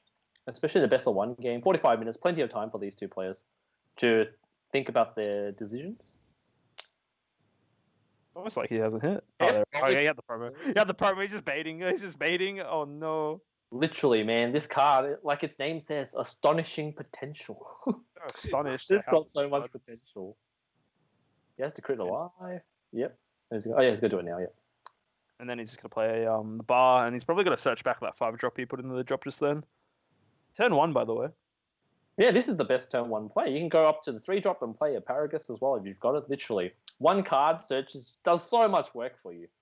Let's look for the 3-drop. 3-drop, and then he'll swap into that, and hopefully he has the Paragus to go and search for more. Banger turn 1, by the way. An actual banger turn 1. It's funny. Yeah, there's no point. Yeah, I'll go straight for it as well. Does he have the... John's like, all right. He doesn't have the Paragus. John's just like, can I start my turn, by the way? That's pretty funny. Just sitting there, just like, yeah, I'm doing it, guys. I'm doing it. That's funny. That's funny. The decks that are in top right now, so our top 2 tables, we got a Gohan versus Broly, which is on the stream right now, and the other table is Gohan versus Gotenks. So we do have one more round after this. Yep, one more round. Should be pretty good. Again, I want the Broly to win just because it'll be interesting to see. I want to see the Broly Gotenks matchup. I want to see how that plays out, but I'll have to see. And yeah, he's blocking straight away with the bar. Curious to see if he runs that. Remember how earlier before we were talking about that heart arrow card? Yeah. If he's got it here, it'll be pretty huge. Heart arrow of love. Here we go. That one, because then he could have killed both the cards there. He could have, yeah, exactly. I was like, but he's an activate battle though, so but he still could have killed both of them. That would have been huge. That would have been huge for Gohan. Because right now, Broly's not awakened, so he can't free play a 4-drop from his hand. So if he played it there, would be a quick turn of the tides. There you go. KO Unison. Yep, that's the play. Then you look at top 3. Like, it's insane how consistent Broly swap is. Like, you just see your Wampa, you see your Unison. You always see your pieces. It's so... Yeah, so especially the new promo, yeah. Yeah, with the promo, of course. Well, the leader always gets you Wampa no matter what, so... Yeah. Oh, it went for another 3-drop. Interesting. It must have been the only card he hit. It could possibly be, because the KO is actually pretty good, because it's any red Saiyan. Yeah, exactly. You usually use it to add your super combos and whatnot, and if you have the Secret Rage, just add that instead. Exactly. I mean, top 3 doesn't give you a big range, but, you know, it's still It doesn't really give you a big range, but it's better than nothing, right? Yeah. He's playing another 1-drop Broly. This is optimal. This is optimal, yeah. Getting 2 chains started is exactly what you want. 2 chains started with then playing the booster one is pretty optimal, so that you're not going too far down on your life. Yeah, exactly. Well, even if he hits the other one, he doesn't have to take the life. It's more the fact that if you've got a bar in play, this one could swing as well. But we'll see what he decides to do here. Still got energy open. I wouldn't be surprised to see him swap into the 4-drop here. Oh, he has another 3-drop in hand as well. We know that. So, he's swinging with this. Swing. Okay, it's kind of weird to swing with this one just because... He's digging for something. Could be a 4-drop. I don't know. But I know that his drop... I've been looking at his drop the whole time. Because every time that Trent mentions man on a mission, now I'm just thinking about it. I think he's got 6 cards in there now. I think. It's close. I just keep thinking, when is he going to drop this man on a mission? I feel it coming. Yeah, so this is where it's interesting, yeah? So yeah, Zach's already playing it differently from how we saw Nick play it before. He's attacking with pretty much everything, which is fine to do, right? You want to kind of get Gohan down to like low life total, so he can't really utilize its its abilities properly with leader. Because Gohan really, like, for Gohan's pop-off turn, you need to have a minimum of 4 life to actually do the turn, like, optimally. Actually, I think, if you're going to ask me honestly, if I was Broly player, I wouldn't swing with those as well, because Gohan will go down by itself. Even if you don't swing at it, they will go down to 3 life. Ooh, do you see that, Benny? Oh my goodness. Is that what I think it is that he just put in the warp? Is that a Cauliflower? I think so, yeah. It is. This man's playing U6 Gohan. That's your deck. That's spicy. That's what I like to see. That's the deck that you won store champs with. I love it. I love U6. I'm always trying to make U6 work. Yeah, gotta tap down your opponent's stuff. That's awesome. Respect. Yeah. There's a bit of reflection there, so I couldn't see what his charge was. I can't tell you what card he's charged, but that is definitely a Cauliflower. Oh yeah, we know when we see a Cauliflower 4-drop. Still a good card. Still no Paragus. Just doesn't have it. Yeah, he's not getting the optimal like pluses and that, but he's still getting a lot of swings in with like all the Broly chain and that. So I wouldn't be. I don't know if it's necessary to swing with all these that early. Like I think you just let the Gohan really cripple them, their own life, and because none of these swings have critical right now. So Not wrong, but like he's comboing out of these attacks now. Like you saw, he comboed 2 Cauliflowers there. yeah, I think he's He can still go up the chain a bit more here. Like he can play a 5-drop if he has it. He hasn't swung with his leader yet. I still think he's going to overrealm. I think he filled up his drop on purpose. I feel like it's with intention. It feels like, because why would you swing with a 4K? I see. I figured out what card he charged. He charged a green Carver from the proper one. Carver. Oh, it is a green Carver. Oh wow. This deck seems wild, dude. This guy's deck seems insane for a And Gohan. he's playing a blue Awakening Pan. That's crazy. This man's insane. I'm curious what his deck's like. That's wild. Same. Pretty funny. Yeah, because you can actually use that Carbo to play the Cauliflower, the 4-drop SR, because that Carbo lets you play any Cauliflower from top 10. Yeah, it's pretty good. He also does play the 1-drop Cauliflower as well, so you can definitely evolve on top of that. Yeah, if he needs to. It's pretty interesting. Yeah, it is interesting. Yeah, definitely.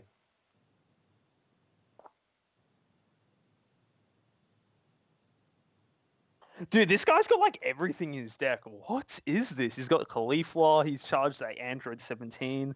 What is this build of this deck? What? I know. I'm curious to see his build as well. He's actually crazy. This is wild. I don't even know how to respond to this. This seems like, all right, I don't know which version of Gohan I want to play. So what I'll do, I'll just put all the Gohan builds together and hope for the best. Yep. That's actually what it feels like. That's Definitely funny. mashed up. Wow. Down to 3 life now for Gohan. Yep.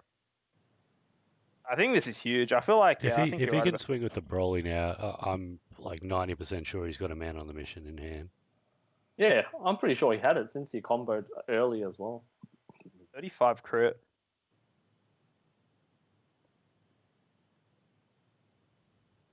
Yeah, I'm pretty sure he's got man on the mission. Because he did swing with the 1-drop Broly. 1-drop Broly is 4K, is that correct? Or was it 5? 4K. I'm pretty sure- It's yeah, a exactly. 4K, but if you're gonna buy and play against 11K power, Yeah. but he didn't, obviously. So That's why I'm pretty sure he's got it. Do it. Play Trent's favorite card. Man on a mission. We've been raving about it. why does he come with this Broly? I would have come with something. If he's got another Broly in hand, a 4-drop Broly in hand, fair enough, because you can swap and play it as well. But I'll have to see, I guess. I don't think he wants to tap out. He will definitely leave. So right now, one interesting thing that we know is that he does run Flight of the Grand Eagle. Oh, really? Yeah. Oh, Do okay. you remember that? Oh, this is the guy who was talking about Fly the Grand Eagle before. yeah, Okay. Flight of the Grand Eagle. So he actually does Going for a chaos swing. He's crazy. He actually does have Flight he- of the Grand Maybe he's just trying to, I don't know. I don't know what he's trying to do. So something with the 5K. Is this the bait for the game? Oh, Champa though. Hello, this guy's insane. Oh, double strike Chumba. Oh, he's going for game. I like this. He's actually aggressive. I like this. He's going all in, 100%. There's nothing Okay. So Gohan there's no can man do on a about mission. this. Unless that last guy in hand's man on a mission. I reckon it is. I'm just calling it. I reckon he had it the whole time. 15. This honestly isn't even that big of a swing. It's 15, 25. I tell you what I'm thinking. I think he realized that. This build of his Gohan is pretty chank, I think. Yeah, it's very bricky. You know what I mean? It's very like, yeah, bricky. looking at his drop, he's put in his drop a Senzu Bean, blue green, Android 16 Cauliflower. This Even could be if just. Even if he awakens right now, Sensu Bean is a dead card. All the 10Ks are. You can play one 10K if you want. Most likely you'll play a feat or This is something. funny. This is funny as. But yeah, man, I think this might be GG. I think he might have bricked because with this Gohan build, it looks very bricky. It looks very bricky. This is the most crazy incarnation of Gohan I've ever seen. Because every bean in his hand is dead right now. Because that's a green Carver there. GG. Game, wow. What was this game? Wow. Props to Zach, yeah. I That think was Zach fun. realized as well. He just capitalized off it. I'm not going to wait any longer. I'm just going to go in for game. I think when you see all these like random cards in the deck in the Gohan deck, it's kind of like, what is this? That is funny as. That is super Did funny. you actually want to ask him about his deck though? He made it very far and very deep into the tournament. But his deck is very interesting. He runs a lot of. I do want to see it pop off though. Playing that. I don't think it's possible for it to pop up properly. I don't. I'm curious to see what his run was today because that deck, like, I don't know. It just feels like you're taking all the Gohan decks that are kind of good or like fine in that, and then just slamming them together, and you just get that. That is so weird. I don't know how I feel about that. I think there was no way. Same, yeah. I don't know about that as well. It's not definitely not the way I would play maybe Gohan. He doesn't actually. I think he might not actually really charge yellow, I guess. I think he mainly charges green and tries to hit the Cauliflowers off the carbers just to tap energy, which is like... Yeah, he doesn't charge yellow. I think he has to charge blue, though, because... He has to charge blue. Yeah, he has to charge blue-green cards. Because Bean, right? He plays Bean, he has to extend. Yeah, he's literally explaining it now. He's literally just runs that for that combo. That's so weird. I think it's a cool idea because it gives you the ability to tap energy, but like I feel like it's pretty greedy is the thing. It feels very greedy. And we just saw him get punished for it, you know? It's like, oh, look at all my cards. Boom! Bop up! Got him. Yeah, I'm very surprised. I think Zach realized that's why he went in with the Unison. There's nothing that can blow the Unison out as well. Because, just say, for example, Reboot Gohan does run the secret rare grade 8. So if he does it with the battle card, dump his hand, what the Gohan player will do is awaken, use that grade 8, pop your battle card. GG. But with the Unison, the only card that can possibly get rid of the double strike that is given is the new rare card in set 11, which is Final Explosion. Yep. So it minuses a marker, so it will lose its skills that it's gained. Yeah, 100%. Honestly, I play Rubicon so much, like I kind of know all the ins and outs of what the deck can do and when it can blow you out as well. And what Zach did there, 100% like correct. I think it's kind of like weird. I don't know how I feel about that. It was kind of like weird, in my opinion. Like, I get what he wants to do, but it just seems kind of really bad in that sense. Like, I don't know. Yeah. The idea of I'll turn on the lights quickly. Like, I feel like if you want to run a U6 engine with the Gohan, right? Like, it's perfectly fun. Like, I've done it before too. It's great because the benefit you get out of running that particular engine, you get the option to tap your opponent's energy, which is like not many decks have the option of doing.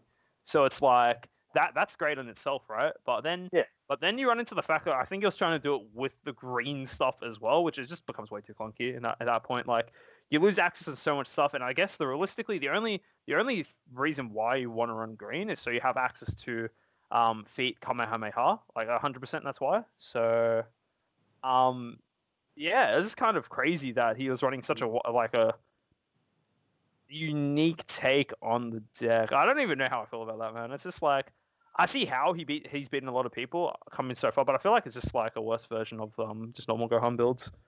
And don't forget that, like Gohan by itself, the leader itself, is the win. Like literally, it wins you the game. You don't. I mean, all the rest is just supports, right? Yeah, exactly. I get the idea. I think the idea is cool, but I just think like it leads to situations like that where it's like, well, you can't use Bean because you charge the green. Your Cauliflowers are kind of like whatever because you're only paying them off a green card anyway. Yeah. It's like you can definitely cut the Cauliflower Carver stuff out. Blue-green's fine on its own, right? You just don't need that extra stuff, I don't think. Because the thing is that he was running the 4-drop Kale, the 4-drop Cauliflower, the 2-drop that you play it, take a life, tap an energy, and then the 1-drop that lets you search for top 5. So that's like already... If he's running 4 of all of those, that's 12 cards in his deck. He doesn't really need a run, I don't think. Personally, like everyone's got their... I mean, Gohan is one of those decks that you can play whatever you want. Yeah, you can play whatever, 100%, yeah. Yeah, my own version is like I like playing mono green because I feel like it's the most consistent turn 2 kill that you can get. Yeah, exactly. I think the less variance you run in the deck, the better the Gohan build will be. Because you don't need to run all this extra stuff, right? You just need a personal preference once again. So I'm sure maybe he really like if he's a big fan of U6.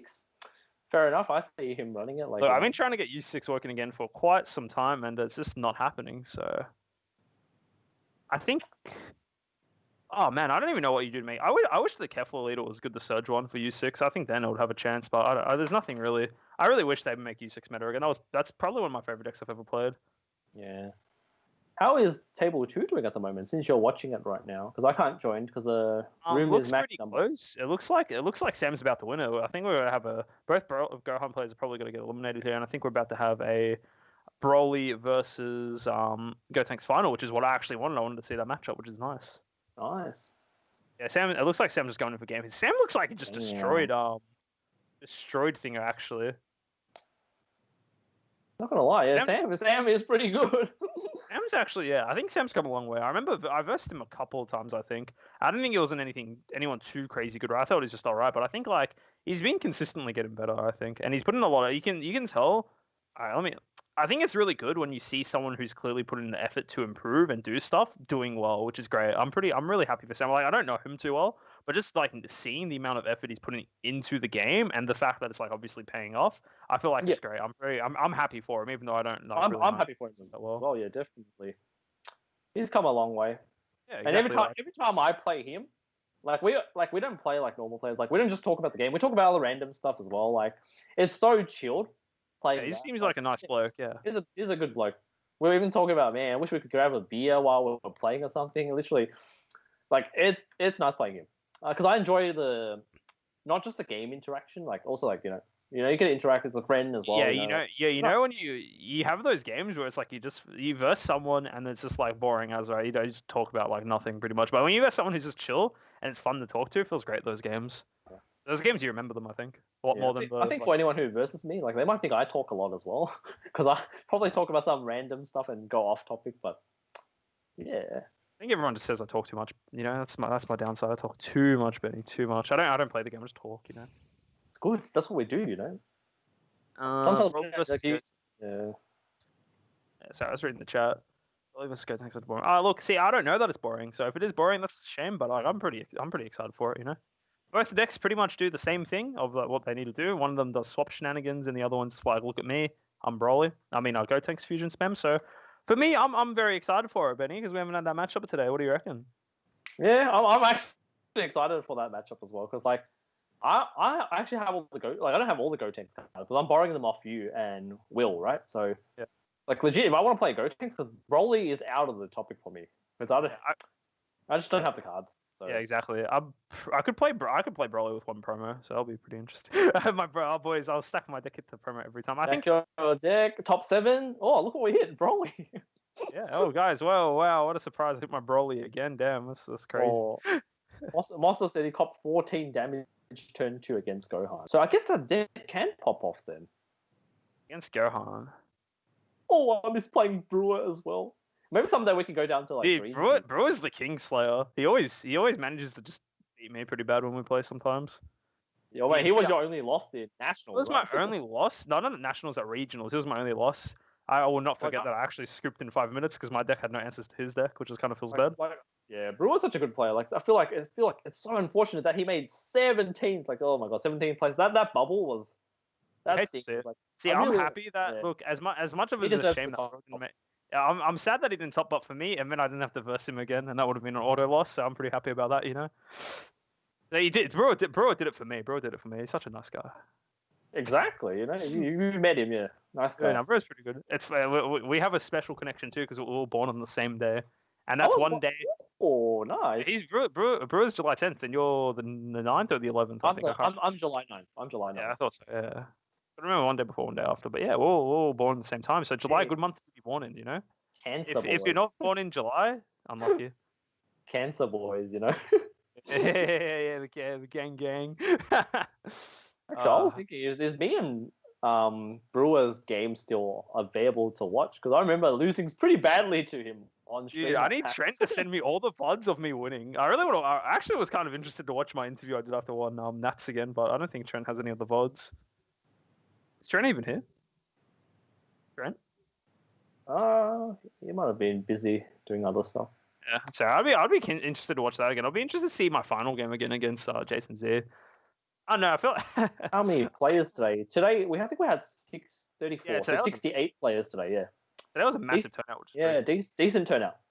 I think it helps that we've got a lot of American players playing today, so Yeah. 3 turns the last game against Ag.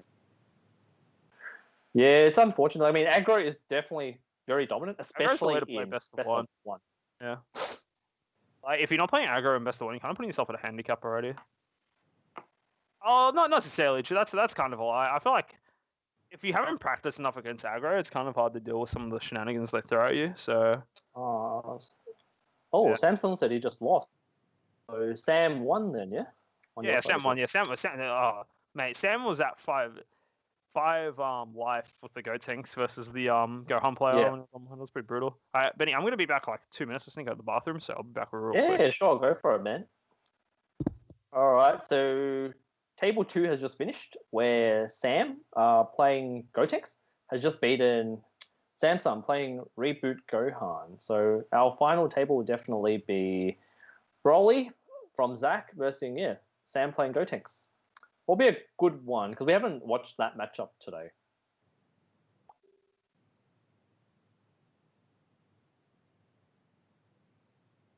Can we have Gotenks? Yeah, Gotenks will definitely be the next game that's streamed.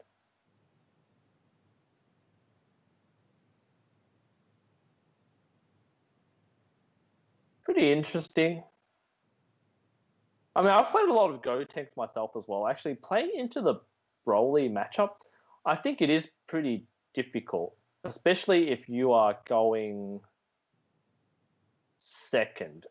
Because when Broly pops off, it's quite scary though. Oh, thank you to Konzi, Konzi Willa.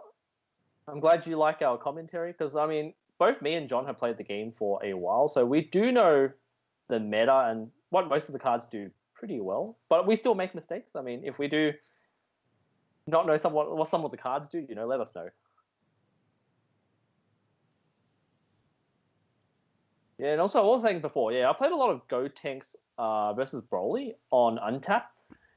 And I think the right thing for Gotenks to do, if it does go... So if I was Sam versus the Broly matchup, I think one of the key there is to not charge your third energy before they charge. Because being them dropping that 6-drop, ripping 3 cards from your hand is quite huge. So I've been seeing that a lot of Gotenks player telling me that the way to go about the matchup is not charging that third energy. So they can't play the 6-drop. But obviously, if they're going into their 4th energy, it doesn't matter if you charge your 3rd or not then. You're alone, Benny?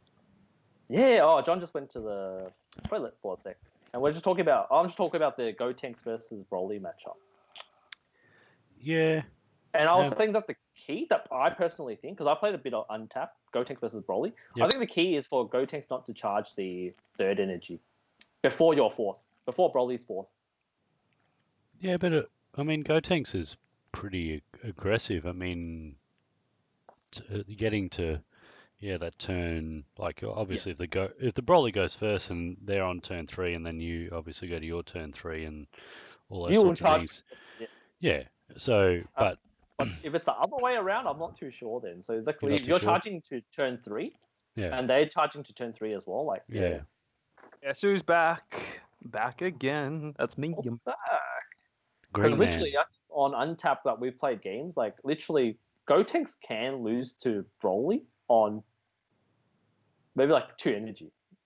Yeah, it can.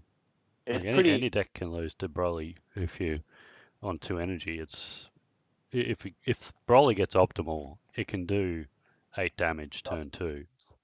I feel like one card that we have not seen enough of today is Bardock the Resolute. So it's a 3-drop black card that comes out with double strike when you crit your opponent. I don't think Broly builds are on that anymore. No, I feel like it's still a nice double strike that can go for game if you really wanted to. I think it's okay.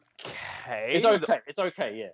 Okay, the only thing about it, it's like, let's just compare it to Man on a Mission, right? Man on a Mission, like, yeah, it's your overarm slot for the deck, right? And also, I don't understand why my camera turns green every time I first join. Anyway, that's off top. Anyway, the point, so when you play Man on a Mission, right, you can combo with it and it takes up your overarm spot, so you can always play it. You're not guaranteed to play the Broly no matter what, or the Bardock no matter what, right? Yeah, it can be 2 double strike attacks, but the odds of that happening is much less likely. I think the Bardock will be seen better in like a burn kind of deck, which I think we'll be seeing a lot more red decks try this burn strategy out, since it is now like the theme of the Draft Box 6 stuff. So I reckon like in the next events, we might see more of that card. Not in Broly though. Broly doesn't need it.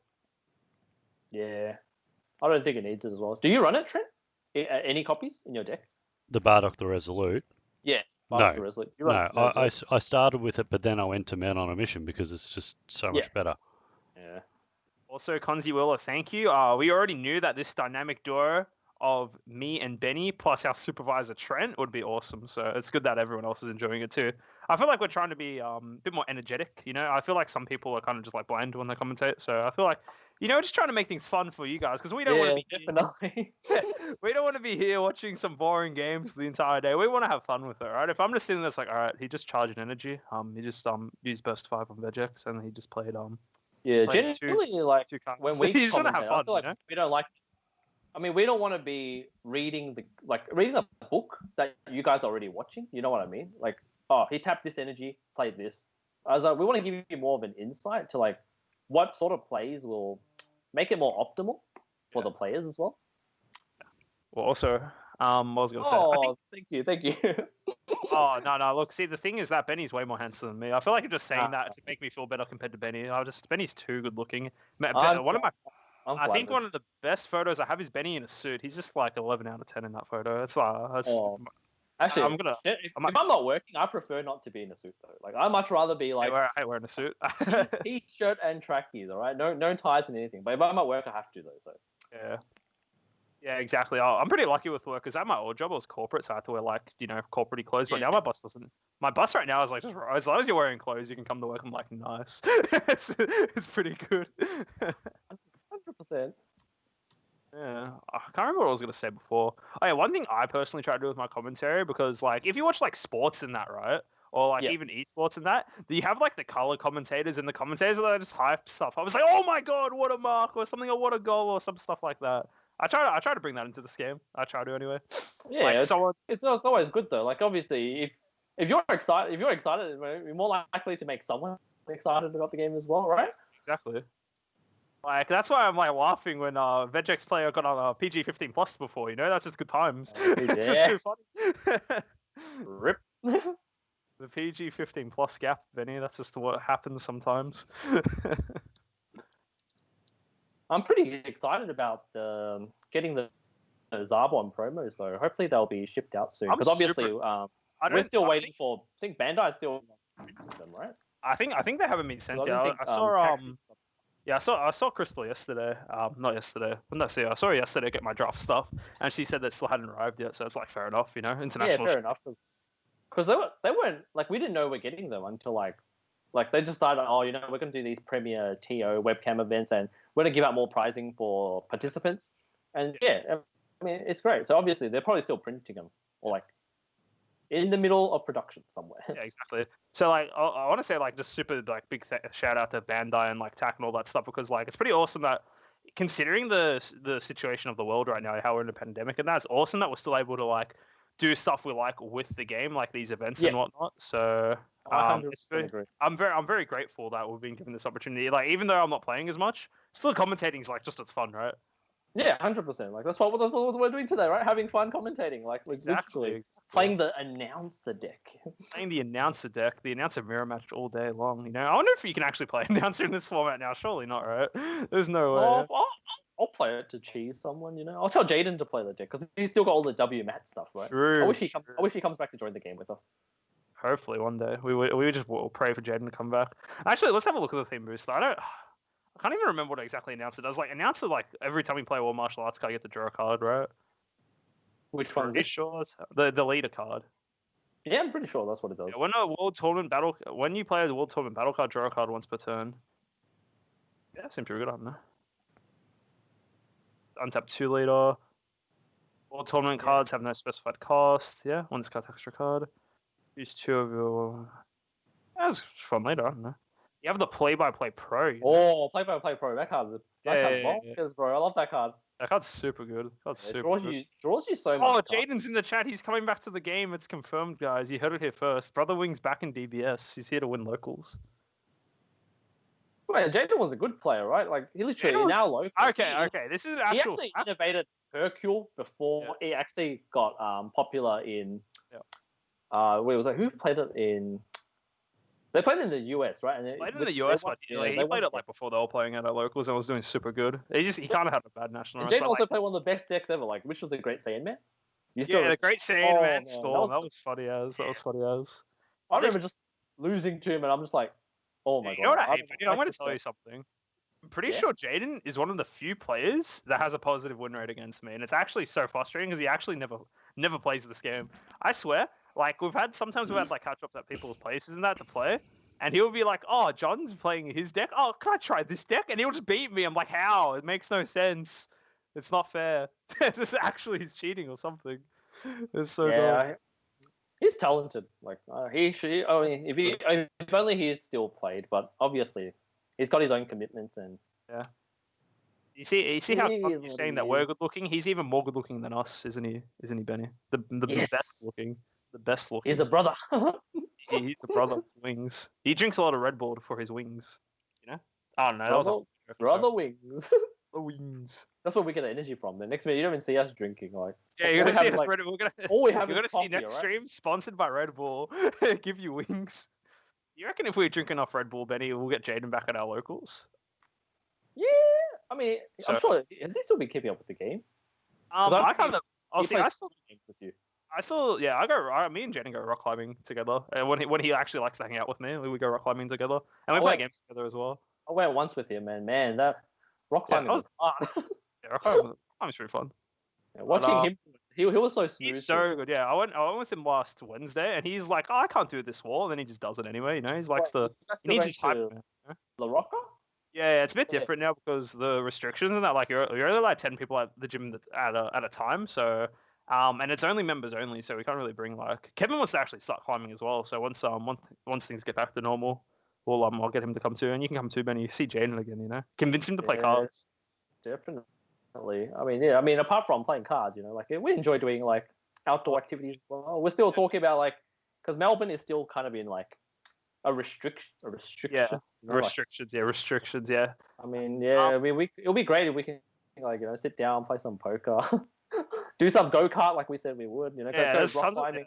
there's stuff I'm looking forward to doing once things come back to normal. That just outside of playing DBS, you know, there's more to life than just DBS apparently, which I don't think is true. DBS is what I look for, obviously. It's what I dream about every night, you know. Yeah, DBS is good, right? DBS is good. DBS is good. Actually, has anyone not seen the new draft box? I actually have one in front of me. I was gonna say, whoa. I've got one. I've got one just on the pile though of my stuff. I've just got. I mean, it's pretty cool, right? Got the Piccolo, Unison, and we've got the Great Apes. I think the box is pretty nice. The boxes they make are actually really nice looking and actually like good storage wise as well. Like I've literally behind my camera, I've got like 4 boxes high of cards in these boxes. So yeah, I'm quite honestly like one thing I look forward to this game, apart from playing constructed. Obviously, constructed is always good, but like playing draft is huge as well. Like at first I really hated draft, but then as I learned actually how to draft properly, I started enjoying it more. Who would have thought if you get better at something you like it more? I know, crazy. I know. So draft's alright. I mean, draft is a different game. Yeah, and it puts everyone on kind of an even ground, and it's really based on your pools as well, right? Yeah, the only time I hate draft is when you're doing it a main set, right? And then someone pulls a secret, like how we won that one draft tournament in teams. How it's like, oh damn, we put the Demiga SCR. I guess we just win. It was actually so funny. Oh yeah, that was funny. That was so funny. There's actually no way. Pretty good. Because that was back. When was that? That was when what was it? You got to get 1 starter deck and you get like 4 boosters from like any set. And we're like, all right, cool. We'll get the Shenron starter deck. We'll get the Piccolo, the Namekian starter deck, because I was convinced it was slept on. We also got the Chain Attack Zeno starter deck, which realistically, that should have been the Gogeta starter deck if we were like super trying, but didn't really. And then we're like, all right, let's get some Colossal Warfare packs. Let's see. Oh wow, we got the Migra from our first pack. I guess I was like literally, I guess we just win because Shenron deck was insta win. You know, it's ultimate skill play to Migra SCR turn 5. It was like, and I think everyone who versed Nick was like, wow, you actually have the Demiga SCR. It's like, yeah, I know, man. Yeah, pretty much. Yeah, if you pull good in draft, then obviously you'll have an advantage. But I don't think like there's an auto loss because you just don't know what your opponent has, right? And if you can draft properly, like even with, you can make a really good deck out of nothing. For example, in like last year's Nationals, legit, all I pulled was like 1 rare. Then that carried me through the game. I did pull a SR Gallic Cannon as well, but I didn't even play it once. Yeah. I think like how I generally play draft, I always like just pick a color I see the most of. So let's just say now if I start opening like a bunch of green cards, I'll just take every green card I see, and then I'll take all the black cards, like depending on the order, right? Because some black cards are the best cards in draft because they work with any deck, right? Definitely. It's like just making your deck consistent because some people try to like get all the good cards right from each color, but then it's like, well, you can't actually play them half the time because It costs specified costs and that. So Yeah. I'm actually wondering whether we can actually do draft at our locals or not, because obviously, because we're still in like COVID right now, right? We'd probably be able to rock up one day and do draft if they've got any in stock. Yeah, I So reckon we'll be able. Hopefully, we can. Yeah, and then I'm sure everyone will sanitize their hands before opening your packs and passing them around. Yeah, exactly. It's all about it's about like everyone's hygiene. safety. Yeah, not much to say about that. Just wash your hands more or less. I don't know. Just keep safe. Yeah, definitely. Wash your hands. And shuffle your decks, and it's always good to wash your hands, right? I mean, yeah, exactly. Because especially when you have to cut your opponent's deck or shuffle, yeah. I'm actually pretty tempted. I'm sorry. I'm thinking of your cards here, Benny. I actually really want to play the Gohan deck, the one I linked to you the other day for locals this week, the skillless one.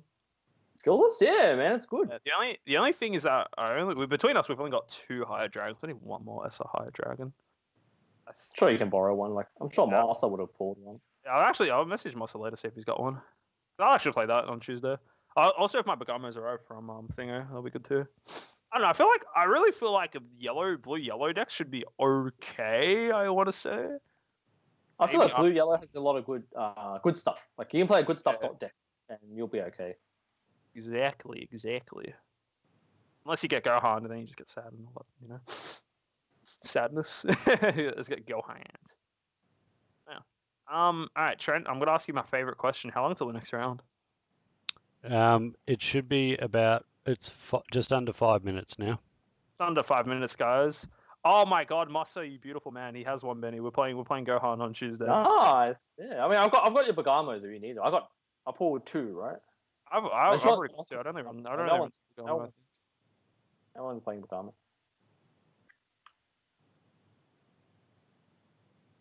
As long as you know that Yu-Gi-Oh player, Jesus. Well, look, I don't even remember what real talk, back in primary, back when I was really young, when Yu-Gi-Oh first started, Yu-Gi-Oh was the stuff, dude. Blue Eyes White Dragon, if you had a Blue Eyes in primary school, you were the king, dude. King of all the 5-year-olds and 6-year-olds. You'd be flexing. And because I was pretty lucky, my parents bought me cards extra when I was younger. No, I'm talking, what was I saying? Yeah, I was younger, so I was the only kid in my school with 3 Blue Eyes, dude. I felt like a king, dude, rocking up into primary school. Like, yeah, you want to duel me? I have 3 Blue Eyes. Let's go. I felt so good. But then, what did you say? What do they call you? Kaiba.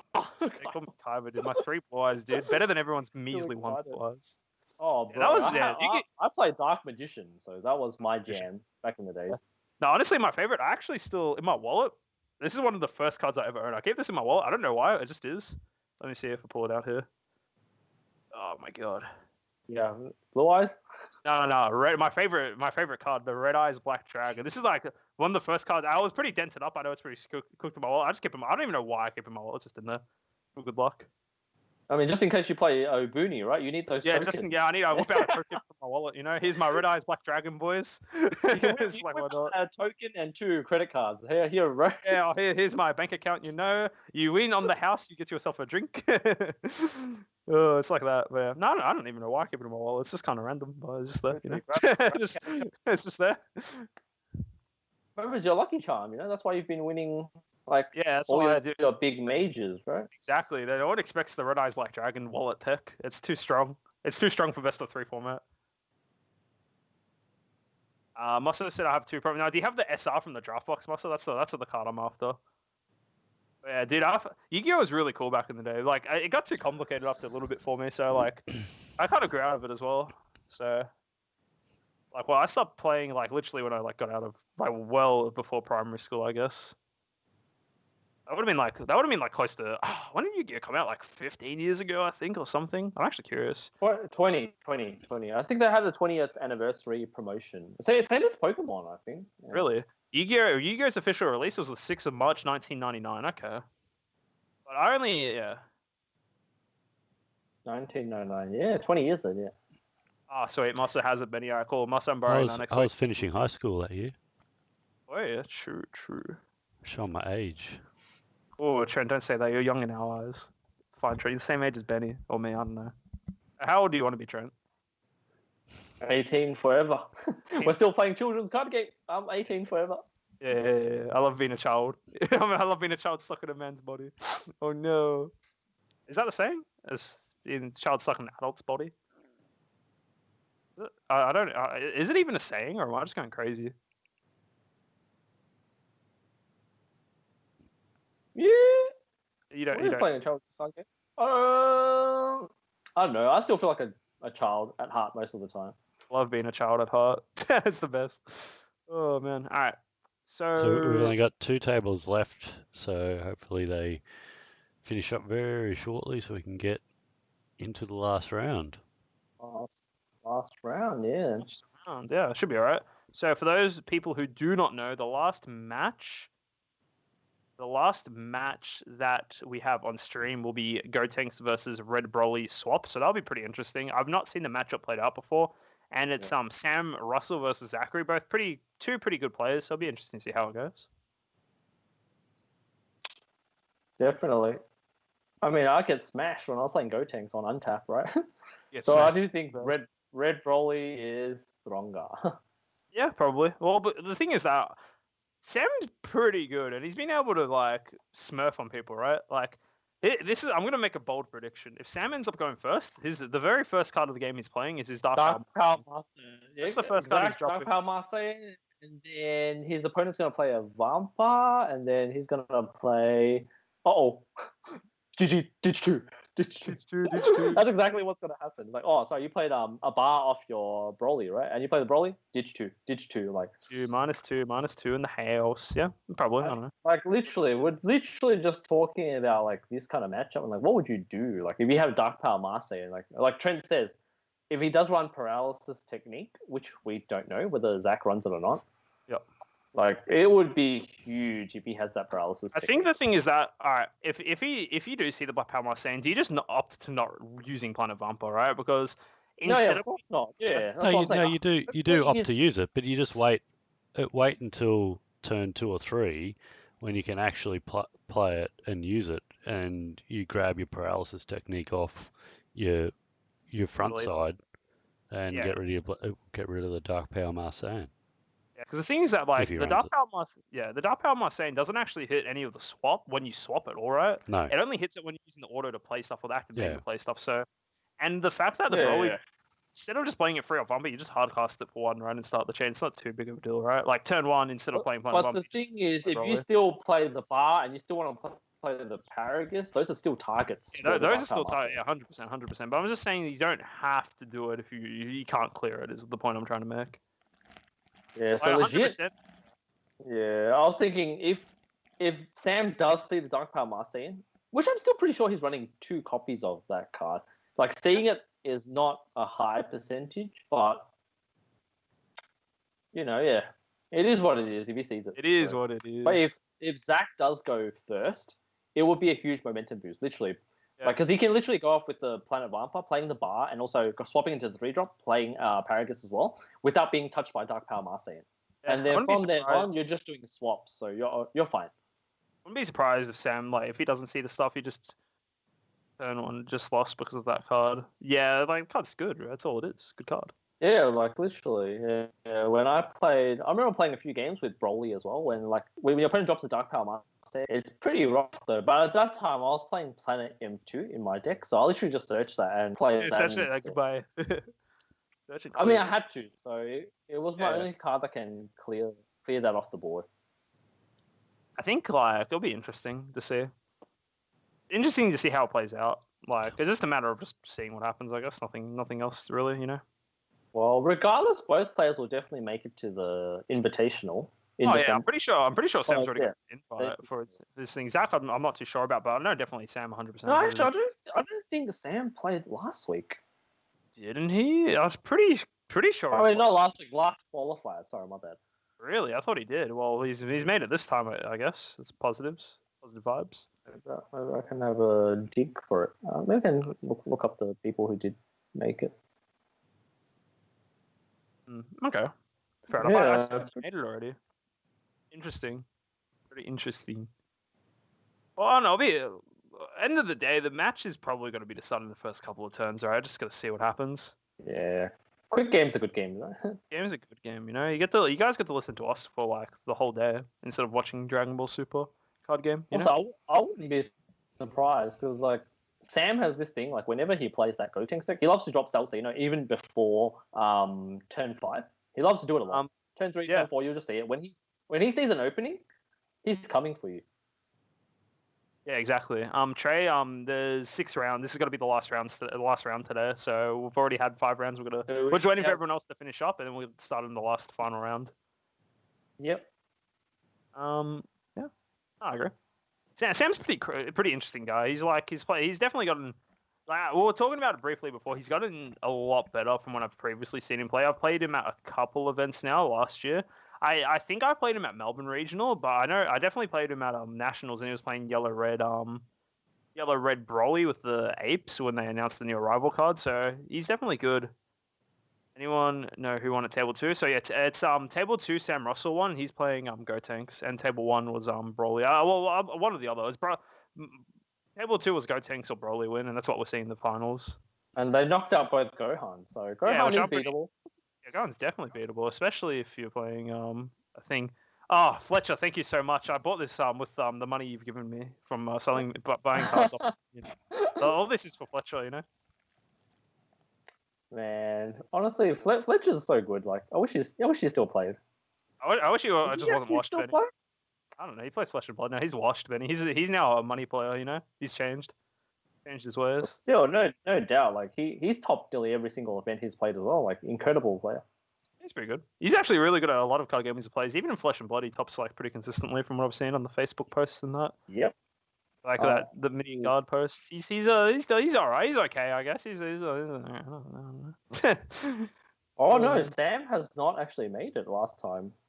Oh, so he didn't play last time. That's the only. Unless he played it badly. That's the only thing I think of. Oh, I don't see him in the finals list though. Yeah. Yeah, Scott McKenzie won the last one. Yeah. I believe he's playing Gohan. Trent would know.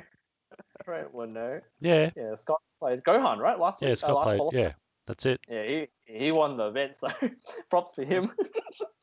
He likes winning with Gohan. He likes making people upset with the Gohan deck, Gohan, pretty good. Best of one king. Is there any more qualifier events, or is this the invite one next time, Trent? What's that? Is there any more qualifying events, or is this the invitational one next time? So there will possibly be an LCQ for just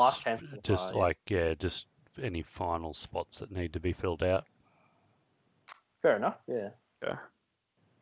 That's always great. I mean, more events for the players, right? And then but you don't know what that actually means. It means you get to commentate another event before playing again. That's what it actually means, isn't that right, Trent? Yep, that's it. Hey, thank you. Our pleasure. You guys are qualified, so I'll have to be picky and choosy. I'll have to pick and choose who I'm going to have. I don't know if anyone's actually interested in seeing the last bracket results though. Should I paste it in the chat? Like literally, you came 13th and I came 14th. Yeah, well, I knew I was gonna make it. I had a good tiebreakers. What even barely made it, Benny? Come on, man. You got me benefit of the doubt, man. Well, I was just under you. So I'll take 14. You're making me sound bad, Benny. I don't appreciate this. I don't really appreciate this at all. Well, it is what it is, right? Best of one. What were we playing? Oh, for those who are interested, I was playing Gotenks in the last qualifier. Oh, I was playing Vegex because I felt. To be fair, this was my second time playing in these online tournaments. That wasn't like a weird format. Third. Wait, what did I play in? I played in the one where you had to only set 10 cards. That was lame. That was not fun. You played a reboot Gohan in one of the qualifiers. Oh, that was actually depressing. That was the worst time of my life, that one. And then I became a commentator for the time being. And then I played one round and back to commentating, I feel just commentator's booth is where it's at, Benny. Just playing announcer is my favorite deck. Oh yeah, it's really fun, doing it. I mean, obviously, I still really like playing in events as well. Yeah. No, next event, like an invitational event, obviously I'll be playing in that. But if I don't have to play, I'll just commentate. Yeah, 100%. I don't need to beat anyone too bad, Benny. We'll let them have a chance by commentating. Let someone else have the time to shine. Actually, Jackson hasn't been playing because he did win the last invitational. Is he playing today? He did actually, yeah. I don't know. I don't know if he's playing today. I don't actually know, huh? Yeah, because I'm just curious, because if these don't get passed down, I'm just curious to see how many of the top players here will make it today. Fair enough. That'll be interesting. I don't know. Yeah. Definitely a lot of the players. I wonder how all the US players are doing as well. Yeah, honestly, it feels like just a bunch of Australian guys is doing good, which is fair enough. I'll just say this: it's pretty late in America, so it's it's fine. It doesn't really matter, I don't think. Oh no, it doesn't. It's not that it really matters. It's just like it's definitely really late. Oh yeah, definitely, yeah. Commentating's fun. Yeah, commentating's a lot of fun. It's definitely a lot less stressful. You can't in the stream. Yeah, you can. You just it just doesn't look good, so that's why you don't, I guess. That's fair enough. I don't know.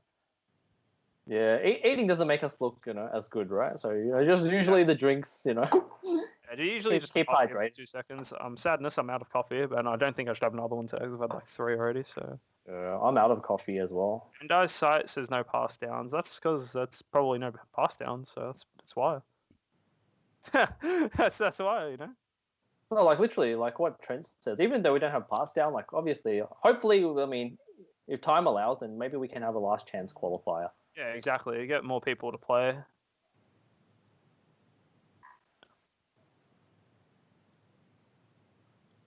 Alrighty, Should be good, Still curious to see who hasn't.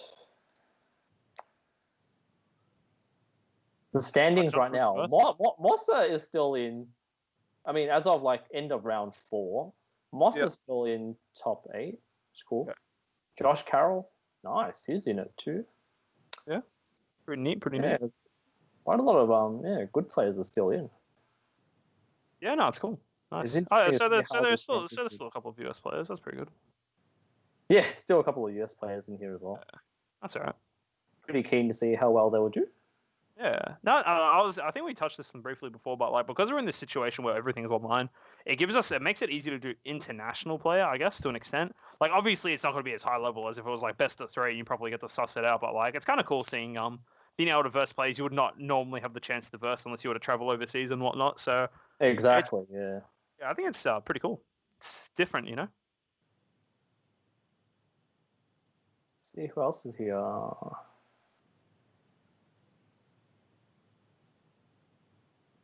Oh, it's unfortunate. Will is not doing as well as I thought. He's only got 3 points as of end of round 4. Wait, does that mean he's only got 1 win? At the end of so he was X3 by round 4. Ouch. He's a really good Gotenks player. Obviously, he's a teammate as well. So yeah. Might have saw some rough Gohan matchups. You never know. Oh yeah, Gohan the dream, by the way. Gohan best of 1 king. Peter, do you reckon Box is playing today? I wonder if he's playing Dark Broly because I want to see Dark Broly being played. Wait, who are we talking about? Peter Bokta. Okay, fair enough. He's playing Dark Broly, right? Maybe I want to say yes, but I'm not too sure. I'd imagine so. Yeah. Oh no, I think he said he was playing. Yeah, he said he was playing. So yeah, makes sense. Alright, so I was going to ask Benny, do you think they're going to do anything to reboot Gohan, or do you reckon it's fine? What do you reckon? I honestly think the leader's fine. Yeah. Like, I don't think it's... I mean, you can take cards around them. Like, even when I play best of 1, like, even I'm prepared for it, but...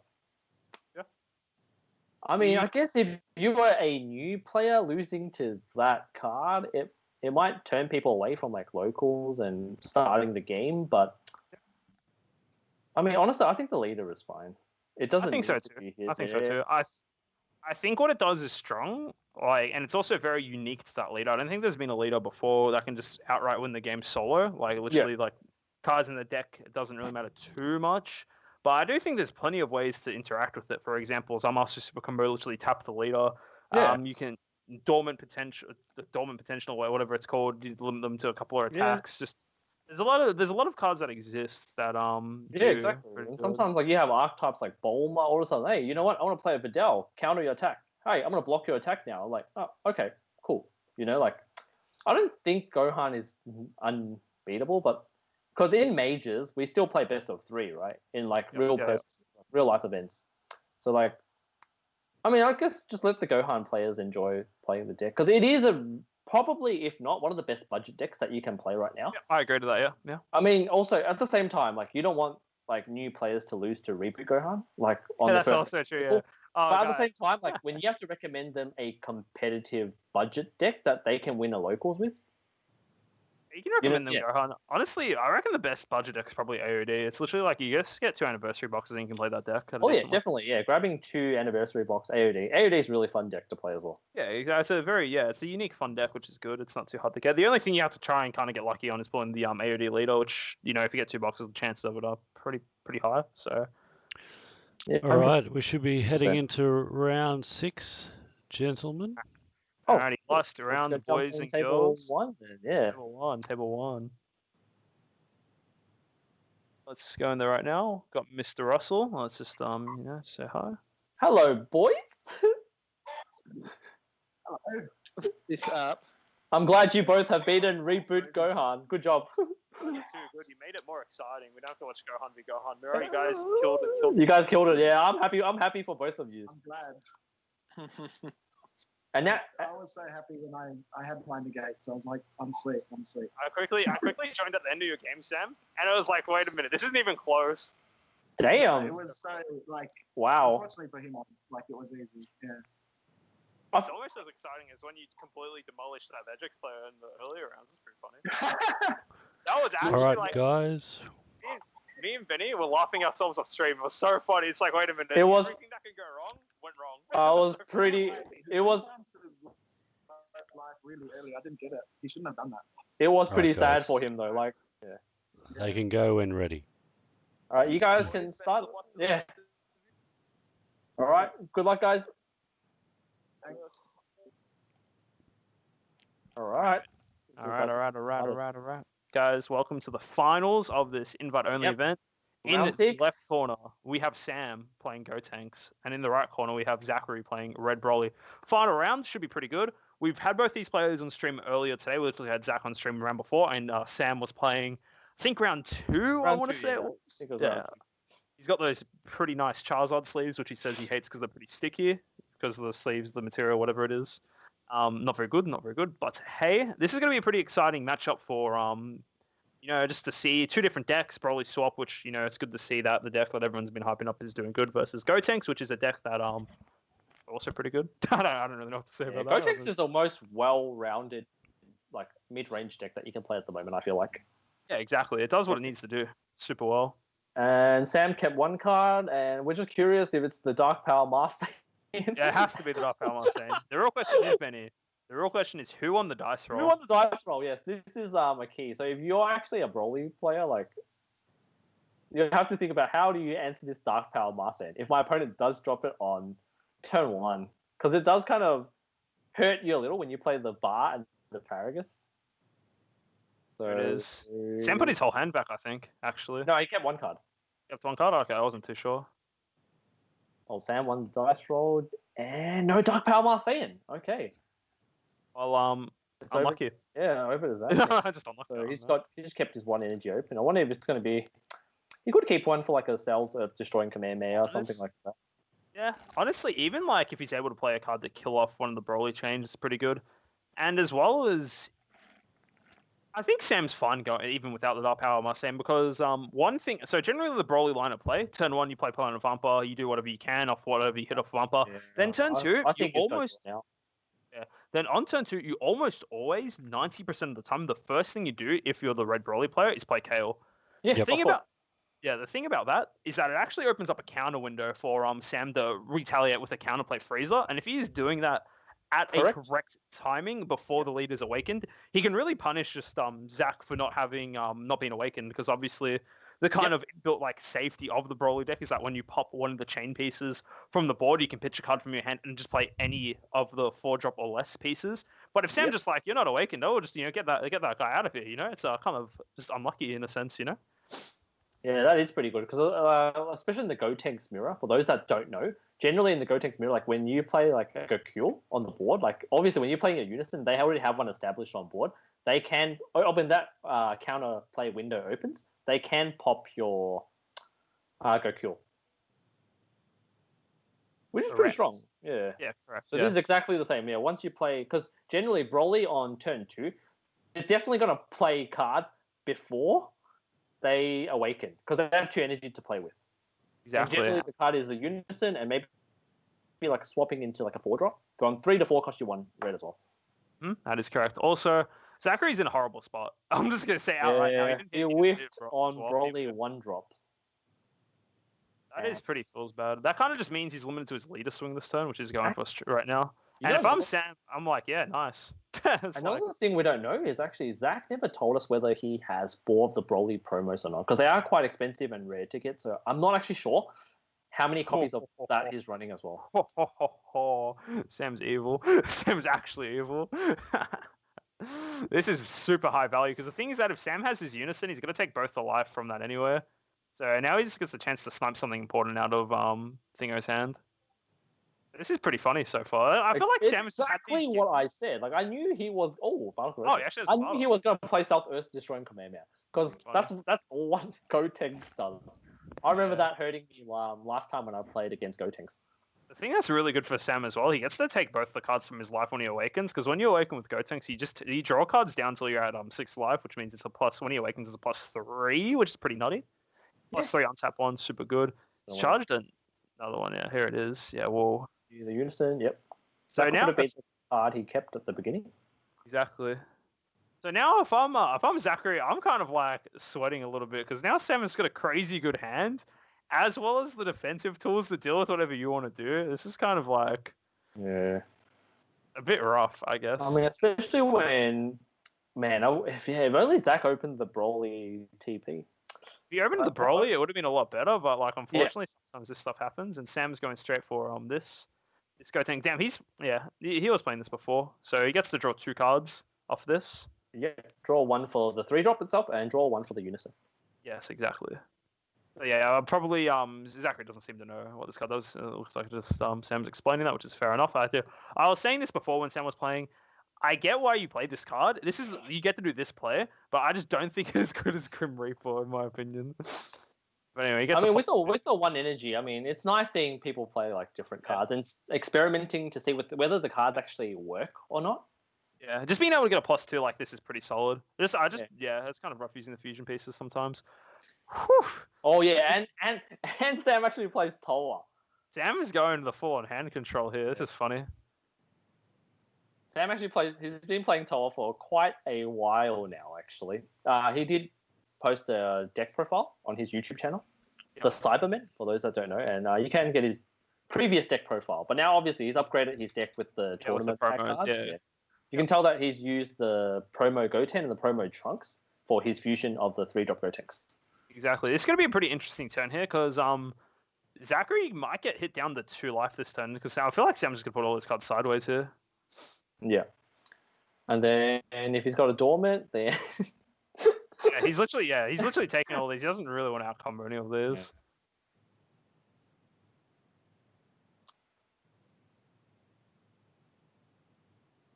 Definitely is pretty interesting. Yeah, I'll definitely combo that Paragus.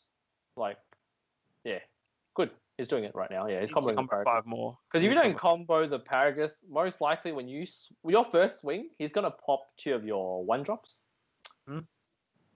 Does he have a event? Yeah. Oh my god, this is Sam drew the nuts. This is a bit of a oofed.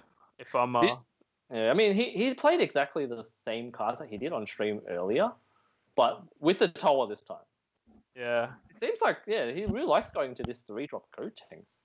The thing is, Sam was able to snipe 2 cards out of his opponent's hand. One with the Selden, of course, that I was talking about before the Toa. So this is pretty rough for Zaki. He's kind of just getting bopped left and right.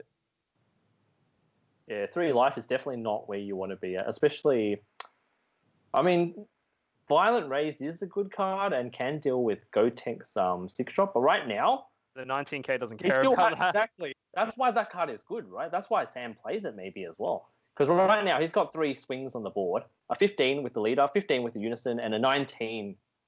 That. I mean, if your opponent Zach doesn't Violent Raise, he's still got those 3 swings, right? Sam, yep, as predicted, he's blowing up the Broly straight away. This is to be predicted. And the thing as well, you're going to play. Oh, Beerus Ball, nice, interesting. Yeah, good tech. Yeah, so really tech for the definitely situation. Definitely out the 4 life. Yeah, but that's the one. You might have played that for Oppo though, I reckon. He probably doesn't want. No, that Toppo card to- actually doesn't hit Topper. That card only hits battle cards 15k power or less. That's a good ad. That's a very good. Yeah, I like that. I quite like that. That's pretty good. That's a nice. I like that. That's good. It's good. 3 drop or less. My bad. No, it's 50. It's 15k or less. That's perfect in that situation. He protected his Broly on the front side. We were talking about it before. He has to be able to do it. To keep it up the chain. And that eats up Sam's counterplay for the turn as well. So the only really big downside about that is that now you know, 1 energy is a thing. You know, he only has 2 energy left to work with, so he's not really going to be able to swap really high up in the chain. On top of that as well, Sam is literally double his life and probably same cards in hand. So, and on top of that again, he has the blocker on board here. Exactly. So yeah, this is rough position for Zach to get out of. Yep. See what he decides to do. If he can Vampa now to get another card in hand, and maybe hit, if he's got a tournament one, to try and get a blocker on board potentially for the next turn, but then try and have another chain there. But if he Vampas, he has to go down to 1 life then. Exactly. Because if he does get the tournament pack, when he has to print another life. Curious to see if Sam chooses to blow up the Broly here. Actually, I think Trent is right. I might do it if I was. Because if he's got 2 negates in hand, like you were saying, like if he's got violent rays isn't going to touch anything, he's got to have a blocker and 2 negates. So he needs the bar on. Trent might be right here. Might have to do it. Sometimes you might have to go down to 1 life. He's getting kind of bodied right now. 3 drop. Does he have the Paragus at least? No Paragus. Ouch. Does he have it? Man, he's losing a lot of value. Yeah, unfortunately.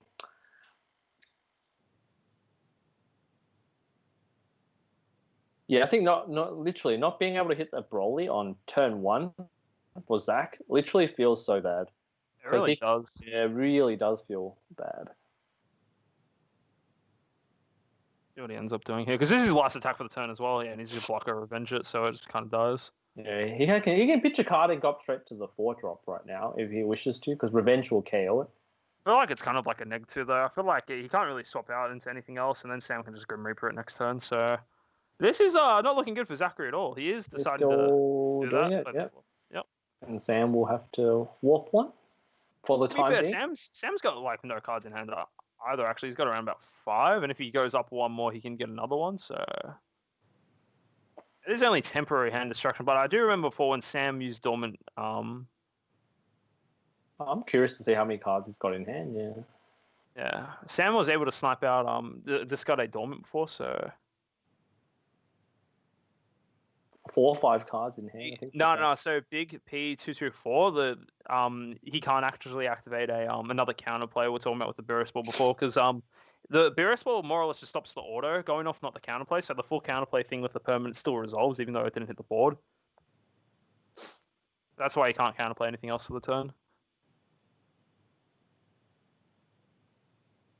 Because like the counterplay still resolves, right? If the counterplay of the phrase was like the full counterplay effect was blow this card up was in the counterplay skill, that would still work all fine, right?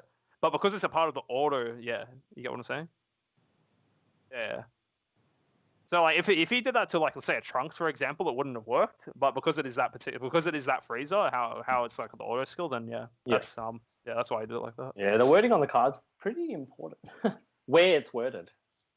Oh, looks like he vamped here. This is just.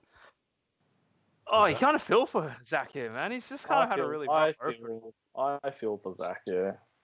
It's really rough not seeing that turn 1. I don't even know what the chances of not seeing a turn 1. Every time I play Broly, I see like some sort of 1 drop on turn 1. Yeah. Yep. What does he decide to do here?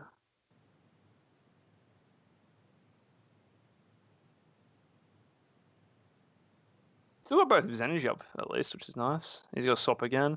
I think that's all he really can do. He's trying to just whittle down Sam's hand in like any way possible, so he limits his options for his next turn. I believe Sam still has a couple. Yeah, he's got 3 cards in hand, it looks like, and he's going to be drawing a few more next turn. And he's on 2 life as well, so like 1 double strike chumper, and that's a wrap. So a big win for Sam here, I guess. He's actually playing the Kale here. Interesting. He should have. If he was planning to play the Kale, I think he should have played it earlier. I think. Because then he'll at least have markers on it. Yeah, he has to grab that super combo. Okay. Interesting. Interesting how he's choosing to tap out. We know that he does play Flight of the Grand Eagle, so he could be playing Flight of the Grand Eagle. Yeah. That is true. That is true. I have to see what happens here. And I'm also curious to, what else does he play? Like, does he play like Wolfbang Fist or like Yamcha counterplays? Because I know some players are not. That's a 5-drop on 4. Why didn't he swing with it? Oh, because he dormant. He already dormant. He already dormant. Okay. Times, yeah. Yeah, that's another thing. Yeah, does he play Wolfbang or like Yamcha Merciless Barrage? I'm not entirely sure. Wolfbang. Because I know some just don't play it though. You know what I mean? Oh, he's EX evolving. Fair enough. Wow. Same player. I like this from Sam. Like we're seeing it a lot, mate. Yeah, like literally, it's a good evolved target for the card. Mm-hmm. And because you don't have to pay 3 for it, and you still get to draw 2 cards. And it also goes in unison too. Exactly. Like Sam's definitely respecting the KO. Just in case I can't finish you this turn. Surprised he's not KOing the Paragus or the Broly here. I feel like I get the Broly. Yeah, good stuff. Now, if he wants to play something, it's kind of scuffed. And let's see what else he decides to do here. He's got 1 card in hand. Because he can play anything safe. Oh, interesting. He's decided to pitch a card from his hand to play that Broly, but I think this means he has Flight of the Grand Eagle in hand. That's what I'm like predicting here, because he had to play that, so he had 2 targets. He needs to negate this one because this is a 30k double strike here. So if he doesn't, it's gonna be. He's thinking, yeah, Flight of the Grand Eagle. Yay, we're gonna see the card finally. Plus 100,000. Here we go. But he does sacrifice his Paragus here, though, which is the thing. Yeah. That's why he had to play that as a wrap. Yeah, that's fair enough. It's funny though. Finally, you get to see that card being played. Though we've been talking about it all stream today. Flight of the Grand Eagle. Yeah, it's interesting. I don't think it really saves him in the situation though. Like all it does is means he doesn't die on that swing. Because the thing is that as soon as Sam ends his turn, he gets 3 cards back to his hand. Gotenks has double strike, doesn't it? No, it doesn't. Sorry, it's single. It does have double strike. That one does have double strike. Yeah, that's why you have to fly. No, the leader. That one does have double strike. But he's still got unison swing and Gotenks swing. So yeah, what starts to do here. Still lethal. Thing is, interesting. This is actual bullying. Sam is playing all the tech. I don't even know if Sam plays Grim Reaper. I mean, I know he does, but I'm saying. Yeah, he like actually hasn't played it on stream, so that's pretty funny. He has not played Grim Reaper. I was like, you don't need Grim Reaper to win. Wow, Sam. Sam's just going for it. He plays the Master again, because he played it in the previous match too. Yeah, exactly. And now, like, 25. So the thing is that now, the last card in his hand is the Raditz super combo, so he can't actually combo out of it. This particular hit here. Yeah. And then he just swings with lead and just probably dumps everything, right? And then if it doesn't work, then you just dump everything with your unison. I think we saw his hand before. He's got like 2 Gohans in hand. The blockers for Sam. Well, the thing that doesn't even Sam's won this game, right? There's no way he loses from here. Because the thing is that he's still on 6 life and bottom deck a card. He literally he wins off that alone. Wow! I love this hand destruction. It's so strong. Yeah, that's Sam kind of just bodied people today, not gonna lie. Yeah, he actually did. I mean, for anyone who does want to get his deck profile, he'll definitely be posting one in the discussion group or on the YouTube channel. So if you guys are looking forward to that, he'll definitely post one. Wow, he's playing a Frieza. Frieza crit as well, fair enough. True. He's got all the technology, so yeah, it's not bad at all. But yeah, there we go. So Sam has won the event today. He gets all the cool winners cards. So yeah, good on him. He's done pretty good.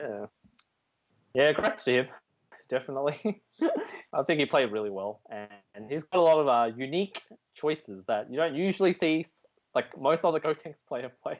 I actually kind of like his Android 18 tech, because one thing with Gotenks, he kind of just sit on life for most of the game. So instead of running Paragus, he runs that. Yeah, Moss is already on that. So that's interesting. Probably means he also doesn't run. I don't know if he runs Dr. Gero. No, it doesn't seem that way. We haven't seen one from him yet. It's pretty interesting. Yeah. There you go. Yeah. That's it, guys. Oh, let me sit it properly. I'm kind of just leaning down looking at the thing. But anyway, yeah, congrats to both players, though, for qualifying for the Invitational. I think they still played really well to get to the finals, like where they are right now. Yeah, exactly, 100%. So that's pretty cool. And then we will have to verse them in December. Yeah, maybe. I don't know. Looking forward to it. yeah, see what people come up with. I can't really see the meta changing too much. So I agree. Always good to see a power finish. that was pretty just dominant from Sam, right? I think like Sam is honestly really good. He knows how to beat a lot of decks, which is the main thing, right? He's well prepared for a lot of things that come his way, so it's good. It's good to see. Yeah, that's what I said. Like best of one is a different ball game, and he knows how to play that ball game. Yeah, he's pretty. Well. Yeah. He's got like a lot of good tech options in that. So yeah, Sam won overall with Go Tanks. Yeah, that's kind of expected. Go Tanks, not expected like Sam to win specifically, but it's expected that Go Tanks a deck that is pretty good to do really well. So can't complain, It's what it is. What it is. It is what it is. It is what it is. Yeah. Curious to see what people come with. So it looks like Sam in the chat there is saying he's won. Congrats to congrats to Sam. Yeah, congrats. Yeah. I hope best of 3 online never returns. It's pretty bad. So some takeaways. So one thing that was really cool from Sam's build of the Gotenks deck is that one thing I kind of like not sure how I feel about is seeing the promo Gotenks. I've got mixed feelings about that card. I think obviously it looks really good there because the only realistic time it's pretty good to play is to play on the turn 2, like when you're waking, get to play that because you don't really have a chance to play the Gotenks. And exactly. One thing that Sam was utilizing really well is that he was using EX Evolve. Yeah, exactly. Just good for aggressiveness. Yeah, exactly. You were able to use that as an EX Evolve target, an extra swing. So I think you made it look really good. Might have to change my opinion about that card, but like, it's definitely changed my opinion because I was thinking about it, like because right now, obviously, I want to play blue, right? And I'm playing like Zeno Unison as well in my Vegito deck. So I kind of want to build as well. And then I was like, man, literally, if Sam played that deck against me, he'll probably run all over me, right? Swing with leader, swing with Unison, play the Gotenks minus a marker, swing with that. And then there goes my Zeno, right? As well, Sam, if you don't mind answering this, what is exactly your super combo split? Do you just run the Android 18? Because that's the only thing I saw you run today. Do you do a 2-2 split with 18 and like Dr. Giro or Paragus? I'm just curious. Yeah, I agree. I was talking about on stream before as well. Like when I was playing against you, literally when we're playing, we talk about so much random stuff, like having a beer, having a good time. It's always good playing you as well. It's just good to have fun. Interesting. Okay, fair enough. Yeah, I see the reasoning behind that. Like, you don't really get to use Paragus too much throughout the game. So, is that really run 418? So he would run for Android 18. Interesting, yeah. But Sam, don't forget, Sam is running Toa, which is unique to his own Gotenks build. No one else is running Toa. Yeah. Sam again, congrats, Sam. You did really good. It's always interesting to see you, and you always do like run unique stuff in your deck. So it's good to see. Yeah. Always good to see. I didn't get below 4 life in 5 out of 6. Yeah, that is so true. When you play Gotenks, you're generally always stuck on 6 life because people are trying to swing at your Unison, right? Yeah, exactly. Because everyone's like, damn, Unison just wins the game, right? And you just, Yeah, no, Sam's deck is definitely really nice.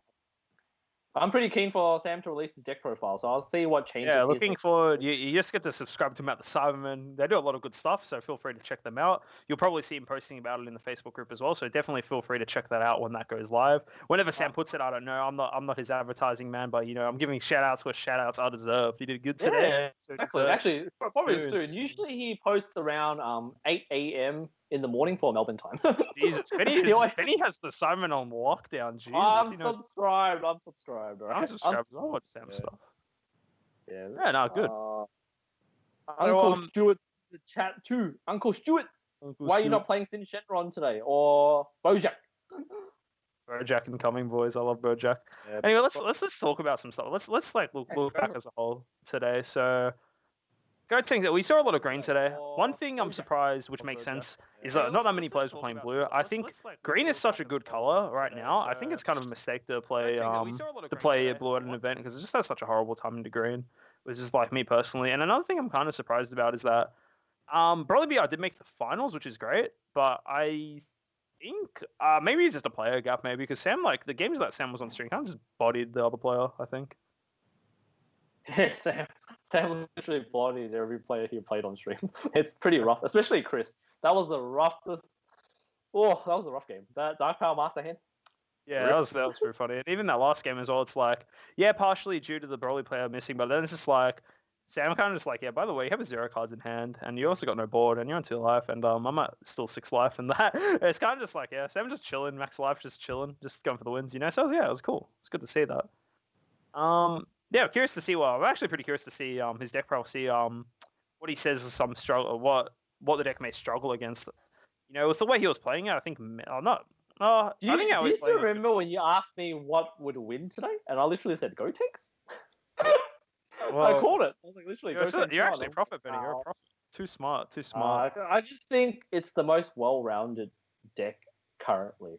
I really see one thing that I really really want to take away from Sam's Gotenks, right? If you watch the 2 games on stream, he wasn't using the best card in the deck, in my opinion, which is the Grim Reaper of Justice. He was able to play the deck in a way that people wouldn't really see it played. Because the thing is that, like, how most people say Gotenks, like, yeah, you just spam Grim Reaper every turn, right? That's how generally people see that deck. But he's like, oh no, you can also use the other Gotenks, the promo, get it out turn 2. You get to start cycling your deck a turn earlier. And on top of that as well, if they don't respect it, I'm just going to EX evolve and just, pressure them, kill their unison instantly. So yeah, even Sam himself saying it's like, you didn't really need it. I think Grim Reaper is still a fantastic card. When it's on the board, it does so much. But like, yeah, I really appreciate how the way that Sam played the deck is different from what I've seen on other streams. I liked it as well. Literally, finally we're going to see the TP promos, right, in this stream, because obviously last one we didn't get to see anyone. Yeah, Sam probably bumped the price of that promo up a little bit, So good job, Sam. You got to get see some buyouts soon, so that's pretty good. But yeah, you know what the good thing is? Because you won one, right? Because you cracked one from your winners. Yes, I did one. I knew that. Thanks, Sam, for driving the price up for Johnny Sam Boys. just made me like $50. I appreciate it, Sam. TY. I appreciate the work. Do it again. Winston with some more cards I own, please, and thank you. That'll be great. But no, real talk though. The only promo that's not pulled for the winner is the Sin card, the natural. So that'll be next week if you win at Cardtastic. I don't actually know. I haven't really been paying attention to what's being pulled, but no. I collect the card, so I'm just curious to see, what's being pulled. I have my 3 trunks, so I'm happy, I don't really need to win any locals like, these few weeks. Curious as well. I feel like it's going to be interesting. It's definitely opened up my perspective on like ways you can actually play the Gotenks deck. Because most things let's just say now, if people are running Meki Kabura, yeah, I agree. That was one card Owen were playing at locals this week. I struggled versus a Dark Broly player because I swear all they did was play Meki Kabura and say, hey, 6-drop Gotenks does not exist. I'm like, okay, it does not exist in my deck today. Yeah. And I'm just like, wait a minute. I actually, because I don't have the promo, right? Well, I didn't have the promo until like I won at one, but like, it's kind of rough. So yeah, just being able to see that what the promo can enable the deck to do is pretty cool. I like that. It was good. Yeah, well, definitely. I think I slept on the card as well until I watched Sam and Mossa played it on stream today. Yeah, it seems super good. It was like because they both played it and they both it actually put in work. Nice. It did actually, yeah. It was good. I agree with Sin does need that promo as well. It's a nice double strike 3-drop that you can play off your tap 6 ability. Yeah, I agree with that. I agree to that, good sir. Yeah, I'm really surprised that not many Sin has done well today. I think are people taking for it or around it maybe as well? Because in the last qualifier that we had, Sin was so dominant. Was it? Yeah, it was actually. Yeah, it was really dominant in the last one that we played. Literally, the people playing was Ryan and Stuart, and they both placed really high with it. I think they both only lost one game. I'm genuinely trying to remember because I don't think I can remember for some reason. Because last week was the finals was Reboot Gohan in the qualifier. Ryan lost to Scott McKenzie. Okay, fair enough. Yeah, literally, like Sin versus Reboot. That was the final for. Actually, is Sam still in the chat? Sam, I've got a question for you. I just thought about this now. So you know how we're getting the new Goku promo, the one that is the Goku arrival card. I'll literally just grab it because I think I've got one right on me. The red green one. Green. So this red green Goku card here. Would you ever consider running Nappa? There's Nappa Super Combo 4 of your deck so you can have access to this card. Just curious. Is that a possibility? Because you actually could do that. That seems pretty solid. There's just an idea. Food for thought. If he's still in the chat, if not, well, then we'll just do all my ideas left on deaf ears. I don't know. Curious to see because he can. This card seems pretty good. I was literally while we're talking, I was flicking through cards you can arrival comboing Android 18. I want to know if Sam is still in the chat as well. Like, I'm more interested to know. Do you play this in Gotenks? There's no way you play that in Gotenks. There's no way, man. Some people are saying you can because you can successor. You know what I mean? Like, nah. There's no way. There's no way, man. There's no way. Slug. Beautiful card.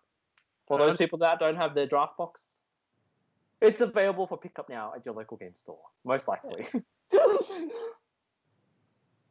Well, I think Sam's doesn't like talking to us anymore. It's fine. Maybe he's busy. I'm saying Gavin. Yeah, October event was Sin versus Reboot Gohan for final. Was it? Yeah, it was actually. Yeah, I'm pretty sure Gohan won. Yeah. Unfortunately, Stuart actually lost to the Reboot Gohan as well on stream, I believe. Yeah, just Reboot Gohan does that. Yeah, it's unlucky. Yeah. Well, guys, I actually don't really. I guess we're waiting for the final round. I'm guessing, is there another door prize, Trent, or what's happening? Trent? Doing some door prizes at the end there, but if Sam's around, we could probably get him into the Skype chat. Oh, yeah. Oh, Sam, wow. I'll see if I can hit him up. Yeah, you hit him up. Yeah, we'll talk to him a little bit. And then we can ask him the hard-hitting questions, Benny. Would you run Nappa's super combo to play Goku Arrival? Yeah, definitely. Maybe you would. Damn. Stuart, you're going to run Android 21? I'm excited to see it. Yeah, literally, Stuart runs the most interesting decks. Like, I versed him 1 week when he was playing Gogeta Burn. Like, that's cool. With the promo Gogeta, the one that comes from the game. Yep. And then the week after he was running Bojack, I'm like, man, these decks are all like, they're really fun. Like, watching him play like these, like, casually fun decks, like, it's nice. So I get to learn something as well, because I know what all the meta decks do. I kind of want to know what, like these non-meta decks, like casual decks, do as well. So yeah, it's pretty fun. It's pretty fun when you see like players just play off meta decks or like not as popular decks. It's good to see just variety, I guess, spice things up, Yeah, exactly. Like, I mean, as long as like everyone's having a good time, that's the main thing, right? If you're playing a deck you don't enjoy, then yeah, exactly. You just want to have fun, really. That's the main thing. Like, if you're not having fun, then what's the point, Yep. I mean, winning is just a bonus. I feel like winning's always good, but winning, okay. Let's be real. If you win, you'll feel good. Yeah. You always feel good for winning. But like, yeah, it's like winning is just good. But definitely, like, if you can have fun outside of winning, that's like an even bigger plus, I think.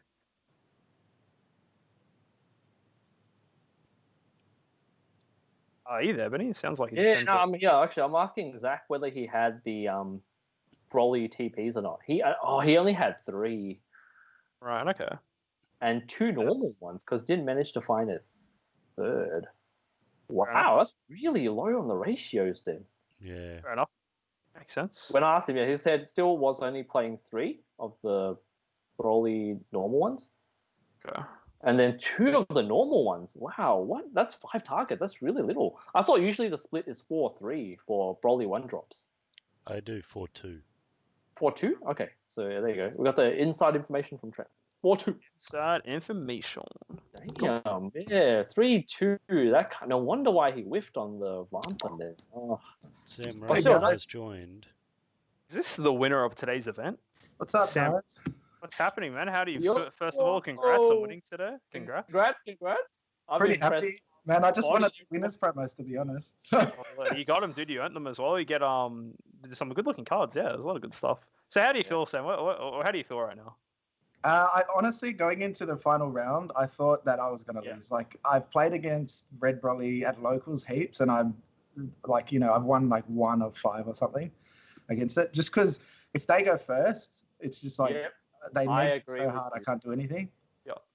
But I think I was lucky to get the die roll. That's the main thing for me. And I got to get that promo out turn 2, which is I only run 2, so it's hard to do that sometimes.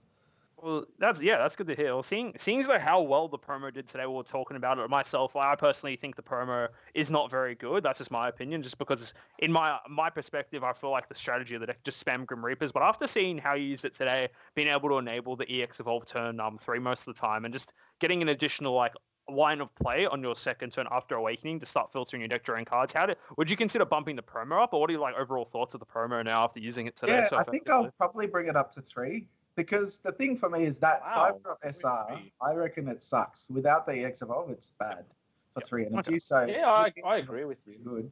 And I run one of the tech I run is the crit freezer from DB5. I did see the one of that you were showing at the end of that round, yeah. Yeah, so I run one of those, and if I do, it doesn't happen. It happened in one game, I think. But if I have that in hand and turn 3, swing in with the 30k double, and then drop the crit freezer, it's just so fun. And people don't know what to do. They're like, do I combo my whole hand or do I take the double crit? It's pretty cool. Yeah, that's one thing I really appreciate about watching your games. You've been playing, we were talking about before, because you've been playing from last year, and it feels like I've versed you a couple of times, and Benny as well has versed you a couple of times. It feels like that you've really, personally just seen you play, you've improved heaps since you've started playing as well. You've always been doing pretty good, but now you're doing outstandingly at these events. Yeah, I'm just saying the truth. You've earned the respect. That's you're just playing really well lately. You've won a lot of events. You've topped a lot of events as well, and you're just bringing innovative ideas to things that people wouldn't really read it, double check or whatnot, right? Especially. I think something that I always try. I never I have nothing against net decking or whatever, but I always try and do my own stuff because people don't expect it. Bringing these that promo, no one expects you to play that. They don't know what it does, and it's good to just get people on edge if they're thinking, "Oh, what does this do? What do I do?" It kind of knocks them off their game a bit, and I think that helps.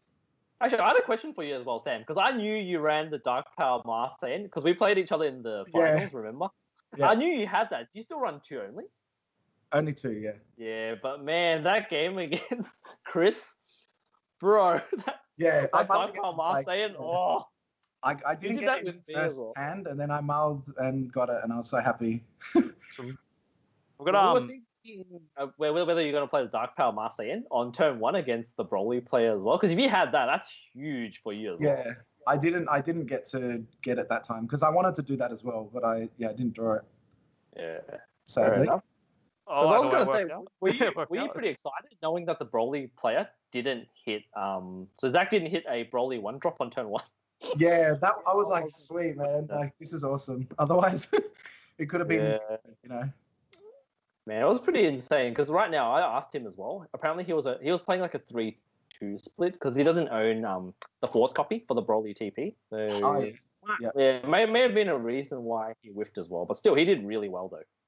Yeah, looking at it was good. It was just unlucky. Going second always hurts in these matches that go quickly. He's taking his life down really quickly too. So I can swing so fast and so hard. It's kind of hard.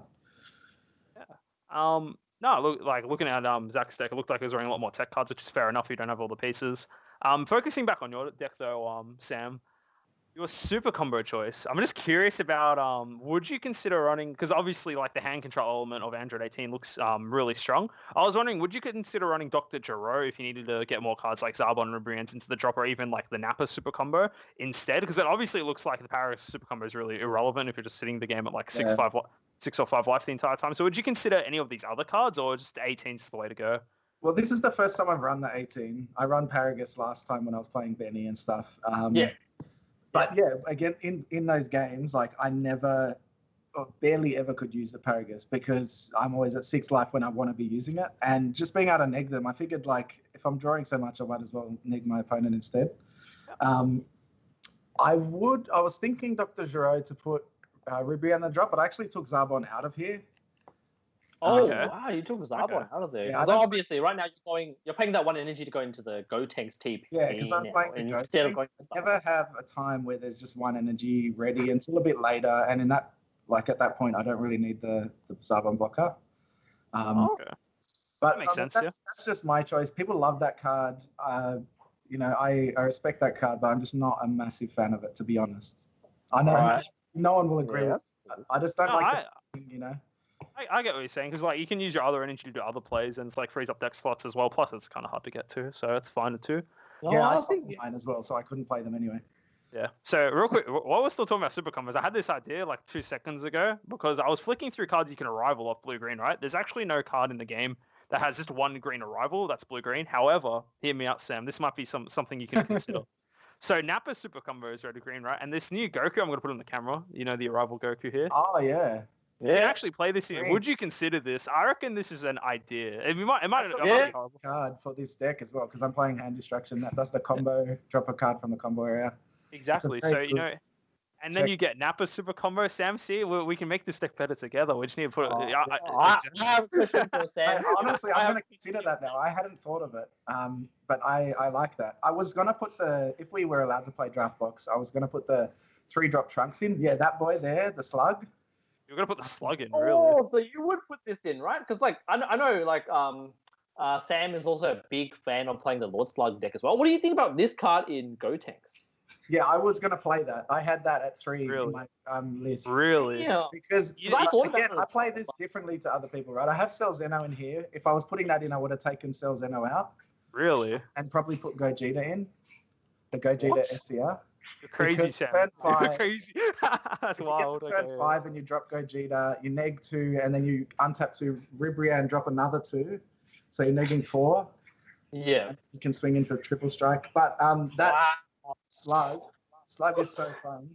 I know, yeah. I was looking at this card for a while, and I thought of you as well, because like you know how you did your Lord Slug deck profile. I was like, Yeah, hey, you I know, love Slug. I love maybe it. Sam might play this in his deck. You know, like if you could. I would have. Funny. And actually, the 3-drop trunks, that's dual attack. Because you can, Yeah. like in Say, I didn't have that TP promo. It's from the Uh-huh. draft box. You tap 1 for the Goten from your hand to the drop, and then play. Ah, yes, I know what trunks card for you're the talking deck. about. Yes, yes, yes. Yeah, You don't get the me too. draw, but you still have a dual attack turn 2. You're just like smacking them hard. Like that's 3 15k attacks turn 2. It's really nice. 4, including your leader. That's pretty smart. That's pretty cool. That's Yeah, what I'm it looks saying. like Your, you really your thought about version this, is yeah. so aggro. Aggro hand control as well. Yeah, I like my aggro decks. Yeah, Yep. see, the cool thing about it too is like you've obviously put a lot of effort into this deck. The fact that you've already theory crafted all these ideas and just like opportunities and like you can use to make the deck better. It's really cool to see that it's paying off as well. Like I like it. It's great. You've really earned your win today. Like honestly. Yeah, thanks, man. Thanks, boys. Yeah. I look forward to playing you when real life events is back again. Yeah, you know? exactly. I We probably would have I- played each other in Queensland, but that got cancelled unfortunately. So. Yeah, would have. Damn it. I'm not a big fan of the webcam things. But you know, we got to do what we got to do. COVID Yeah, time. exactly. that's- I mean, we're still appreciative of Bandai actually giving us some events, though, right? Of Like course. it's still great, you know. We still Yeah. get participation prizes and winner promos and stuff, you know. It's really nice still. Yeah, It but is- also for people, I want to go back to what you said before. The Trunks, the card that Sam was talking about before is this Trunks Wielder of the Legendary Blade. It's a 3 Yeah. cost, has dual attack, 15 attack. When this card is played from your hand, you get the draw card. So if you're using it from the deck don't- order, you don't Yeah. get that. But this other one is that choose one card in your hand and discard it. When this card is carried by an opponent's skill, return this card from your draw to your hand. That's a good option too. But I think the main thing is definitely how you're saying the dual attack is a great option to have. It's just because I love like playing aggressively with this. So having another like 15k dual attack on turn 2 is pretty good. Even turn 1 if you really wanted to, like if you really did want that to, way. yeah. If you're going second, for sure. Yeah. Awesome. Like, I've seen a lot of your. It kind of forces them to put resources in to get rid of it. Otherwise, they're going to get 2 more attacks from a 15k turn 2 if you do play a turn 1. Cool. Oh, awesome. Yeah, I was gonna say I've seen you play the Gotenks deck a lot now. I think your most famous thing for me is like you will always drop Celcino before turn 5. Yes, yes, Out of yes. nowhere, man. Sam so aggro. Like people are not expecting it. Okay, Sam will just I'm going in now. Yeah, Like, you I know see an what? opportunity. I go in, I win. That's it. Let me tell you about that Remember I was on stream last time. Yeah, I was we were talking about that. I Yep. found that hilarious because I thought you fallen through that game. That was hilarious. No, We he still- was. Sam was so That good. was He so just saw funny. The reason I did it because he just sparking negated, right? He just Yeah. sparking negated my attack. I'm like, what's the chances he has another sparking negate? And then he ended Well, up yeah. having. I just thought it was a decent gamble at the time. But nah, still, like I love it when you do it though. Like it's so aggressive. People are not expecting it, you know. And when you see a window of opportunity, you would go for it. Which Against someone like- today, I did it on turn 3, I think, against Soul Striker and killed him. It's funny. I mean, if I was versing you, I'll definitely be like, man, Sam could drop this on me anytime. So I must keep in the gate. So fun. All right, guys, I have to go because I'm going to take my wife and my dog to the beach. Yep. While they're Oh still yeah, nice. but Yeah, thanks have for a good having one, me man. on. Congrats no worries. on No, the thanks win for talking to us, again. man. Cheers, Look forward to guys. your deck. Look forward to your deck profile. Yeah, look out. this week, maybe Monday or Tuesday. Check out Cyberman on YouTube. Sam deserved it. Big win today. Congratulations once again, and looking forward to see you play in the future. Cheers, man. Thanks for the shout out. See you in the finals. Bye. Yeah. Hey. There we go. We got Definitely Sam Russell, guys. See, he said the idea was good, Ben. You were correct. He said he didn't even know of the technology, and now he knows. That's what he's playing next time. We just know the tech. This boy here. I might actually try it. It seems pretty good. Yeah, I do like the rival Goku as well. And obviously the Lord Slug. I quite like this card. I pulled 2, so I might try to make it work. Yeah. No, it's good. Like, again, the point I keep on making is that he's a player in the community who's like, essentially like how life works, right? If you put more effort into another person in anything, you'll get better results than that person, right? It doesn't matter the circumstances. Whoever tries harder, whoever puts more effort into anything you do, will get rewarded more. And Sam's like one of these players that he's putting a lot more effort than a lot more people in this game, and it's paying off. So it's really nice to see players like him do well at these events and even winning them. So it's like, honestly, just from a story, like from a narrative perspective, you have a player who's trying really hard and he's reaping the rewards for it. So it's just great. It's just great seeing him do well at these events, especially if you're an Aussie player and you actually like know a bit more about him. So it's good. I agree. He's a good Aussie player, you know. Like definitely, like once you're like, you know, all that hard effort that you put into the game starts paying dividends, you're like, man, it was worth it. My investment's worth it, you know. Like, okay, obviously we all invest time and money as well to, you know, keep playing this game that we really enjoy and love. So I mean, even we do as well. Like me and John, like exactly. Like now we're investing in the commentator's booth. It's great, you know.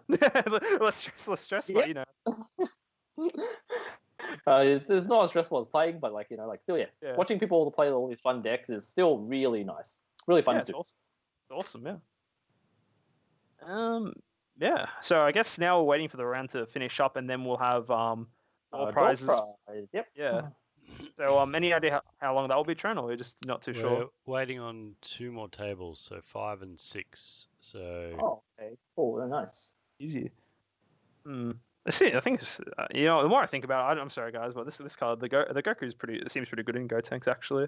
The Goku Arrival, yeah, definitely. This thing has double strike as well. What? Yeah, I didn't even know this thing had double strike. It's literally like a new version of the SSB Gogeta, the Resonant Explosion.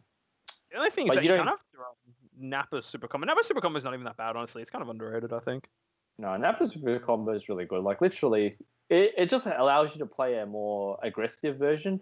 Like what I was thinking was like, you know, with Nappa, the best thing you can play is like, I don't know about that Reboot Hit deck that you were talking about, but like Reboot Hit with Healing Pod will literally allow you to play like, we play Nappa from the drop, right? Because their combo is just true. It actually hits the drop first and then hits the board. You get to play it, Yeah, so with Healing Pod, like literally that card's a super combo that draws you one and gets to play a body on the board and you get to use it again. But I'm pretty keen to see that Reboot Hit deck profile as well. See what kind of spice he was playing. But yeah, I think that Goku Arrival card's really good. I mean, for those who haven't picked up the playset, they definitely should. I'm never going to revisit Go Tanks. I might play Go Tanks again this week at locals, but it'll be a different version. I've been inspired, Benny. You've been inspired by Sam. What do I figured you might. I mean, I can't. True. I mean, you have a promo. I got 1 promo, but we need to run 3 promos now, Benny. I don't know how I'm going to get 3 promos out of it. I think you just need to run 2. I agree. I think 2's fine. I think the big thing about it just enables the 5-drop SR to be more relevant, and on top of that as well, it gives you something to do on your second turn with a 1-energy. But Benny, if we're running this Nappa build, our turn 2 is playing Son Goku Unwavering Conviction, our new favorite card. Exactly, literally, you can run 2. You can run 2-2 split, like 2 Nappas, and you can also run 2 Android 18s as well. But if you don't want to go up to hand destruction, then just run 4 Nappas then. Yeah, I agree with that. Like literally, when literally you can run any super combos with Gotenks because he's such a well-rounded leader. I think actually, real quick, the one I didn't check was the green-yellow arrival options. Let's have a look here. Green-yellow doesn't really have that many arrival, does it? No, I don't really like it's got the Android 18 and Krillin. That's honestly a pretty good card, right? Yeah, KO something. And it can also take away a keyword from like battle card. Yeah. It's pretty nice. I mean, it's a Godstrike virus, right? I think so, yeah. Literally Godstrike. A lot of green-yellow is mainly... Oh, here we go. This Ribrianne, when you play this card, or it is played in the drop area by a battle area, from your battle area by skill. Choose one of your friends for it. Yeah. It's okay, but it's okay. This Jiren is yellow-green arrival. I forgot this card existed. We've got the Broly BR, that's yellow-green arrival. I'm more looking just like cards that cost 1 green to arrival. I think it's literally this Android 18 and Krillin card, and then that Ruby-Round. Yeah, the rest of it's just standard stuff. The Android 18 card's pretty good. I mean, like literally taking a keyword off your opponent's battle cards in rest mode, like that's really good, right? It's more just like a Godstrike. Yeah, exactly. It's Godstrike. It's Godstrike Beerus for 1 energy. And you're going to use a super combo anyways. And you get a body as well, so... Yeah. Pretty good. Yeah, no, it's cool. I don't know what else to say.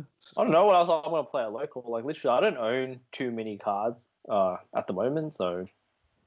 Yeah, I might just experiment, I guess. That's about it. I'll probably have to borrow a deck from you. Yeah, no, I'm gonna steal Monster's High Dragon and see what I end up playing. I'll probably I don't know, have to see. Locals is so far away, you know? Thursday's a while away, yeah. I wish I could borrow your blue stuff. Does Nick still have your blue cards at the moment? Nick's still using Hatchak. Yeah. Is he using both the babies and stuff as well? Because I haven't got my baby and my baby units and my golden Avengers yet. I don't know. I'd imagine he'd still be using it. So yeah, that's just bad news for you, Benny. Sorry, guys. We're gonna do our Lucky Door prize. Lucky Door prize. Do me and Benny have a chance of winning the Lucky Door prize or not really? No, you do not. Oh. All we right. tried, Benny. We tried. We tried. The lucky winner is number 37. Oh, Benny, you're number 37, right? Congrats, Benny. Which is Andrew Needs. Oh, never mind. Congrats, Andrew, on your door prize. Oh, so we do have our top 16 players now. Oh, Chris ended up coming. Top 16 is there as well. Have a look at our top 16 players. Yeah, I'm glad Chris made it to second place, actually, because he got bodied on stream by Sam, right? And he made a massive comeback. Yeah, literally, Cybermen and Perth Pro players, you know. Can you scroll up a bit? Trent, I just want to see. Oh, Peter got 5th. Nice. Very good for him. Yeah, Samsung is in. Josh Layton, my boy. Monster made it again. Monster made top 16 again. He's just farming promos. That's all it is. Oh, yeah. Well, he wants the promos. That's why he's playing, right? But damn, Monster top 16. Nice. Local boy. All right, gentlemen. Well, I imagine that's a wrap, I assume. That's a wrap for the day. Thank you very much, gentlemen. Yep, thank you for having us as well. Yeah, thanks for having us. It was a lot of fun, as always. Thank you to TAC for running such a smooth event. We'll see you all again later.